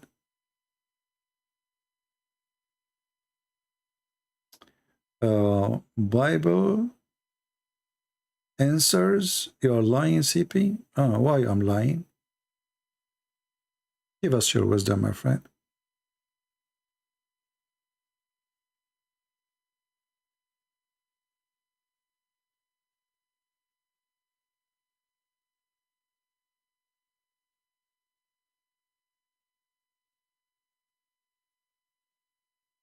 We need your help in Africa. My friend, you do not need my help. You can help yourself. The knowledge now is available for everybody. And we are giving our books for free online. Just learn. Educate yourself. And you can do better than me because you speak your own language. Can you explain chapter 80, verse 1 and 2? Very simple. Go and open the interpretation. You will see that the blind man, he come to Muhammad, and because he was poor, Muhammad, he refused to receive him, and he kicked him out. So the Arab who was there, they start making fun of Muhammad. What kind of a man? He claimed to be prophet of God, yet he kicked out a blind man just because he's poor. Go open Jalalain and read the interpretation, or Ibn Abbas. The same verse. And this is, you see the difference between Jesus and Muhammad. When the blind man, he asked Jesus for help, Jesus did not say to him, you are poor, I'm not here for the poor. He gave him eyes. The Arab man, the blind man, come to Muhammad, he kicked him away. Can I have your permission to reference from your quote in your videos? Sure. Go ahead, Jake.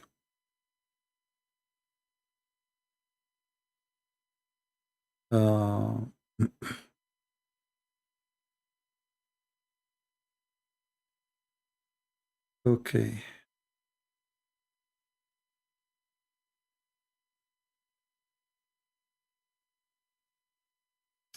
First John chapter 3 verse number 6.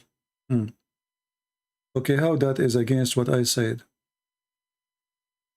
I mean, people are really weird and people are silly. Let us open John, First John, and people will laugh at you, the one who is accusing me of lying. I said that from their fruits you shall know them, not from their sin, right? What does that mean? Well, all of us are sinners. So if by our sin we will be known, well, none of us will go to heaven. So what does that mean? We have a fruit, and the fruits have to be a fruit conquering the sin which we had or we have before. But I will go with this person who is supposedly claiming to be smart.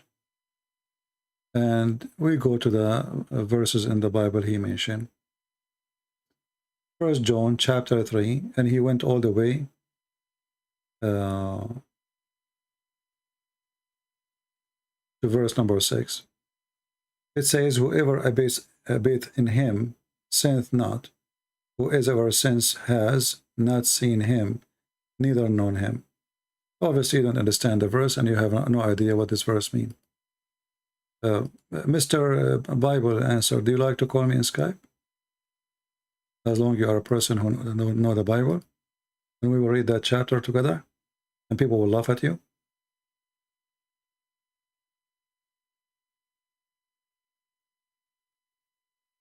You are very stupid, because if you read verse number 4, it says that the one who do commit sin, he is breaking the command of God. For the sin is breaking the command of God. And you know that the Messiah, he came to delete or to demolish all the sin of mankind. How? How? By promising us salvation. And then in verse number 6, it says, everyone is fixed in his faith with the Messiah. He don't continue with sin. And the one who continue with his sin, he did not know the Messiah. He did not recognize him. Well, this is true. When we do sin, we fight our sin. But doesn't mean that a person who is a Christian, he don't commit sin and he will never commit sin. Otherwise, we are holy. So you understand the verse very wrong. And the sin he is talking there about is about following wrong God. Following Satan and his teaching. Otherwise, even Peter himself, Jesus called him Satan. Well, was Peter Satan? Looked like Peter, he was not fixed with Jesus. He's not really believer in Jesus. People are silly and they try to take words out of their meaning. The Bible says every man is a sinner. Every man. And what the verse here is saying to you, if you are a true believer in Jesus, you fight your sin. That doesn't mean that you don't do, you will never do sin again. If you don't do that, that make you a saint. That's why we have the word saint. But how many of us are the saints? And I believe even the one we call them saint, they commit sin. So you are funny, my friend, and you are silly.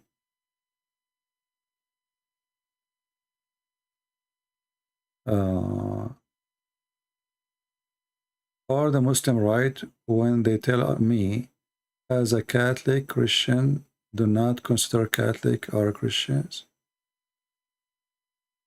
I don't know, what do you mean? Do you mean the Christian, the Protestant don't consider you Christian?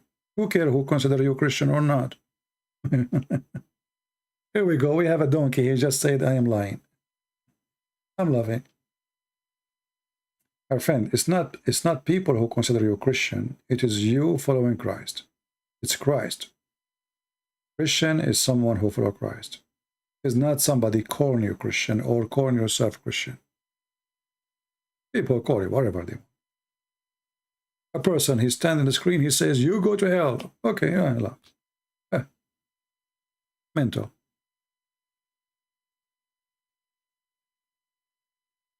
Remember one thing, there's only one judge, and that judge is the Messiah. He is the only one who have the judgment or the authority over the flesh of mankind. Any human being, he try to play a judge on you, he is committing sin. He can tell you are wrong. He can tell you why you are wrong. And he can be wrong himself, because at the end of the day, he is a human like you, right? However, we go by the book and the word of Jesus, not by what the man say, not by a priest. You know, people are hypocrite. Like this guy here, he posts for me, First John. He is trying to make it look like that if a person he is a Christian, he never commits sin. That is absolutely false, and that is impossible, and is not true. Because if we don't commit sin, we are not a human no more. This is why Jesus, he said, I came for the sick, not for the healthy. If this earth is healthy, he don't come to us. He do not, you know, why he will come? For God, he loved the world. He sent his only begotten Son to save them from what? From their sin.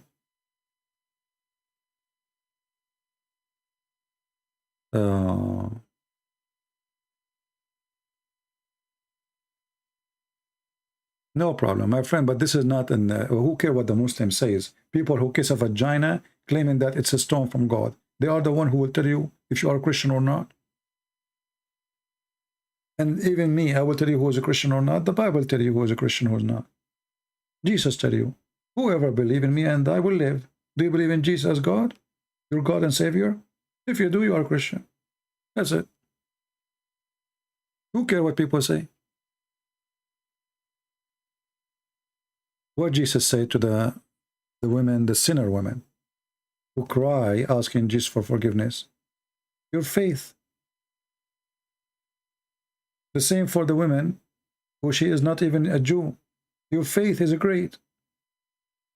She is not even a Jew. She called him Lord. She said even the dogs, they take the crumbs under their master table. What Jesus said to her? Your faith. So my friend, your faith is something you know, no one else. No one else. Not me, not anyone.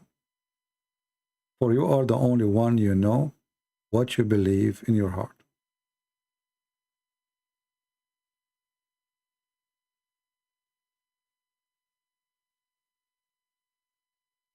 Do you believe that Muhammad was poisoned by a Jewish lady?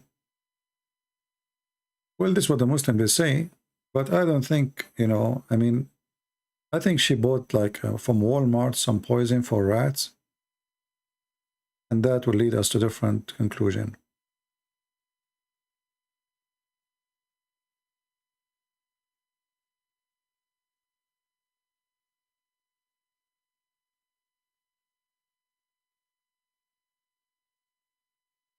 I stumbled into a video asking why no record of Jesus before 30, to your knowledge.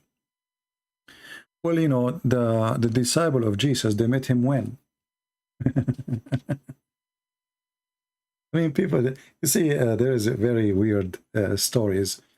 People, they come with, or you know, like wrong questions. When Peter, he met Jesus, so what Peter will know about Jesus except after he met Jesus? And obviously, what is given to us about the Messiah is the time the Messiah he start announcing himself, and this is the important thing. But before that, obviously the Messiah did not announce himself. He did not start his mission, let us say. There's a certain time where the Messiah is not starting his mission. So what the disciple will tell us, the Messiah before that age, they know nothing about him. How they will tell you, and what they will tell you. They were not his disciple. Do John, he knew him before, but we knew, as an example from the story, when Mary, she asked the Messiah in the wedding of Cana, she asked him to make the water, like she told him, they are out of wine. This is the first story we heard here. She's asking him to do something. Their wine is almost up. There is a wedding party, embarrassment. And obviously those are relative to Mary. Why Mary, she asked Jesus to do such a thing? I mean, this is not normal. Let us say I am a child of a woman, and I'm going to a wedding, and now I'm a man, you know.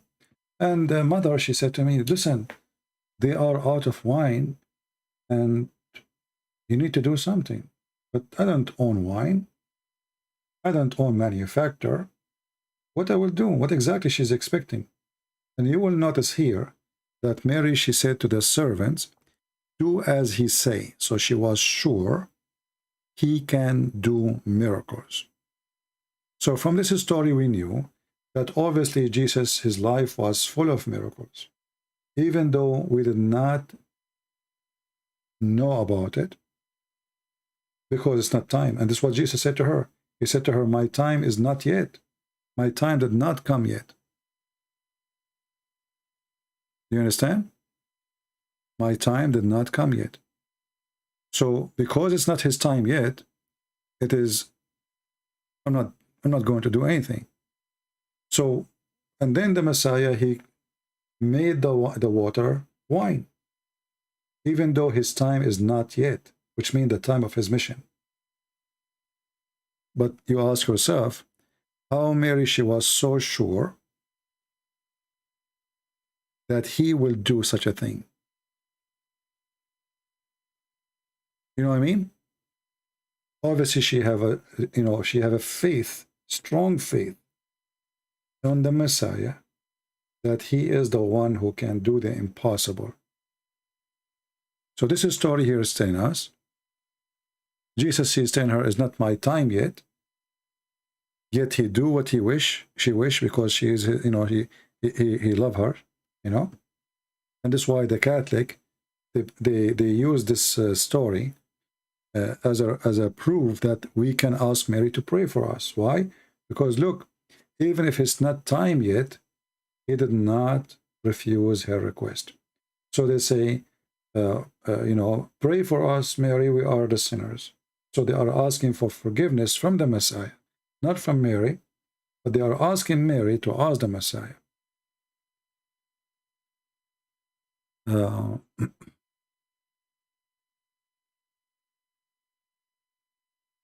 Anyway. And when the Quran, as an example, speak about the Messiah, you will find that this story is coming from Bibles, which is rejected by us. But if you read those stories, that will make Jesus more proof that he is God. As an example, the Quran take stories from books which is rejected by us, that the Messiah, he made it from the mother bird. Then you ask yourself, why the Christian, they will delete such a story, important story, which is more proof that Jesus is the creator. Here we go, he made the mud, he breathed into it, and then the bird is living bird. Why will we take it off? Simply because we as a Christians, we were very conservative to refuse anything is not true.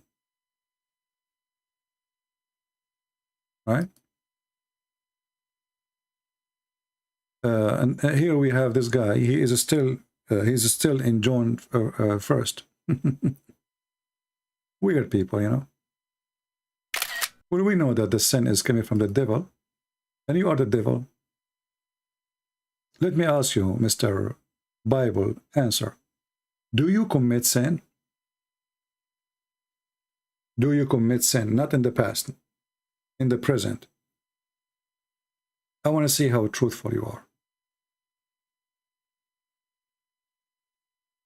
Bible answer 7. Do you commit sin, my friend? Do you commit sin?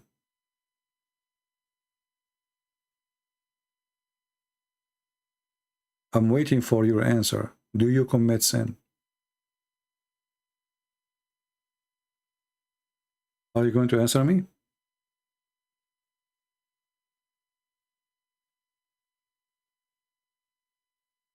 You will not?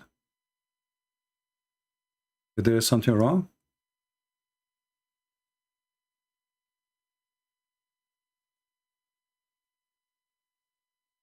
I'm waiting for you.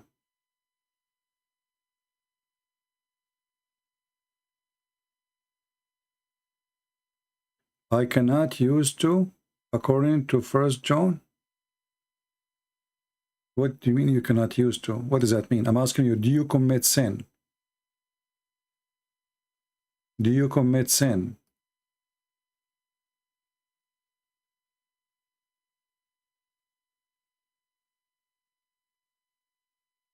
Anyway, I think it's time to block you.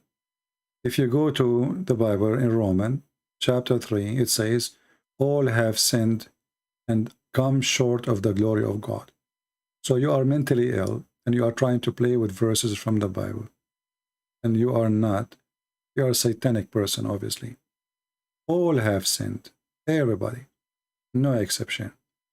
And you are being a hypocrite. You said, I cannot sin, so you are God now. You are perfect. You are not a man no more. Get out of here. You are a hypocrite.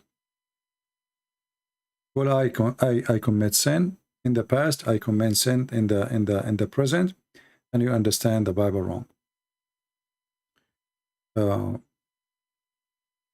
You see, human being nature. When somebody he read for you a verse. This is about following Satan. And yes, all sin is coming from Satan, but Satan is inside you too. I mean, we blame Satan for everything. Everything we do, we blame Satan for it. But there is something is called satanic, like Satan is trying to tempt Jesus, right? If you are. But there's things we do, and even we do every day. The human being, he cheats in his head, in his mind, in his thought, in the way he look, in the way he wish. People get jealous. People they get angry. People they say bad language. People they wish wrong things to people. You know, and you will see that all even prophets of God, they commit sin. And this is in total agreement with the Bible. So when you go for me in 1 John, he's asking you not to follow Satan and not to commit sin. And the one who is in Christ, he don't go and commit sin, but doesn't mean they are holy and they are really free from sin. If we are free of sin, then we don't struggle. The struggle is over. And we are already in heaven. As long as they are in this earth, we are here for a reason. Because we are sinners, not because we are good.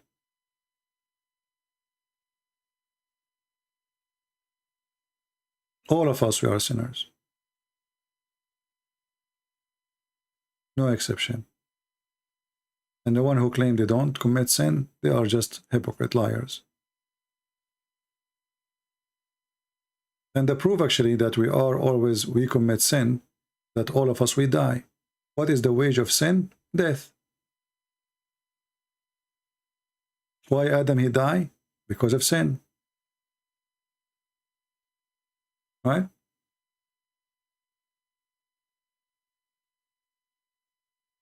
Adam, the human, did not die because he is not committing sin. He died because of sin. And we die, all of us, we die.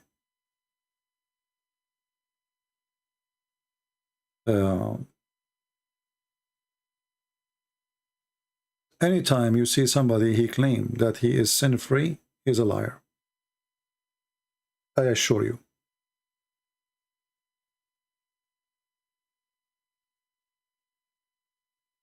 I assure you that 1,000,000,000%.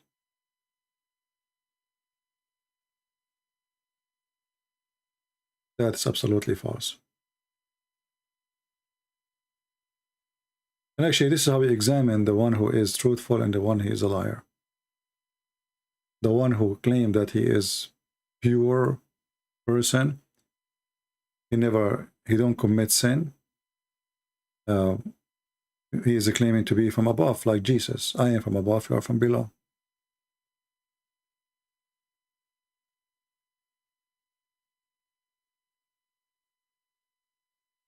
The Bible the Bible asking us to fight sin, to be against sin, but it doesn't mean that we will never do sin.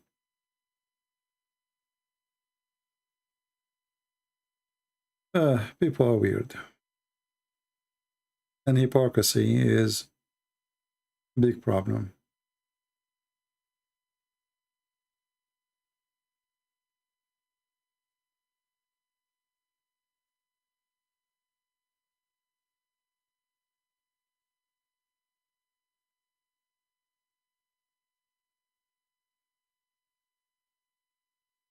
Actually, in the same First John, it says, "The one who practices sin is of the devil, for the devil has sinned from the beginning.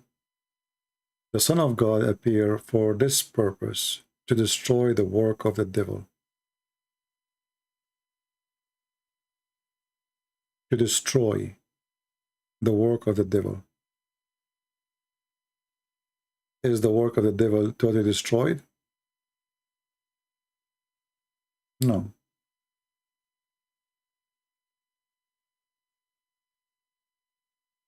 And the proof, people commit sin every day. So people, they can read verses as they wish, and they try to bend the meaning of them as they wish. The truth is that this is what Jesus came for, and this is the struggle of the man against sin. And this is why the Lord, he asks us to repent. Repent is what? Repent is not a person, when somebody here repent, let us, if you go and study the disciple of Jesus, did they repent for the previous sin before they become disciples? Obviously they did. But you will notice that even when they are the disciple of Jesus, they commit sin. Is it sin to deny Jesus 3 times?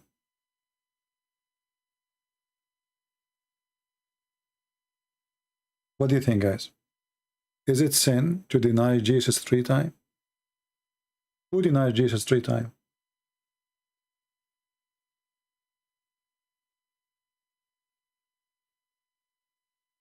Anyone?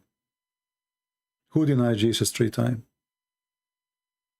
This is one of the most important disciples of Christ.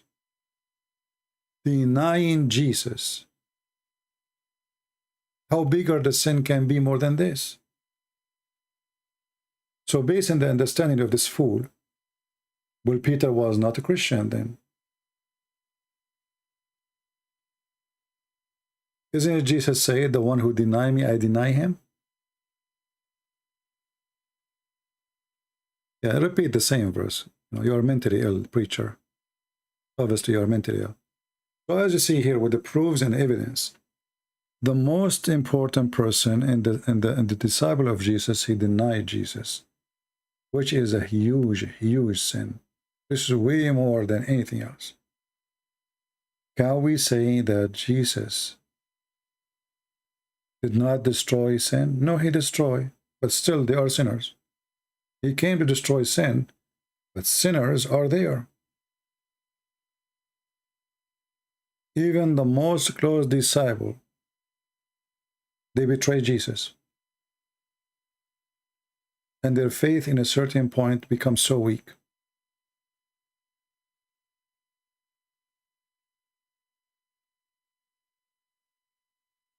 So do you see how we prove you as a fool and as a liar? So when you claim that if you become a Christian, you are free from sin, that is a statement of hypocrisy. And this is what the Bible is trying to make us firm in faith. Sin is rejected, yes, but still we do sin. Anyone he says he don't, he is a liar.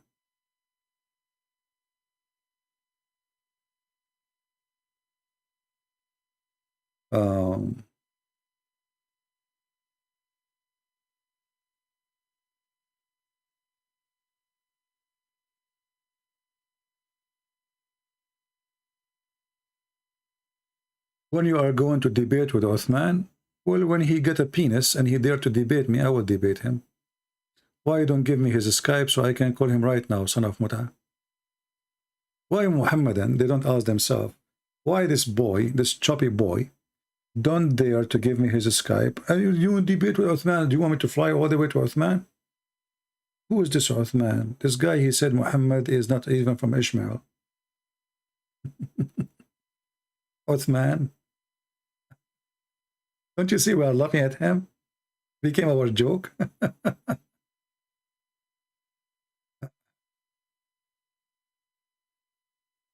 All right.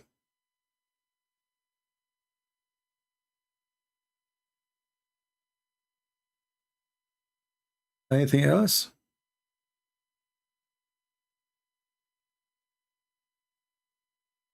Yeah, exactly, Laser. You know, we as a Christian, we are saved by the grace of the Lord, not because we are not sinners. You see, actually, first of all, the second you commit sin, you are a sinner, even if you don't do sin after that. Even if you never do sin after that, you are a sinner. It's like somebody have a crack in his glass. You put a glue, you put a tape, it is a crack, and the crack is there.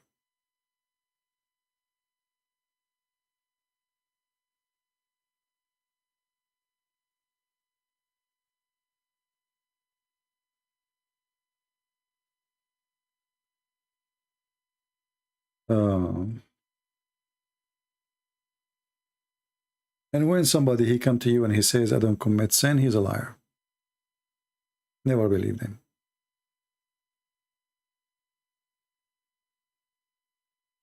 He's a fraud, actually. This is a clear sign of being a fraud. Did Elijah commit sin? Every man commits sin. Elijah is a man or not? Every man commits sin, no matter who. He can be the best of us, but he is a person who commits sin. Doesn't matter who. Even if the Bible speaks great about him, everybody commits sin. Everybody.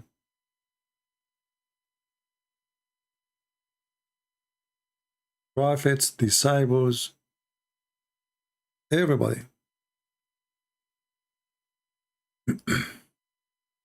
And the second you make a person, he is out of sin, you just claim that he's God.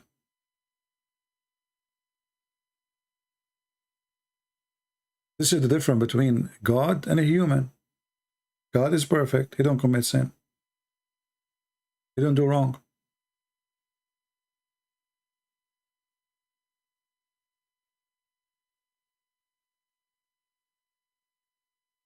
Did you say Omar Suleiman wanted to smoke? I don't know. Who is Omar Suleiman anyway?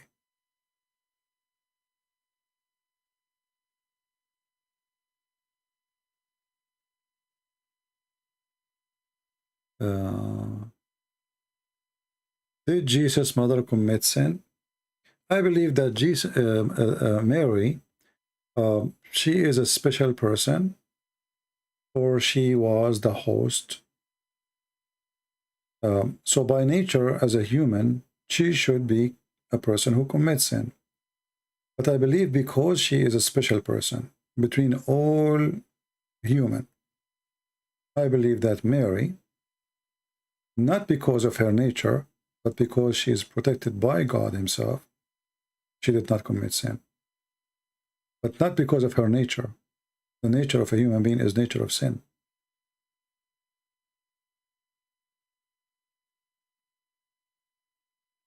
It's like, saying, when a woman, she touched the clothes of Jesus, she was healed, right? Just by touching the clothes of Jesus. So what about Mary, who is hosting the Lord for 9 months? So because he is there in her life, and she is part of the plan, I believe she was a special, but not because of her nature as a human, but because she is a very special human, protected by God.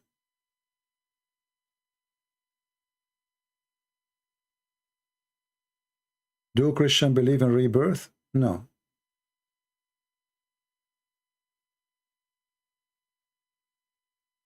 If you ask my mom, she will wish she can replace me, but it doesn't work.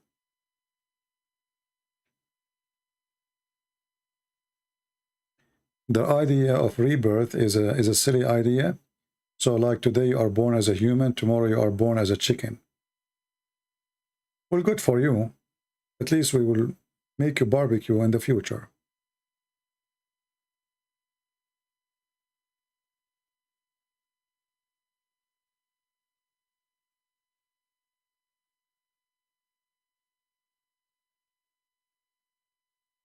Yeah, I made a video, Jake, about chapter 9, verse number 31. You can search it online.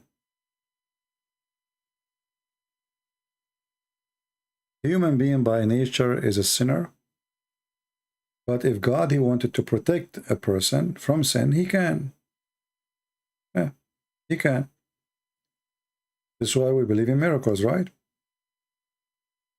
But every human being is a sinner. Every human being. And when we speak about Mary, well, Mary, because she is a very special person, she was the temple of, her body became a temple. So she was a very special person compared to us. We will keep it for some time, but we don't keep my videos for forever. What about karma?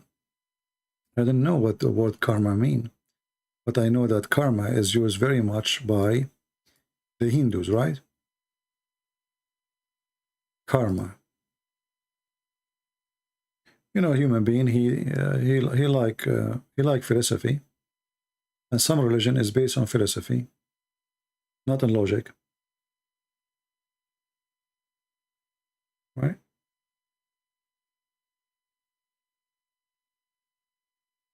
With the karma, according to the Hindus, that what you do today decide what you will become tomorrow. But if you think about it, okay, what I was yesterday, and then I am Trump today.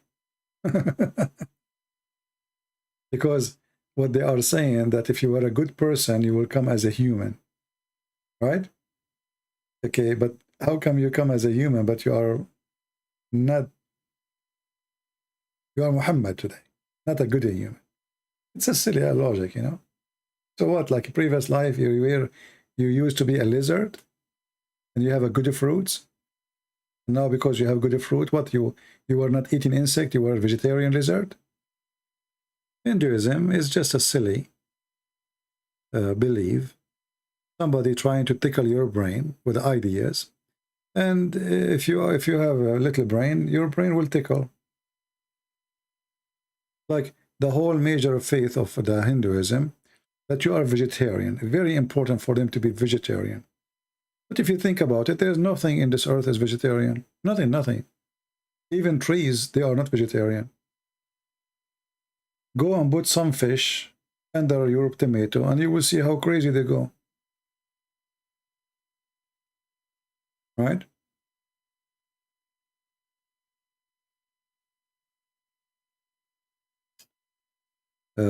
Questions are flying east to west.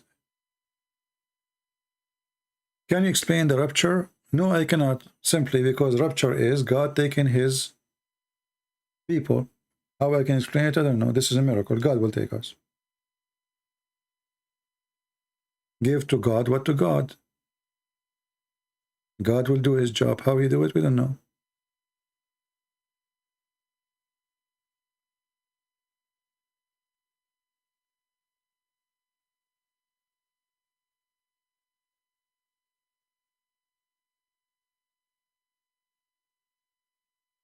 Yeah, but you see, if you go in details inside some belief, you will see how funny it is.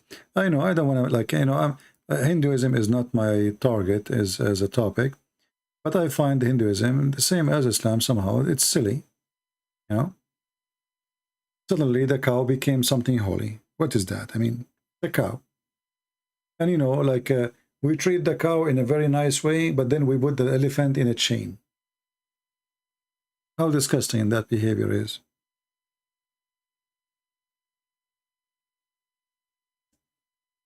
Right? We are nice to the cow can go in the market and can eat our vegetables and nobody kick the cow away. Why? And then we put a very sensitive animal like the elephant in chains. This is a very ugly slavery, you know. Like, you know, somebody asked me why you don't go to India. Obviously in India there's a lot of things I don't like to see. What is this?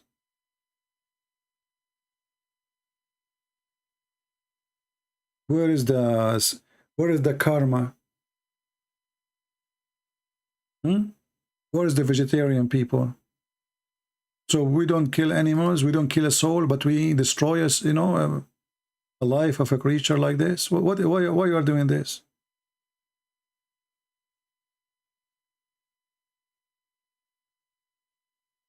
Karma. You know, talk is cheap. Reality is ugly.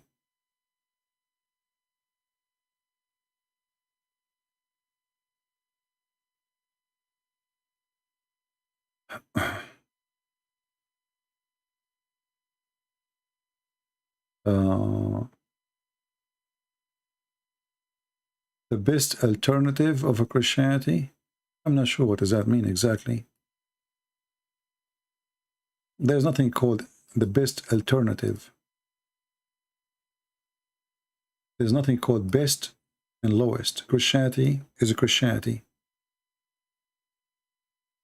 And the best is to be with Christ.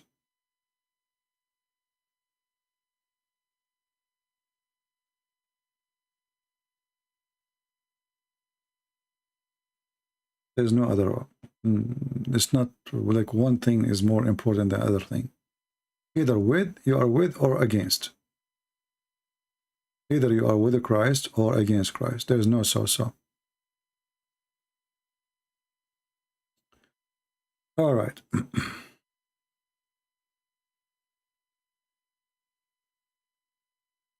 Send me your number so I can destroy you. Well, my friend, I am out of a glue. All of you Muslims, you keep destroying me. I don't know what to do now. I am out of cement. I bought cement from Home Depot. They don't have no more cement. All Muslims, they destroy me. True story. Well, as long as you don't send me your wife, I'm okay. I think I will survive. But your wife, she can destroy me for sure.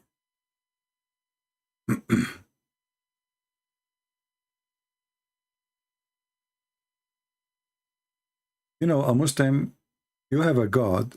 You have a God. When you mention his name, Shaitan fought. And you want to destroy me. I mean, even Shaitan, he fought at your God. What kind of religion this religion is? Shaitan, he fought at Allah. Is that true?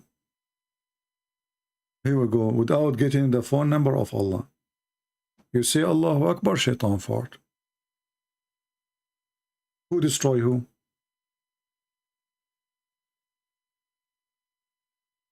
What is the connection, by the way? Why shaitan? Why you say Allah, shaitan fought? Based on this, the reason of a global warming, the biggest reason is Islam. Because as you see, global warming is coming from the methanol. Methanol is coming from farting. Farting is coming from shaitan. Why shaitan he fought? Because Muslims, they pray 5 times a day. Read it. Vedit Aurora, I am a Hindu, but CP, I respect Christians. My friend, no problem. There's a huge difference between I respect Christians, doesn't mean I have to be a hypocrite to you. Do you agree? If you ask me about what I believe in Hindus, I will say to you what I believe. I'm not talking about Hindu as people. I'm talking about Hindu as a religion. Otherwise, people are people. There is good, there is bad everywhere. So don't be upset. People ask me, here we speak about what belief. And my belief, I believe that Hinduism is a false belief. Very simple. Don't be upset. I'm strong against weak Muslims. Well, I'm strong against weak Allah. Let me ask you, was Allah weak or was Allah strong? Let me prove it to you. Allah, he sent 124,000 messengers. Where are their books? The Muslims, they say Allah was so weak to protect them.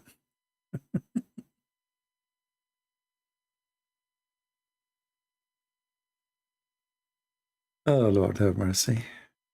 Don't make me fart, please, Mr. Abdul. I'm trying to hold it for long.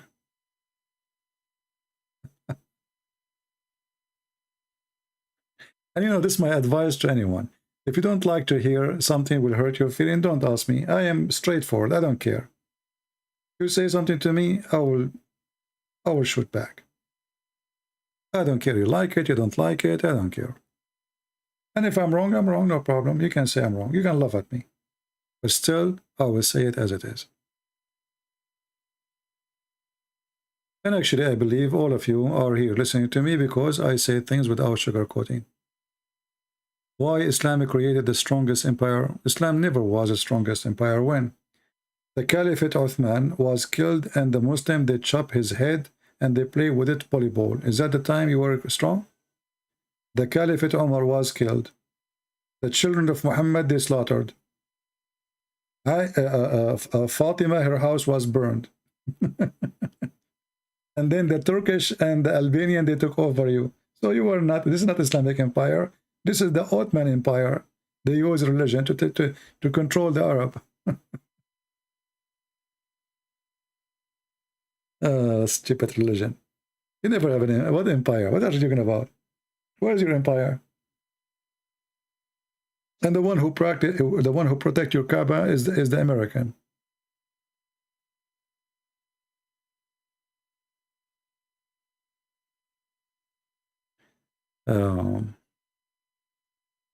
Do you hear the rooster?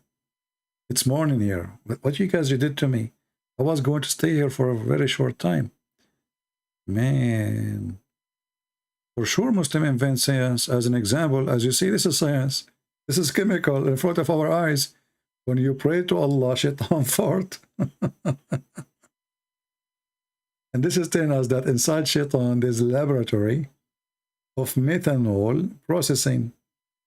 And you are talking to, for sure, science, all of the science is there. As an example, if you don't say a prayer before you have intercourse with your wife, shaitan will do your wife. This is science. The first one who created condom is the Prophet Muhammad. Shaitan is a condom. By the way, why people get AIDS if shaitan is rounding himself around their penis? What the heck? Listen carefully. If you don't say that prayer, shaitan round himself around your penis. Therefore, you should not get any sexual disease, brother, because shaitan is surrounding himself there. Science. And shaitan, he sleep in your nose, and he piss in your ears, and he jump inside your mouth and laugh at you. This is science. And why a human being he have a belly bomb? Shaitan, brother, He wanted to spit, and he spit at Adam, and then the spit fell on his stomach. Science. I have to agree with you. Islam is full of it.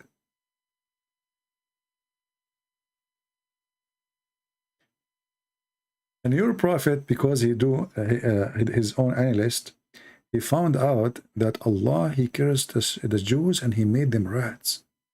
That is science too. Want to show you the reference? Just for free.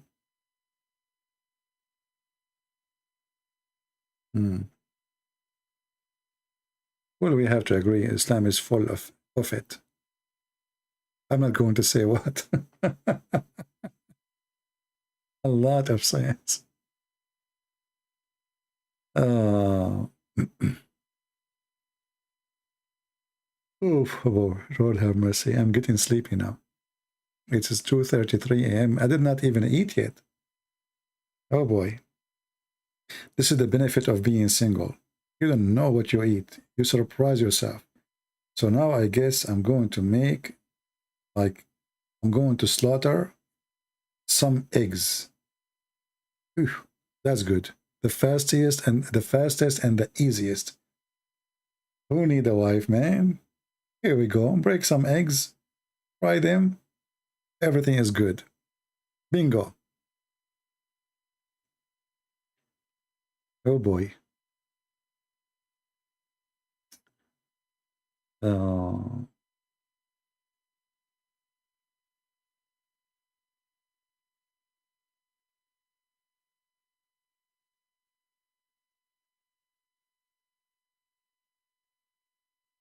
Let us see.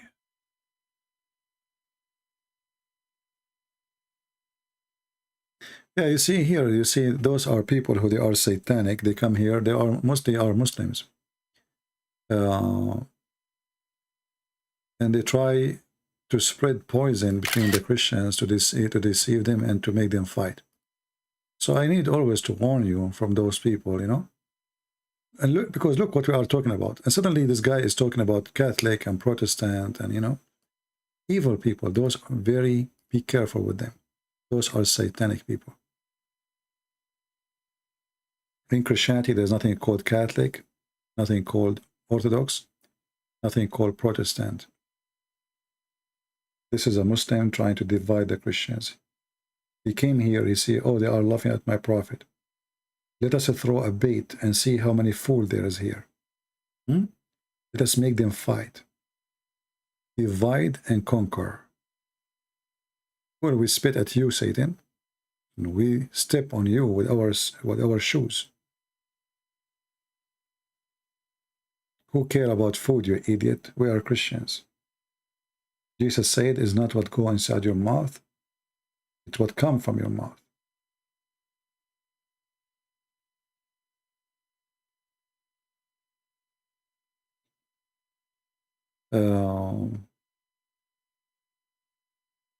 Always I want you to remember one thing.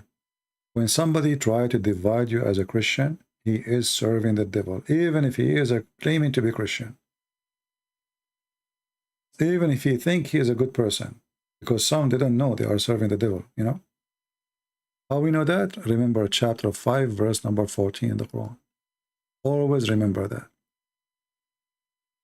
This filthy God, Satan, Allah, he promised that he will spread hatred and enmity between the Christians until the day of judgment, until the day of judgment. And I'm very sure he will be successful. And there's many, they will serve the devil, yet they claim to be Christians. I always lose respect to anyone who claim to be Christians. He divide the Christians, or obviously he is not a Christian. And he do not know Christ yet. Christ is one, God is one, and Christianity is one. Universal Church is the Christ of Jesus, and that is including every person who believes in the Messiah. The one who have a leech around his neck, he is no Christian. We are free. The Bible says there's no Hebrew, there's no Greek, there's no free, there's no slave, for all is one by Jesus. Who is the one make us one? That is Jesus, my friend. You are a slave, you are my brother. You are a Hebrew, you are my brother. You are a Greek, you are my brother. You are an Asian, you are my brother. You are Protestant, you are Catholic, you are Orthodox, who care? You are a believer in the Lord, the Messiah, the Savior. And all of us, we have one Savior. That is the message of Christ. And anyone believing something else is a false Christian. The vision come only from the devil. Don't be devilish.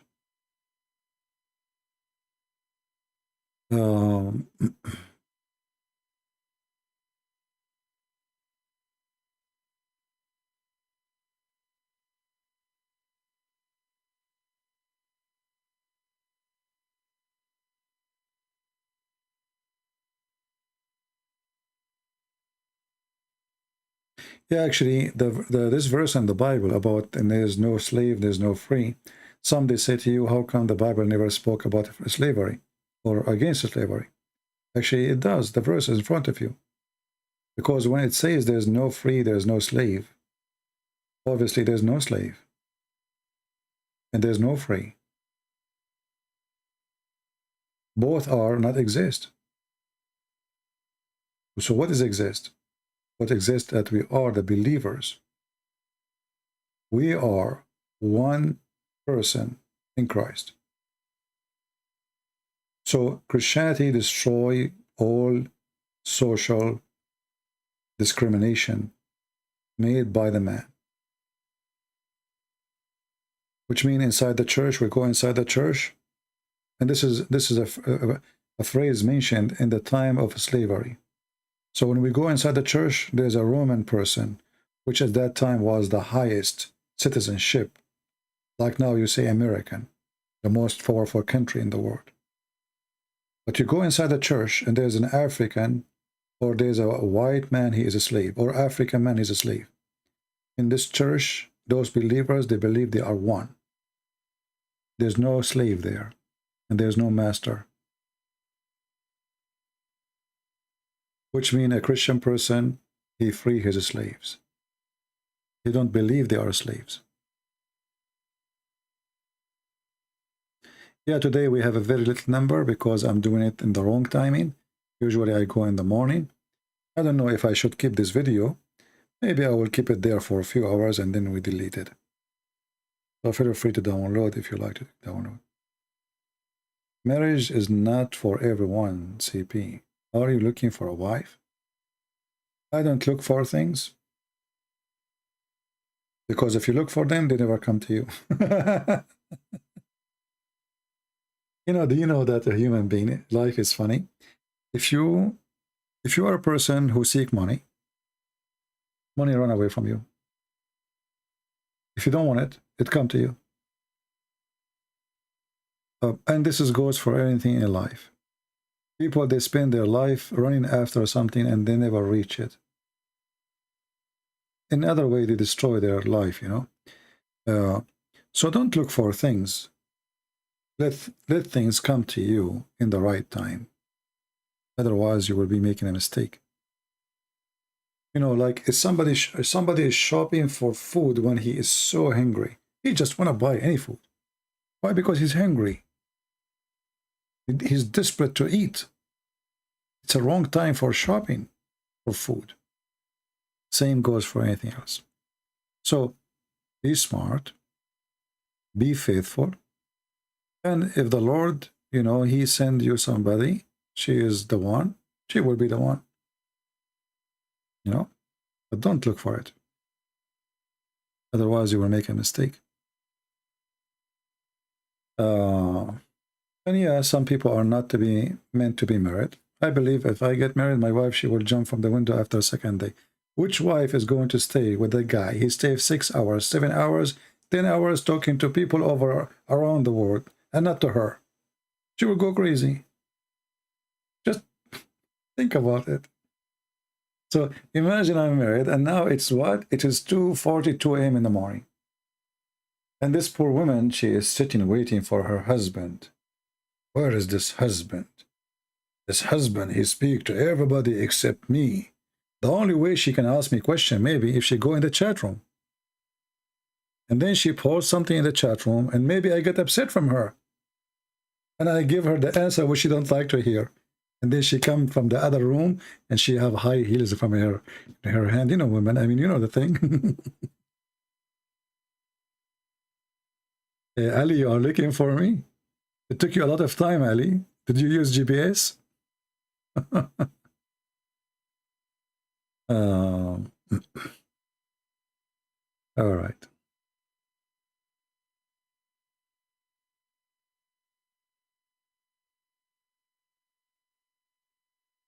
Anyway. Anything else? Any question before we go? I'm saying before we go 2 hours ago. I really love you, all of you, even though some of you make me so upset sometimes. But I mean, it's okay. All of us, we have a limit of patience sometimes. And doesn't mean you are wrong. I mean, because we are limited and our patience is limited.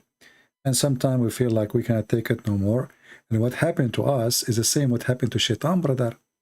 He fart from anger, brother. Shaitan, he fart the second he hear the adhan, brother. True story, by the way. So just think about it. Everybody have to fart in some point. Otherwise, it's going to explode.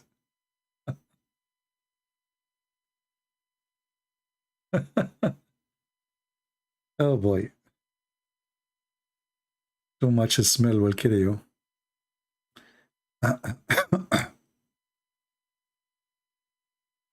Some CP philosophies is sometimes hilarious.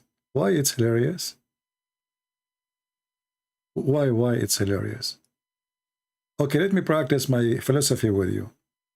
Actually, I mentioned this question before, so I'm sure many of you already know the answer. If I ask you, just to show you how people think, if I ask you, when you write down number 11, which one you type first, the one in the left or the one in the right? What the answer is? Focus with me. When you write down number 11, which one you write down first, the one in the left or the one in the right? Who knows the answer? Hey Mark, how are you, my friend?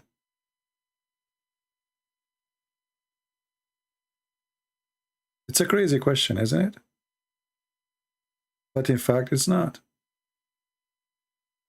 Who want to give me the answer? Look, nobody dare to give the answer. Look at this. Unbelievable. Yeah, because you need to think deeply, and then you will find that you have a problem here. Which one? Look, Orshid, he tried to save himself, so he said none. So this is where he will be secure. None. The one on the left. Okay, who is else? The one in the left. The one in the right.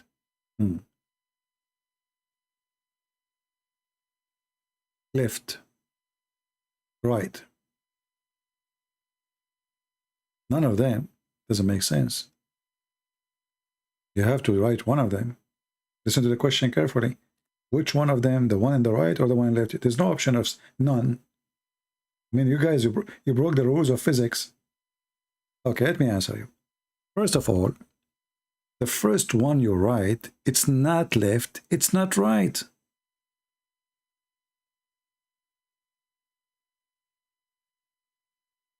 The first one you write, it's not one in the left, it's not one in the right. It is the first one. The second one will be the left or right.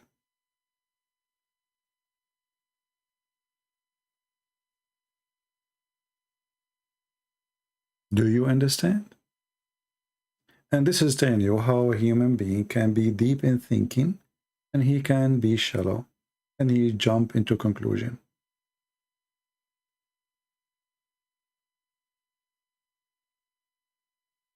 The first one is not left, it's not right. It's the first one. And then whatever numbers after that, they are going to be either in the left or in the right. But because it's number 11, it doesn't matter.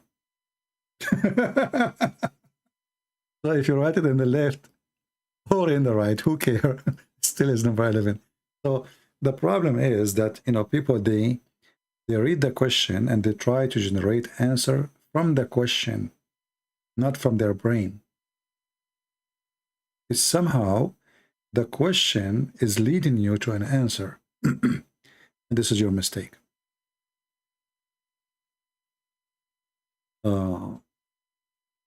You can call a sheikh, no problem. All right. And for sure, Allah knows best. But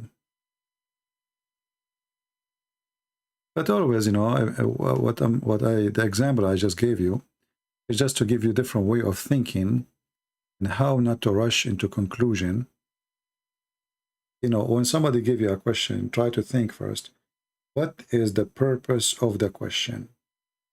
And how this question is going to make a difference?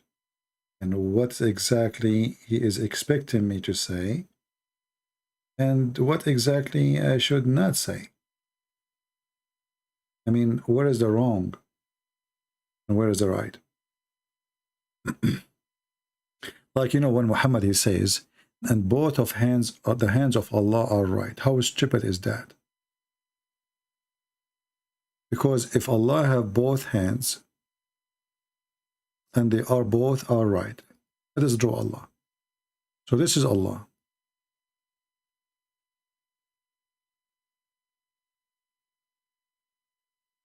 Okay? And now this is the shoulder of Allah.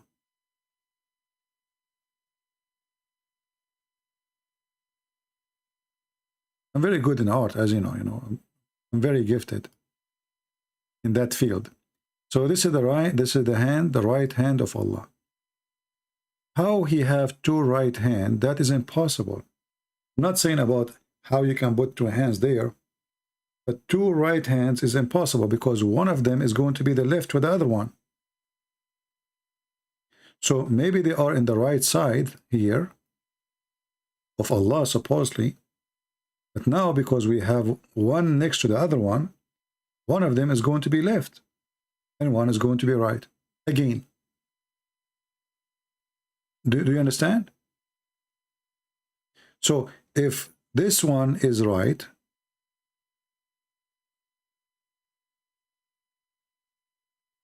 well, the other one is the left.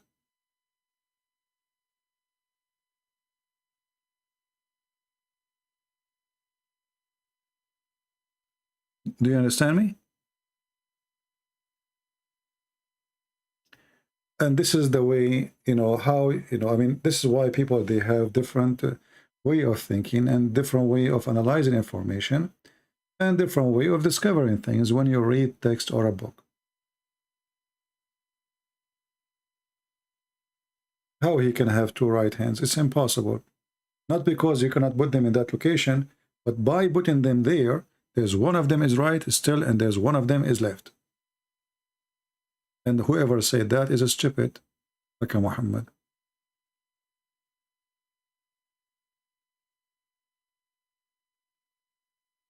The leg is not correct? No. The leg is correct if you notice here, like there's, because you see, Allah is walking. Allah is walking. Okay, let us make some gas here so that, so you can notice that Allah is walking now fast. It's very fast. Very fast, Allah. I mean, from all this horrible picture, you notice that the leg is wrong. It's like the Muslims, they try to prove me wrong. They say to me, who is Umar Murrah? So all the stupid story there, and the only problem is Imam Murrah. And this is what he did now. The leg, Christian praise, the leg is not right. Is Putin Antichrist? No, I mean, he is evil man, yeah. But Antichrist, this is a big word. He is evil man. He is a person working for his own glory. Evil. As all evil men in this earth. They don't care how many people they kill, so they can be glorified.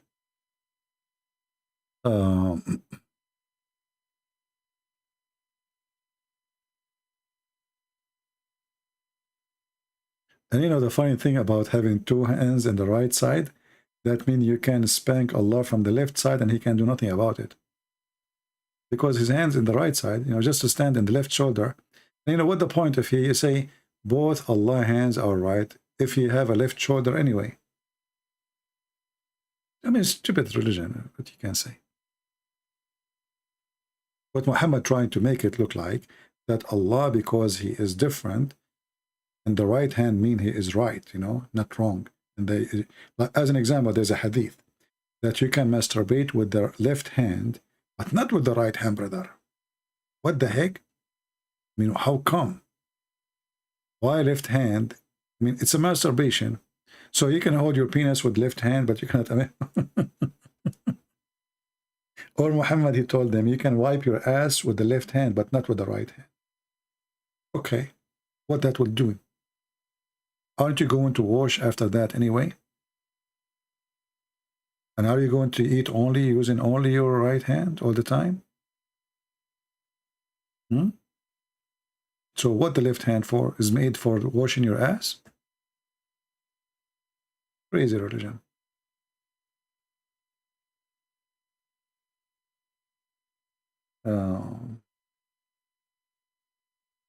Why Muslims, they answer with inshallah. Inshallah mean they will not do it.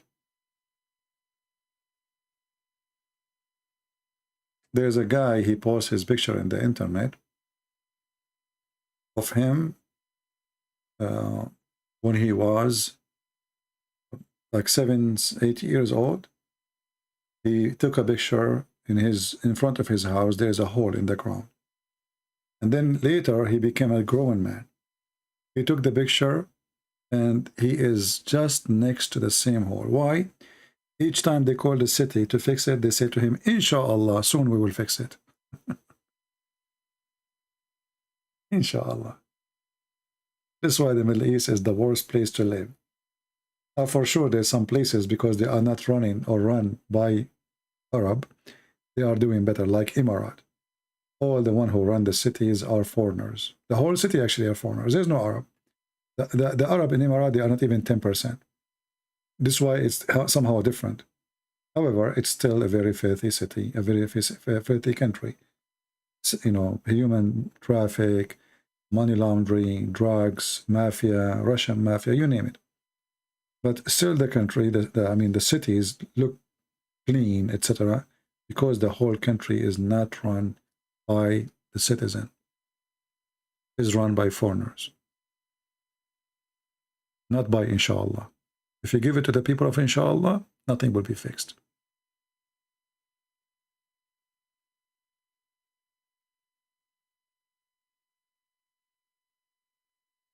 You make a good case, but it is still that many Muslims, many of whom are educated enough. No, you see, the education of Muslims is very limited to the location. You will notice that the same educated Muslims who live in America, the second he go to the Middle East, he's an Arab again. He throw garbage in the street. He throw his cigarette in the floor. So you cannot say they are educated. And the same person, he go to the Middle East, he beat his wife. And he forces a child to marry a very young age. So where is the education? This is education of hypocrisy. When they live in America, they have to behave. The second they leave the country, the story is different. And you know, the Muslims, when they come in the West, they struggle a lot. Why? They come here, they grow up in the Middle East, and then they come here, so they have the mentality of Middle East. And their children, they go to schools here. And then his daughter, she will have a boyfriend. If you go right now and search how many Muslim girls get killed, or she is running away for her life, or how many Muslims they are in jail for attacking their family member, it is a huge number.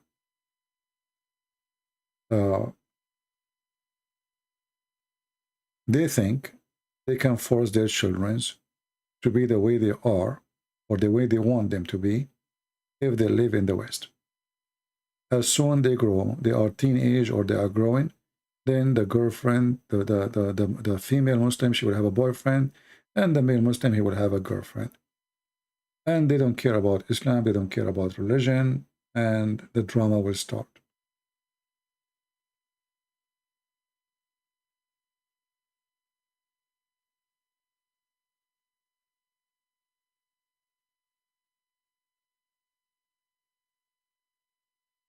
Somebody saying about a theory. There's a theory that the Quran was written in the 5th century and was corrupted by Abbasids. Could the Kalimatullah, Jesus, have been created by the Ruh Qudus? My friend, I don't go by theories. And to be honest with you, I don't care for them. Theory is a theory, and they don't affect the religion. Somebody, he might come to you and says Jesus never exists. It's a theory. If you say it to the Christians, they will laugh. So it's useless. If you are a scientist and you have a historical study and you can prove what you say, well, then it's not a theory, it's a fact. If you make it a fact, then come to me. Before that point is useless.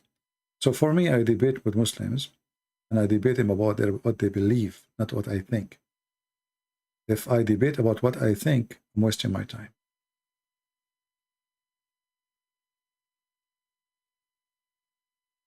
I hope you understand what I'm saying.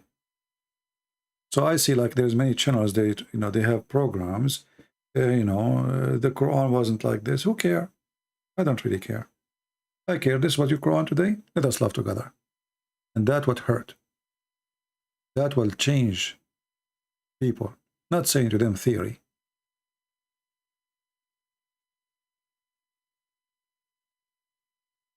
What do you think about Sikh religion? I think it's not a religion, really. It's a mix of beliefs. Those people, they are confused between they are being Hindus and they are somehow like, I mean, it's a mix of belief.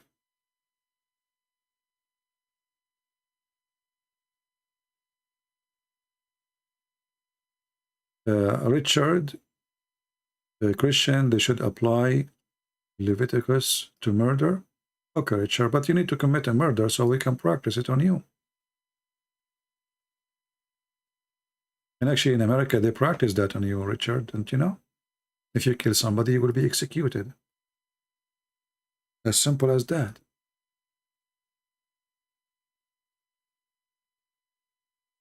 I hope I made you feel better now. Do you think the earth is 6,000 years old?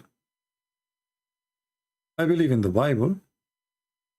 If the Bible meant to say that is the age, then I believe in that age. However, I believe that the Bible never give us really a science or scientific reference.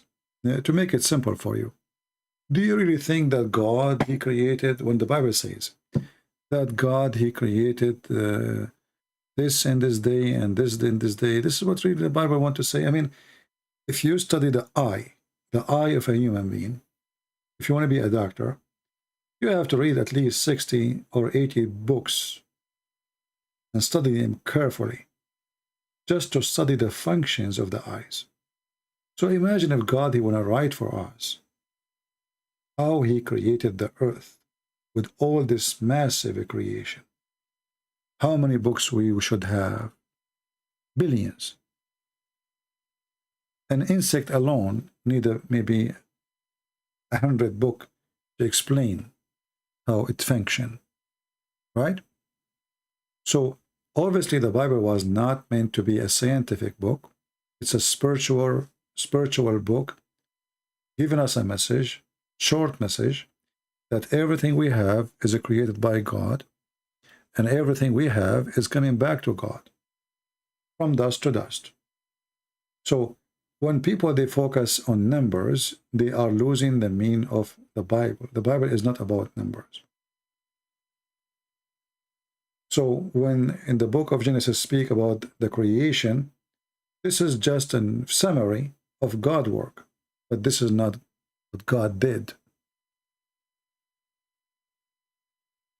Otherwise, if God want to give us what he did, we have to read billions of books.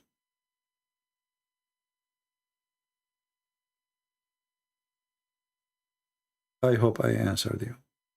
But if you are a person who is limited, in your mind, you go strictly, it says the first day, second day. Well, obviously, God, the creation, is way bigger than this. And this is not telling me what God did. It's just telling me that God, he did what we have, not what he did. Otherwise, there's no way you can write it in a book.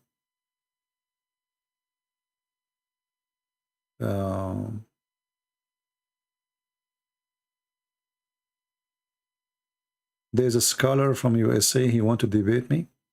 He's a scholar and he is from USA. He must be a scholar then. Is his name is it Trump?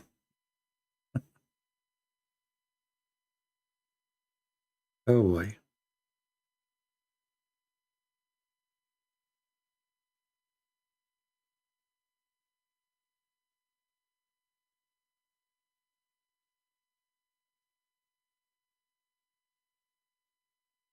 Persecution of Christians in Muslim countries.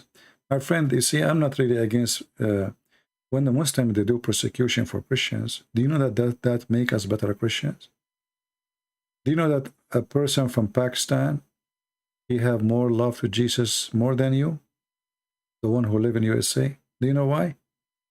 Because he is paying a high price for his faith. So persecution make us better Christians. It's not the opposite. For sure, we don't seek it, but it's not bad for us. Trust me, it's not bad. It's make us stronger than steel.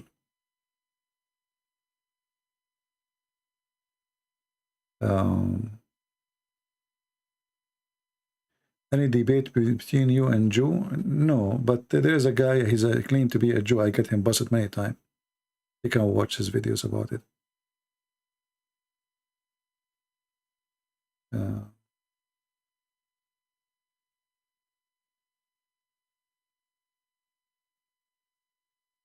All right. Look like we are out of questions.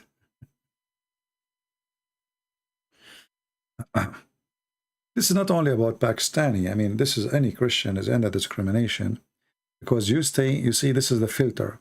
Life have a filter. And the filter will drop the one who is not real. So the one is not real.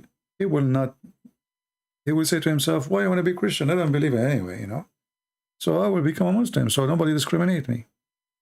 And this is the point of discrimination. Muslims discriminate you to force you to convert to Islam, right? But by doing that, we will have less hypocrite between us. And we will have more real Christians. So it's good. It's positive, not negative. Everything in life can be thought about in a positive or negative way. As an example, when you get sick. Sick is not good. But have you ever heard of a person he believed in Jesus because he got sick? Many, millions. But who said sick is good? Never was good.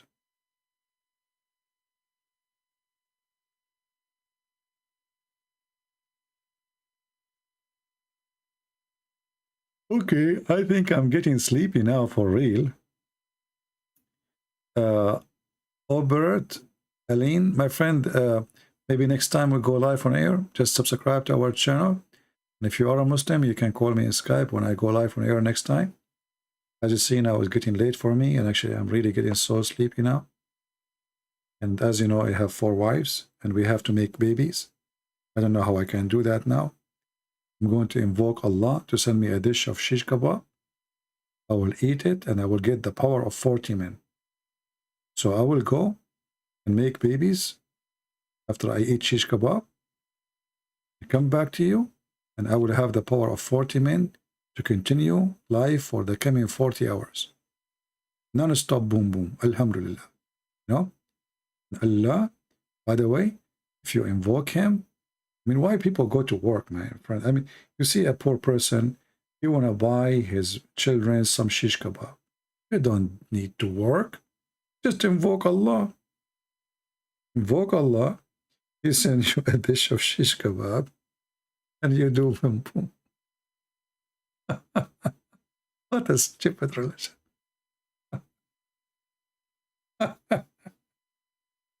Oh, Lord have mercy. Yeah, it's time for shish kebab. I don't know what to eat, actually. I need to eat. It's too late. It's 3 or 8 in the morning. What I will eat now, whatever I eat is not going to be healthy. If I don't eat, anyway, I can stay without food really for a long time.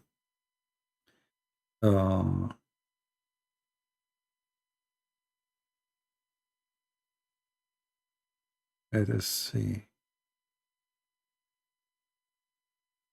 You're welcome, Papa.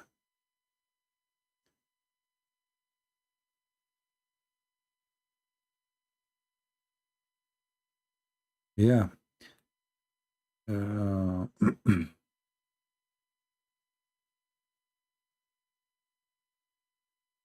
Let us see anything else.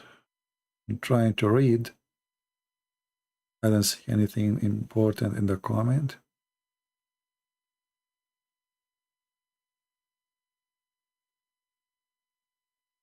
You can't sleep when you are hungry? Perfect. I will make you an admin and we keep the life running. All what we need to do, keep you hungry forever.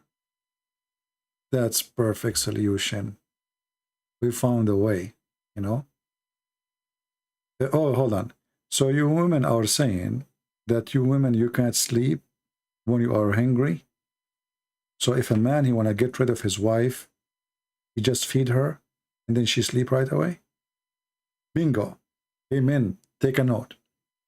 If you want your wife to sleep and leave you alone, bring her a sandwich. Make her eat it. 5 minutes after, maximum. 1, 2, 3, 4. You open the door. Close the door slowly. Go out. Go with your friends. Do whatever you want to do. You come back. Before she wake up again, give her another sandwich when she is asleep still. Like, you know, you open her mouth and push the sandwich, like, you know, and now she will continue sleeping. And then you go again, stay away like with your friends 2 hours, 3 hours, and then before the 3 hours pass, come back, give her another sandwich. Or maybe you can find an Amazon like auto machine to do auto feeding, you know? I don't know, you know the thing. What the heck? So women, they sleep if they eat? That is something. Okay. Now it's not scary to get married no more. Oof, that is a relief. Oh boy. Oh boy. True story. You don't eat before you sleep? So you eat after you sleep? I mean, do you see how you can play with sentence? I don't eat before sleep. That's mean you eat after sleeping.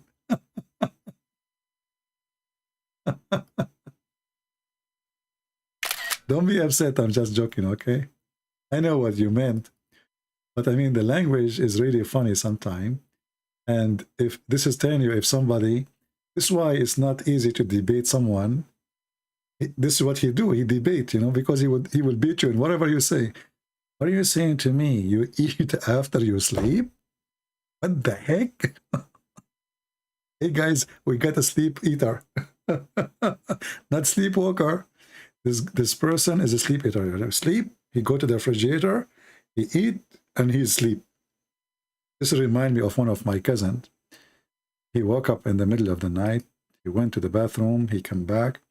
He put his head in the pillow. He's a very heavy sleeper.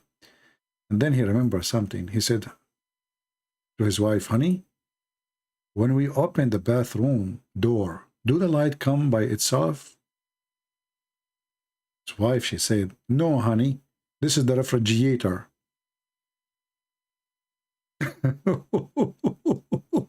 So now you know where he did pee, huh? He's a heavy sleeper. He went to the bathroom. He opened the door. The light come up. He did it. He come back. What the heck? Since when we open the door of the bathroom, the light come on? Oh boy. Anyway. You eat while you are sleeping? Oh, that's good. I can tell from the first time I saw you, you are different. True story.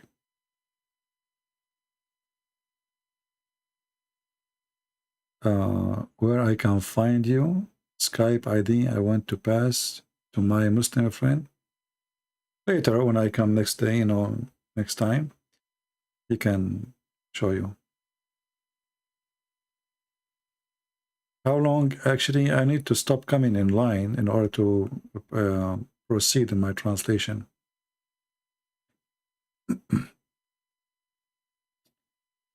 Why you don't give me challenge, CP? Why you don't give me challenge, CP? Okay, hold on. I'm trying to give you a challenge. But I have a problem here with your name.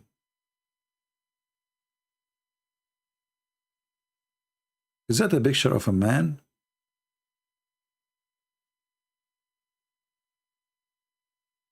And your name is Latifa?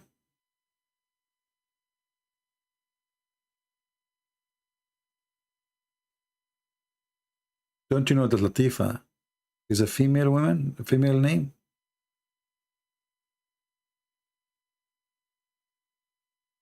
Are you serious? You are a man and your name is Latifa?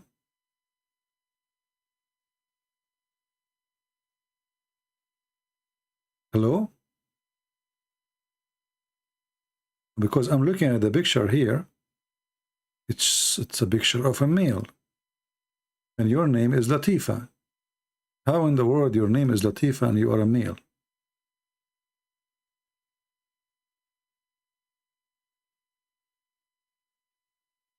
Yeah, but no, this guy is an Indonesian, and Indonesian, they use Arabic name.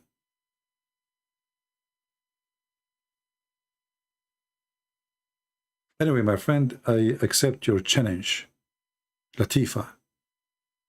Okay? As long as it's not involve makeup. You want to start, Latifa?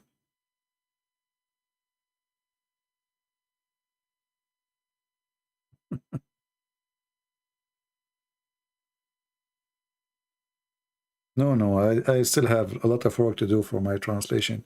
As I said, I need to stop coming online for some time so I can proceed faster. You see, coming online is taking a lot of my energy. It's not easy, it's many hours speaking, answering, and when you go, your head really need good break.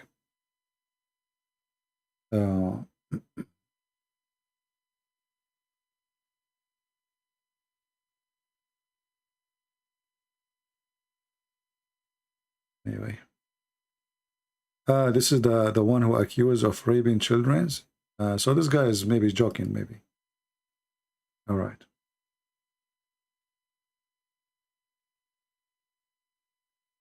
CP, still going, never give up. Give up on what? Give up on what exactly? I mean, why people are saying those things? I don't know. Give up. He is a Malaysian. Yeah. Actually, originally, I'm from Indonesia, by the way. And what happened when my grandfather, Mr. Adam, he landed in Sri Lanka, as you remember. When he once he have a fight with his wife. His wife, her name is Eve. I don't know if you heard of my grandmother. So he have a fight with his wife, Eve, and his wife, she was giving delivery, And then, he boxed her. Because at that time, old people, they used to fight. And Adam was very long, tall. So his hand is so big and so long. So he boxed her, and then he threw her all the way to Indonesia. She gave birth to me in Indonesia, and then she came back because she was attached to a Rasul. Like, boing, come back. And like I was born in Indonesia, and then I woke up and I noticed that I like coconut. And since that day, I became Indonesian. And you know, when I apply for citizenship in Indonesia, they ask me, what is the proof that you're Indonesian? I said, I like rice. And right away, I was accepted. I passed the test.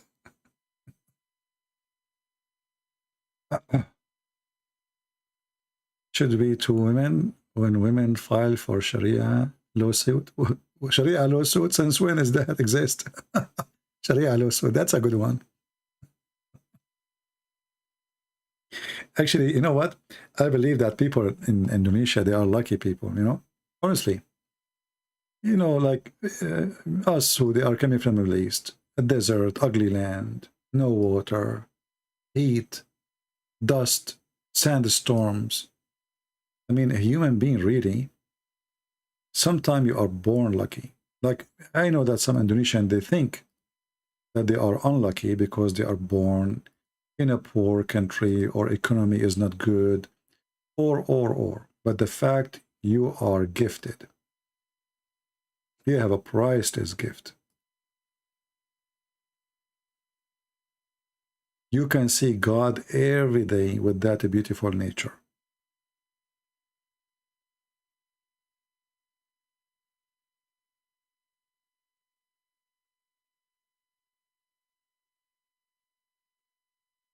All those Asian countries, actually, many of them, they don't really understand how lucky they are.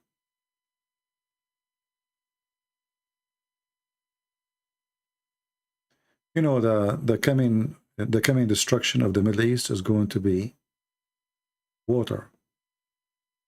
It's already, actually. Do you know that Turkey is trying to hijack the water around the country around it?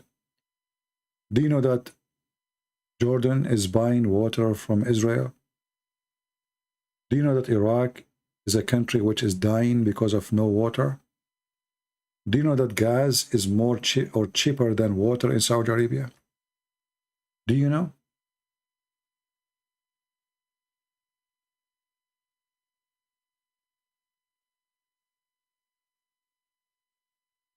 But people never appreciate what they have usually until they lose it.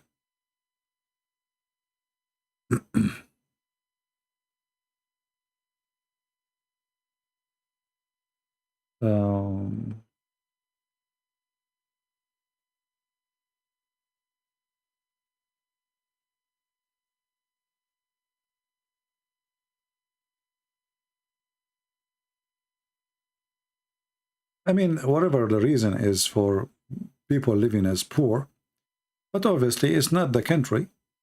I mean, the country should be worthy because you have all the resource to make this country worthy. You know? You can feed the world. I mean, a country like Holland, it's a very tiny country, is giving cheese to the whole world. You go any store, you find cheese from Holland. Any store you want. How? You know, small tiny country is feeding the world with milk and cheese.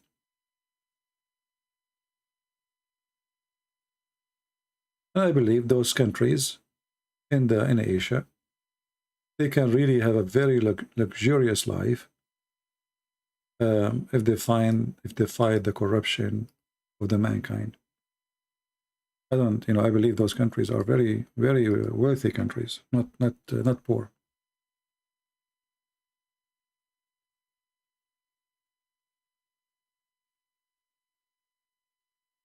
In the Middle East, if you like now, you see those Arab countries, they are used, like if you go to Emirates, they are used to air conditions, etc. What if the air conditions stop for a few hours? Those people would die because now their houses is not qualified to handle the heat. See, all days they used to build their houses from dirt, wood, even tents, which is way better than the houses they have now. The houses they have now, is really very bad for any you know, earth element. Everything is based on fake you know, conditioning. Before it was natural conditioning, so they used to survive with it, but now they cannot. And I believe that, you know, the Middle East have a very horrible end, sooner or later. It is the worst place maybe to live.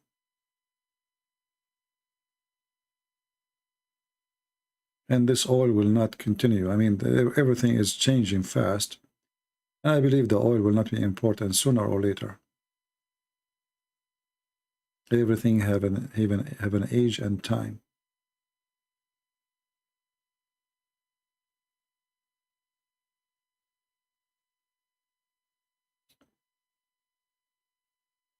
Yeah, look at this. I just searched for pictures in Indonesia.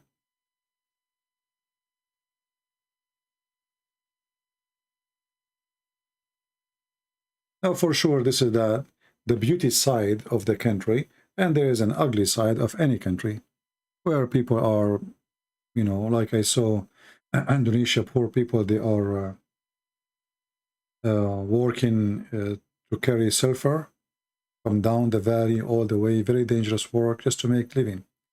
So the country is so beautiful. It is, you know, there's a lot of resource, but obviously life is not easy in those countries.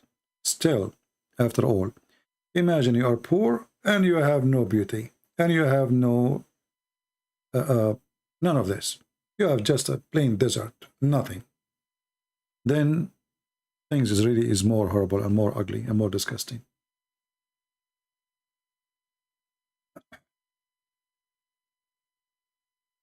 Come to Indonesia, yeah, the Muslims will be waiting for me in the airport.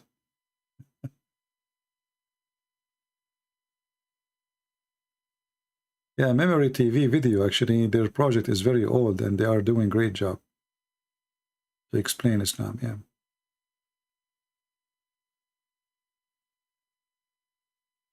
I believe the only solution for a country like Indonesia, that the Christians, they should have their own country, and this is how the way you can fix the country. As long there's a, you know, the cave time mentality, Sharia law, and people want to practice Sharia law, the country will never have a future.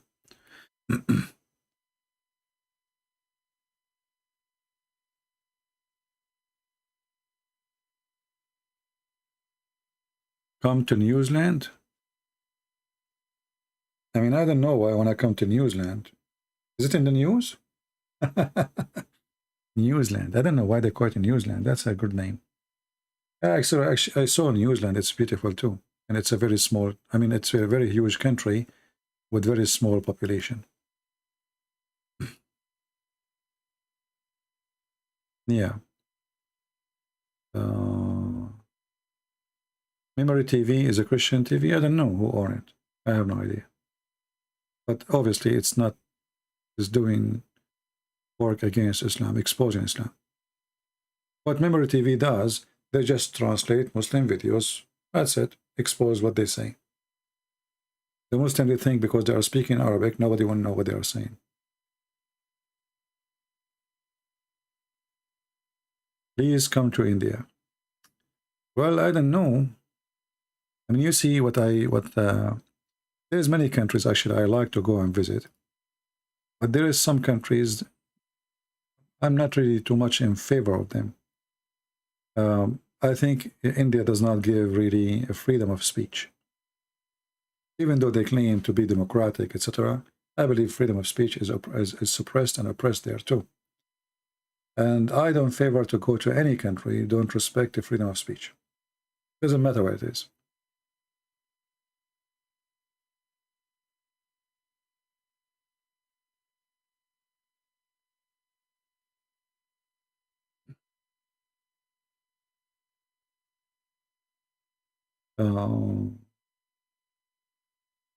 People are talking about how many hours. I'm here for 5 hours and 51 minutes.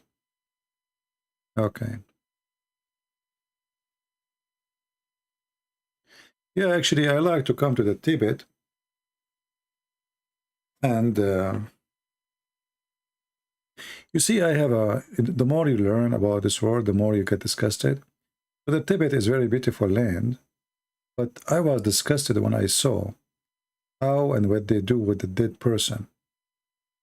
It was shocking to see in the Tibet that when a person he die, they cut him pieces, like a butcher cutting a cow, and then they take him to they take him actually as a body to the top of the mountain, and then after that they cut him pieces and they feed him to the birds. Human being is very weird and sometimes very disgusting. How in the world anyone will cut his father or his mother or whoever family member of yours pieces, and you will butcher them yourself, and then you feed them to eagles? What kind of religion does that? Human being is really weird. Extremely weird.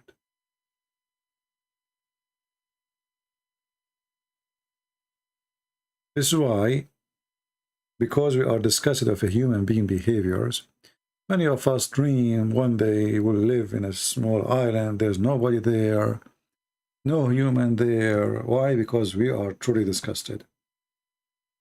Human being is the most scary creature ever.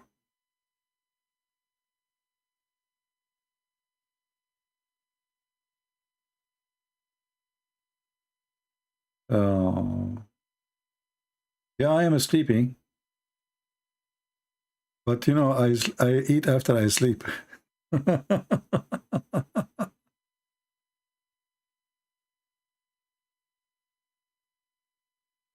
No, I can go to the Tibet. Maybe we can, you know, you see, sometimes you do a little journey, and the journey can make a big difference and change a country. If you go and see how people of Ethiopia became Christians, or how people of Egypt became Christians, or even Indian in India, how long time they became Christians, you will not believe it. It was one person visiting a country. So in order to make a change, you better work for it. What do you think about the future of Islam? Today is the future of Islam. It's dead. There's no future. It's already dead. Islam have a future as long you are ignorant, as long you are silly, as long you are stupid. The second you are not, Islam has no future. Do you accept that Jesus is Al-Rahman, as mentioned in Titus 2:11-14? First of all, Ar-Rahman is not an Arabic word, it is an Aramaic word. And therefore, the origin of Ar-Rahman is not really Islamic. The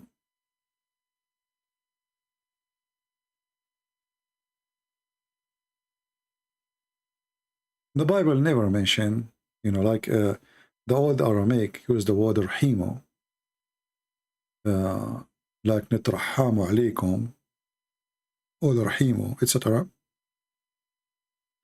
But it's not the Islamic titles or the Islamic names. However, if you go and read the Quran, you will find that Muhammad, when he did read, or when he mentioned the name of his God, he mentioned 3 names.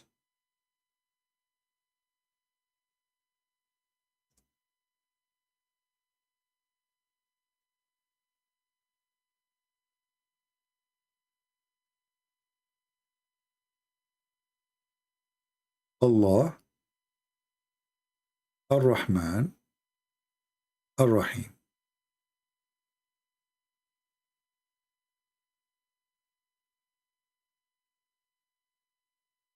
And if we now compare it to the Aramaic, we can compare it as the following: in the name of the Father, the Son, the Holy Spirit. So it is possible that Muhammad, he stole those words from the Aramaic people, and he used them as part of his religion. However, if you remember in the Quran, there is when Muhammad first time he used the word Ar-Rahman. You see, when you see the Quran today, it says it chapter 1, verse number 1. So right away you think, oh, so this is from the beginning of Islam. Muhammad is using Ar-Rahman and Ar-Rahim, which translated as the beneficent and the most merciful, which is false, by the way. Ar-Rahman is the mercy. Ar-Rahim is the merciful. But the fact it is that Muhammad never mentioned those names before. How we can prove that?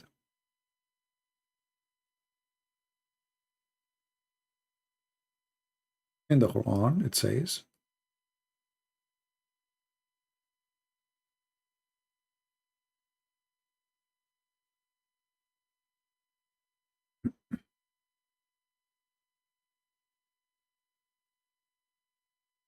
as you see here,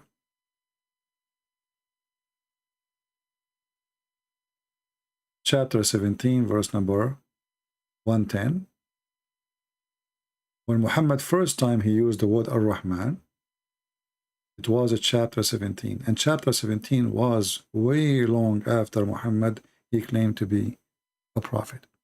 So obviously in this point here, in the life of Muhammad, he learned the word Ar-Rahman.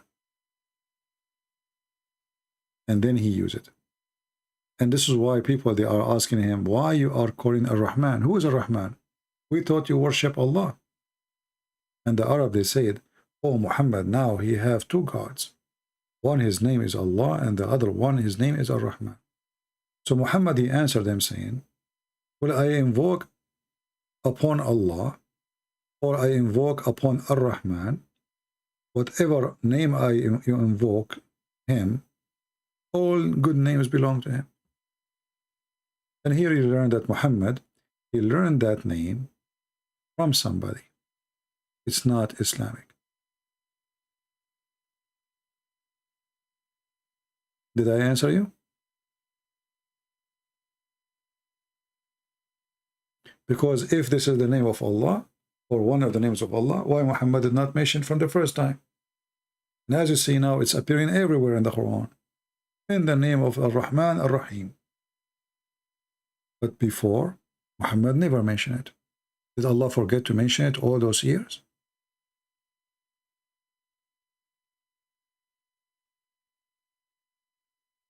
I hope I gave you the answer.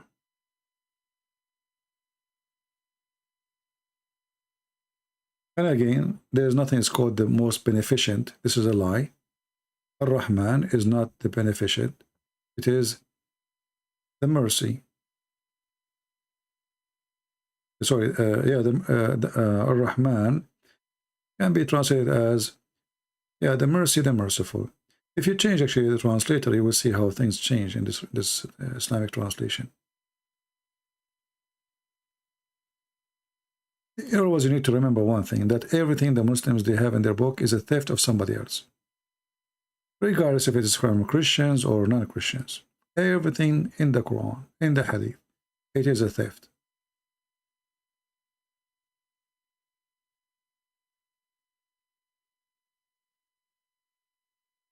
See here the translation different, not the beneficent, the most merciful, Ar-Rahman.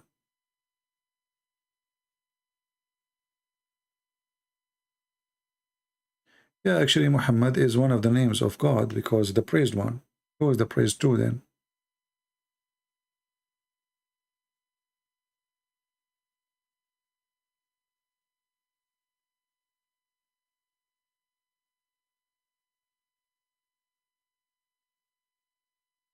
Well, I think it's better not to give me the questions now about Bible or Quran because I am out of gas. It is already 3:37 a.m.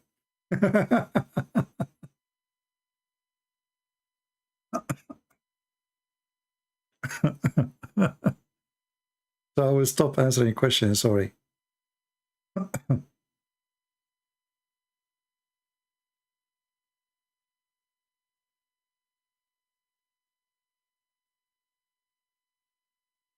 Jesus is Lord, my friend. I'm sure the Lord, he will give you a gift of what to share and what not to share in the right time. Like, remember, when you want to teach in a classroom, if you are a teacher, you don't start teaching kids like 9x9 is 82. You start with 1x1. You start step by step. So you know, you have always to think carefully. The one you talk to, how much he knew, how much he is educated, how much smart he is, how much slow he is. At the same time, you yourself, what is your qualification to share? If you think you have a good qualification, then that good qualification will tell you what is best to share at the time. All right?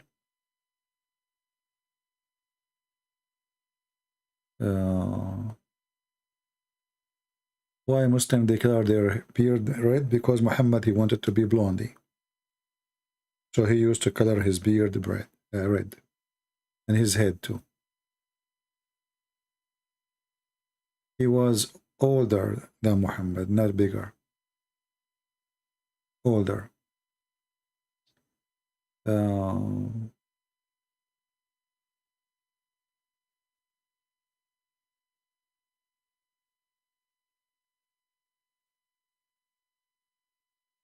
Who is my most Hollywood actor? Muhammad.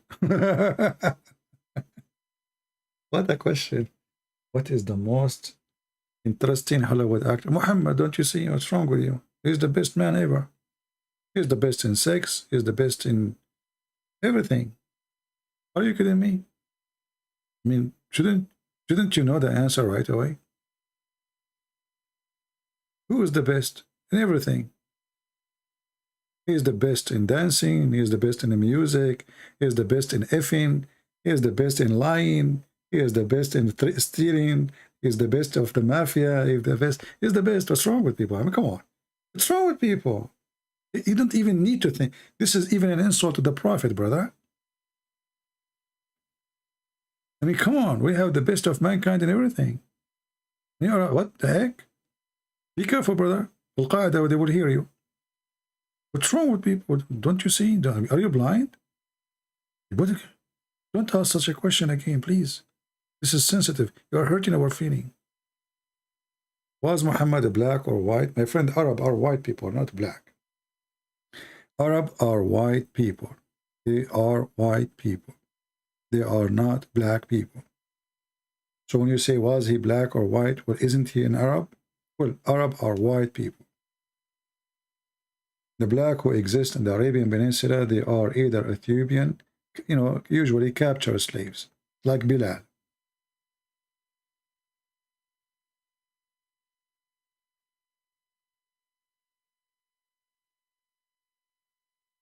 Welcome, my friend Naz Tau. Wow. I think this is Indonesian name, right? Well, Muhammad, he wanted, obviously they are obsessed with the blonde. They are white, but they are not blonde. This is why when Mary the Copt, Muhammad, he received a gift from Egypt. And the ruler of Egypt is a Roman. So he sent him a blonde girl. Her name is Mary. They call her the Copt, but the fact she is not really Coptic. She was blonde. So when she arrived to town, even Aisha, she was so upset because she is very white and she is very blonde.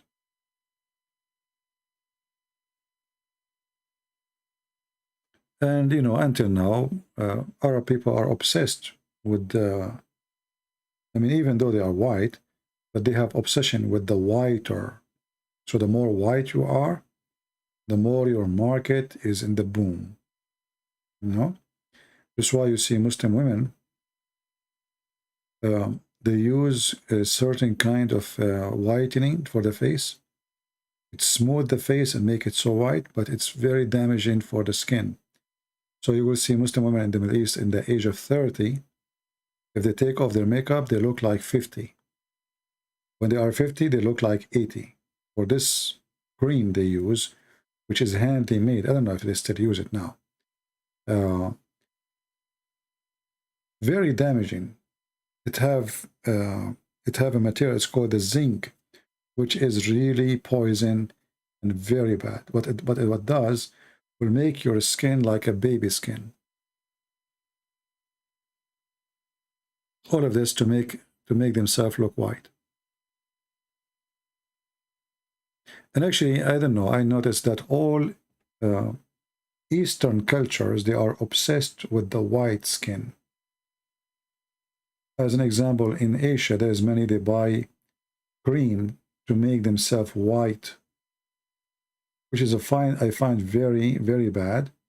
And it's, you know, this is not the right thing to do, but they do. I don't know, they have, some people, they have their own way of thinking about beauty, you know, because who said that if you are white, that make you beautiful? You can be a black woman and you can beat every white woman easy. So what beauty have to do with being white? So there is like a wrong mentality in the Middle East and East in general about being white and being good looking, you know.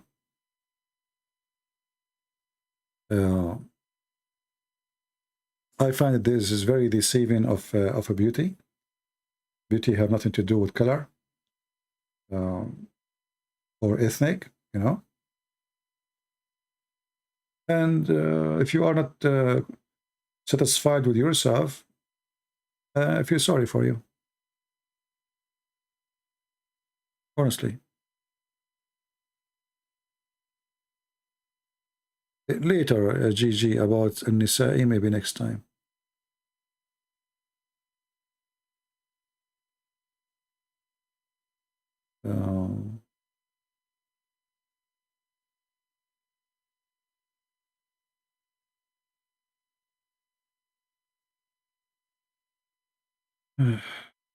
Yeah, in New York. Why Muslims have to say BBUH? Because they worship him.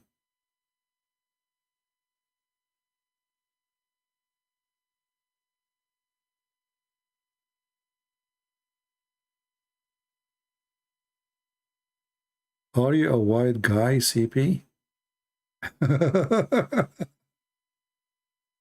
My friend, I'm black, blonde, African American from Japan.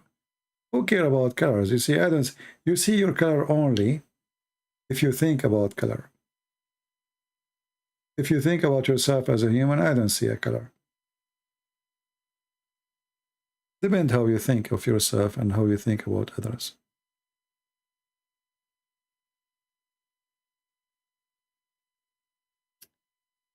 All right, I think we have enough for today. And now we finished more than 6 hours. So please tell everybody it's 4 hours. 4 hours and 59 minutes. I don't understand how this thing works here. It says 4 hours, 59.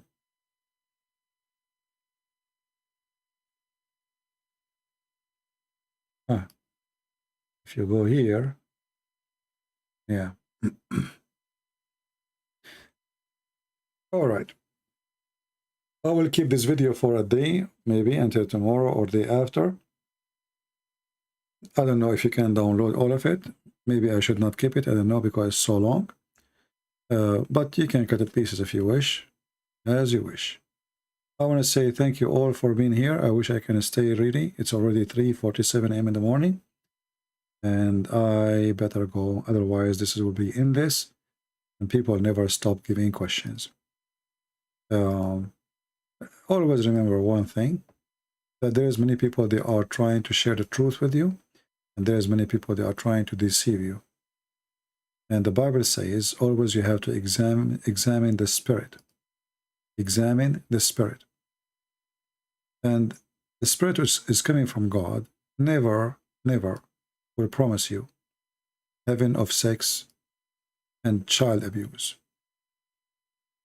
The God of Islam, he promised you women who they are created just for your sexual pleasure. And this is against justice, because a human are a human, and women are a human. And if this God, he don't care how this a human feel, and he decide to make her, create her just to be sex toy, what kind of God this God is? This is not justice. Why the God don't create for the women 72 men to sleep with her? Because this is an Arab men mentality, where the man, he can F as he wish, but women, they can be effed by one man, no matter how many. The Arab man, God, is designed to fit with Arab people of the desert, who dream to have sex with white women, for their skin is so white to the point you can see the marrow of their bones. Examine, my friend, the teaching, examine the spirit, examine the purpose, so they cannot fool you and they cannot deceive you. The devil is waiting for you, the same as a spider waiting for an insect. He make a web not because he like to give you a bed, soft bed, but because he want to capture you, and then he want to suck your blood.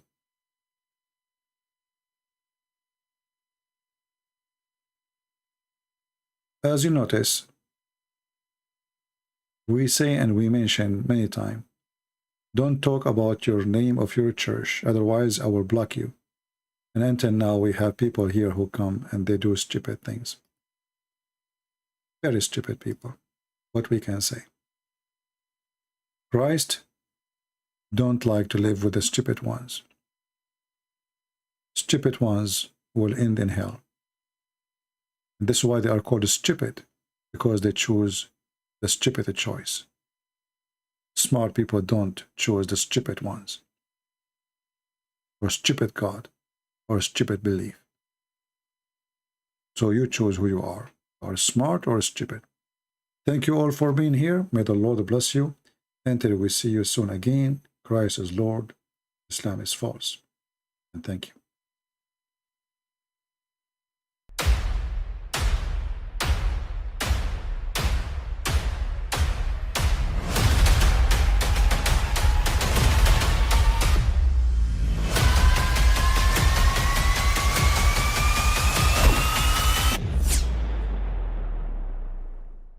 But I mean, again, he doesn't know who Gabriel is, right?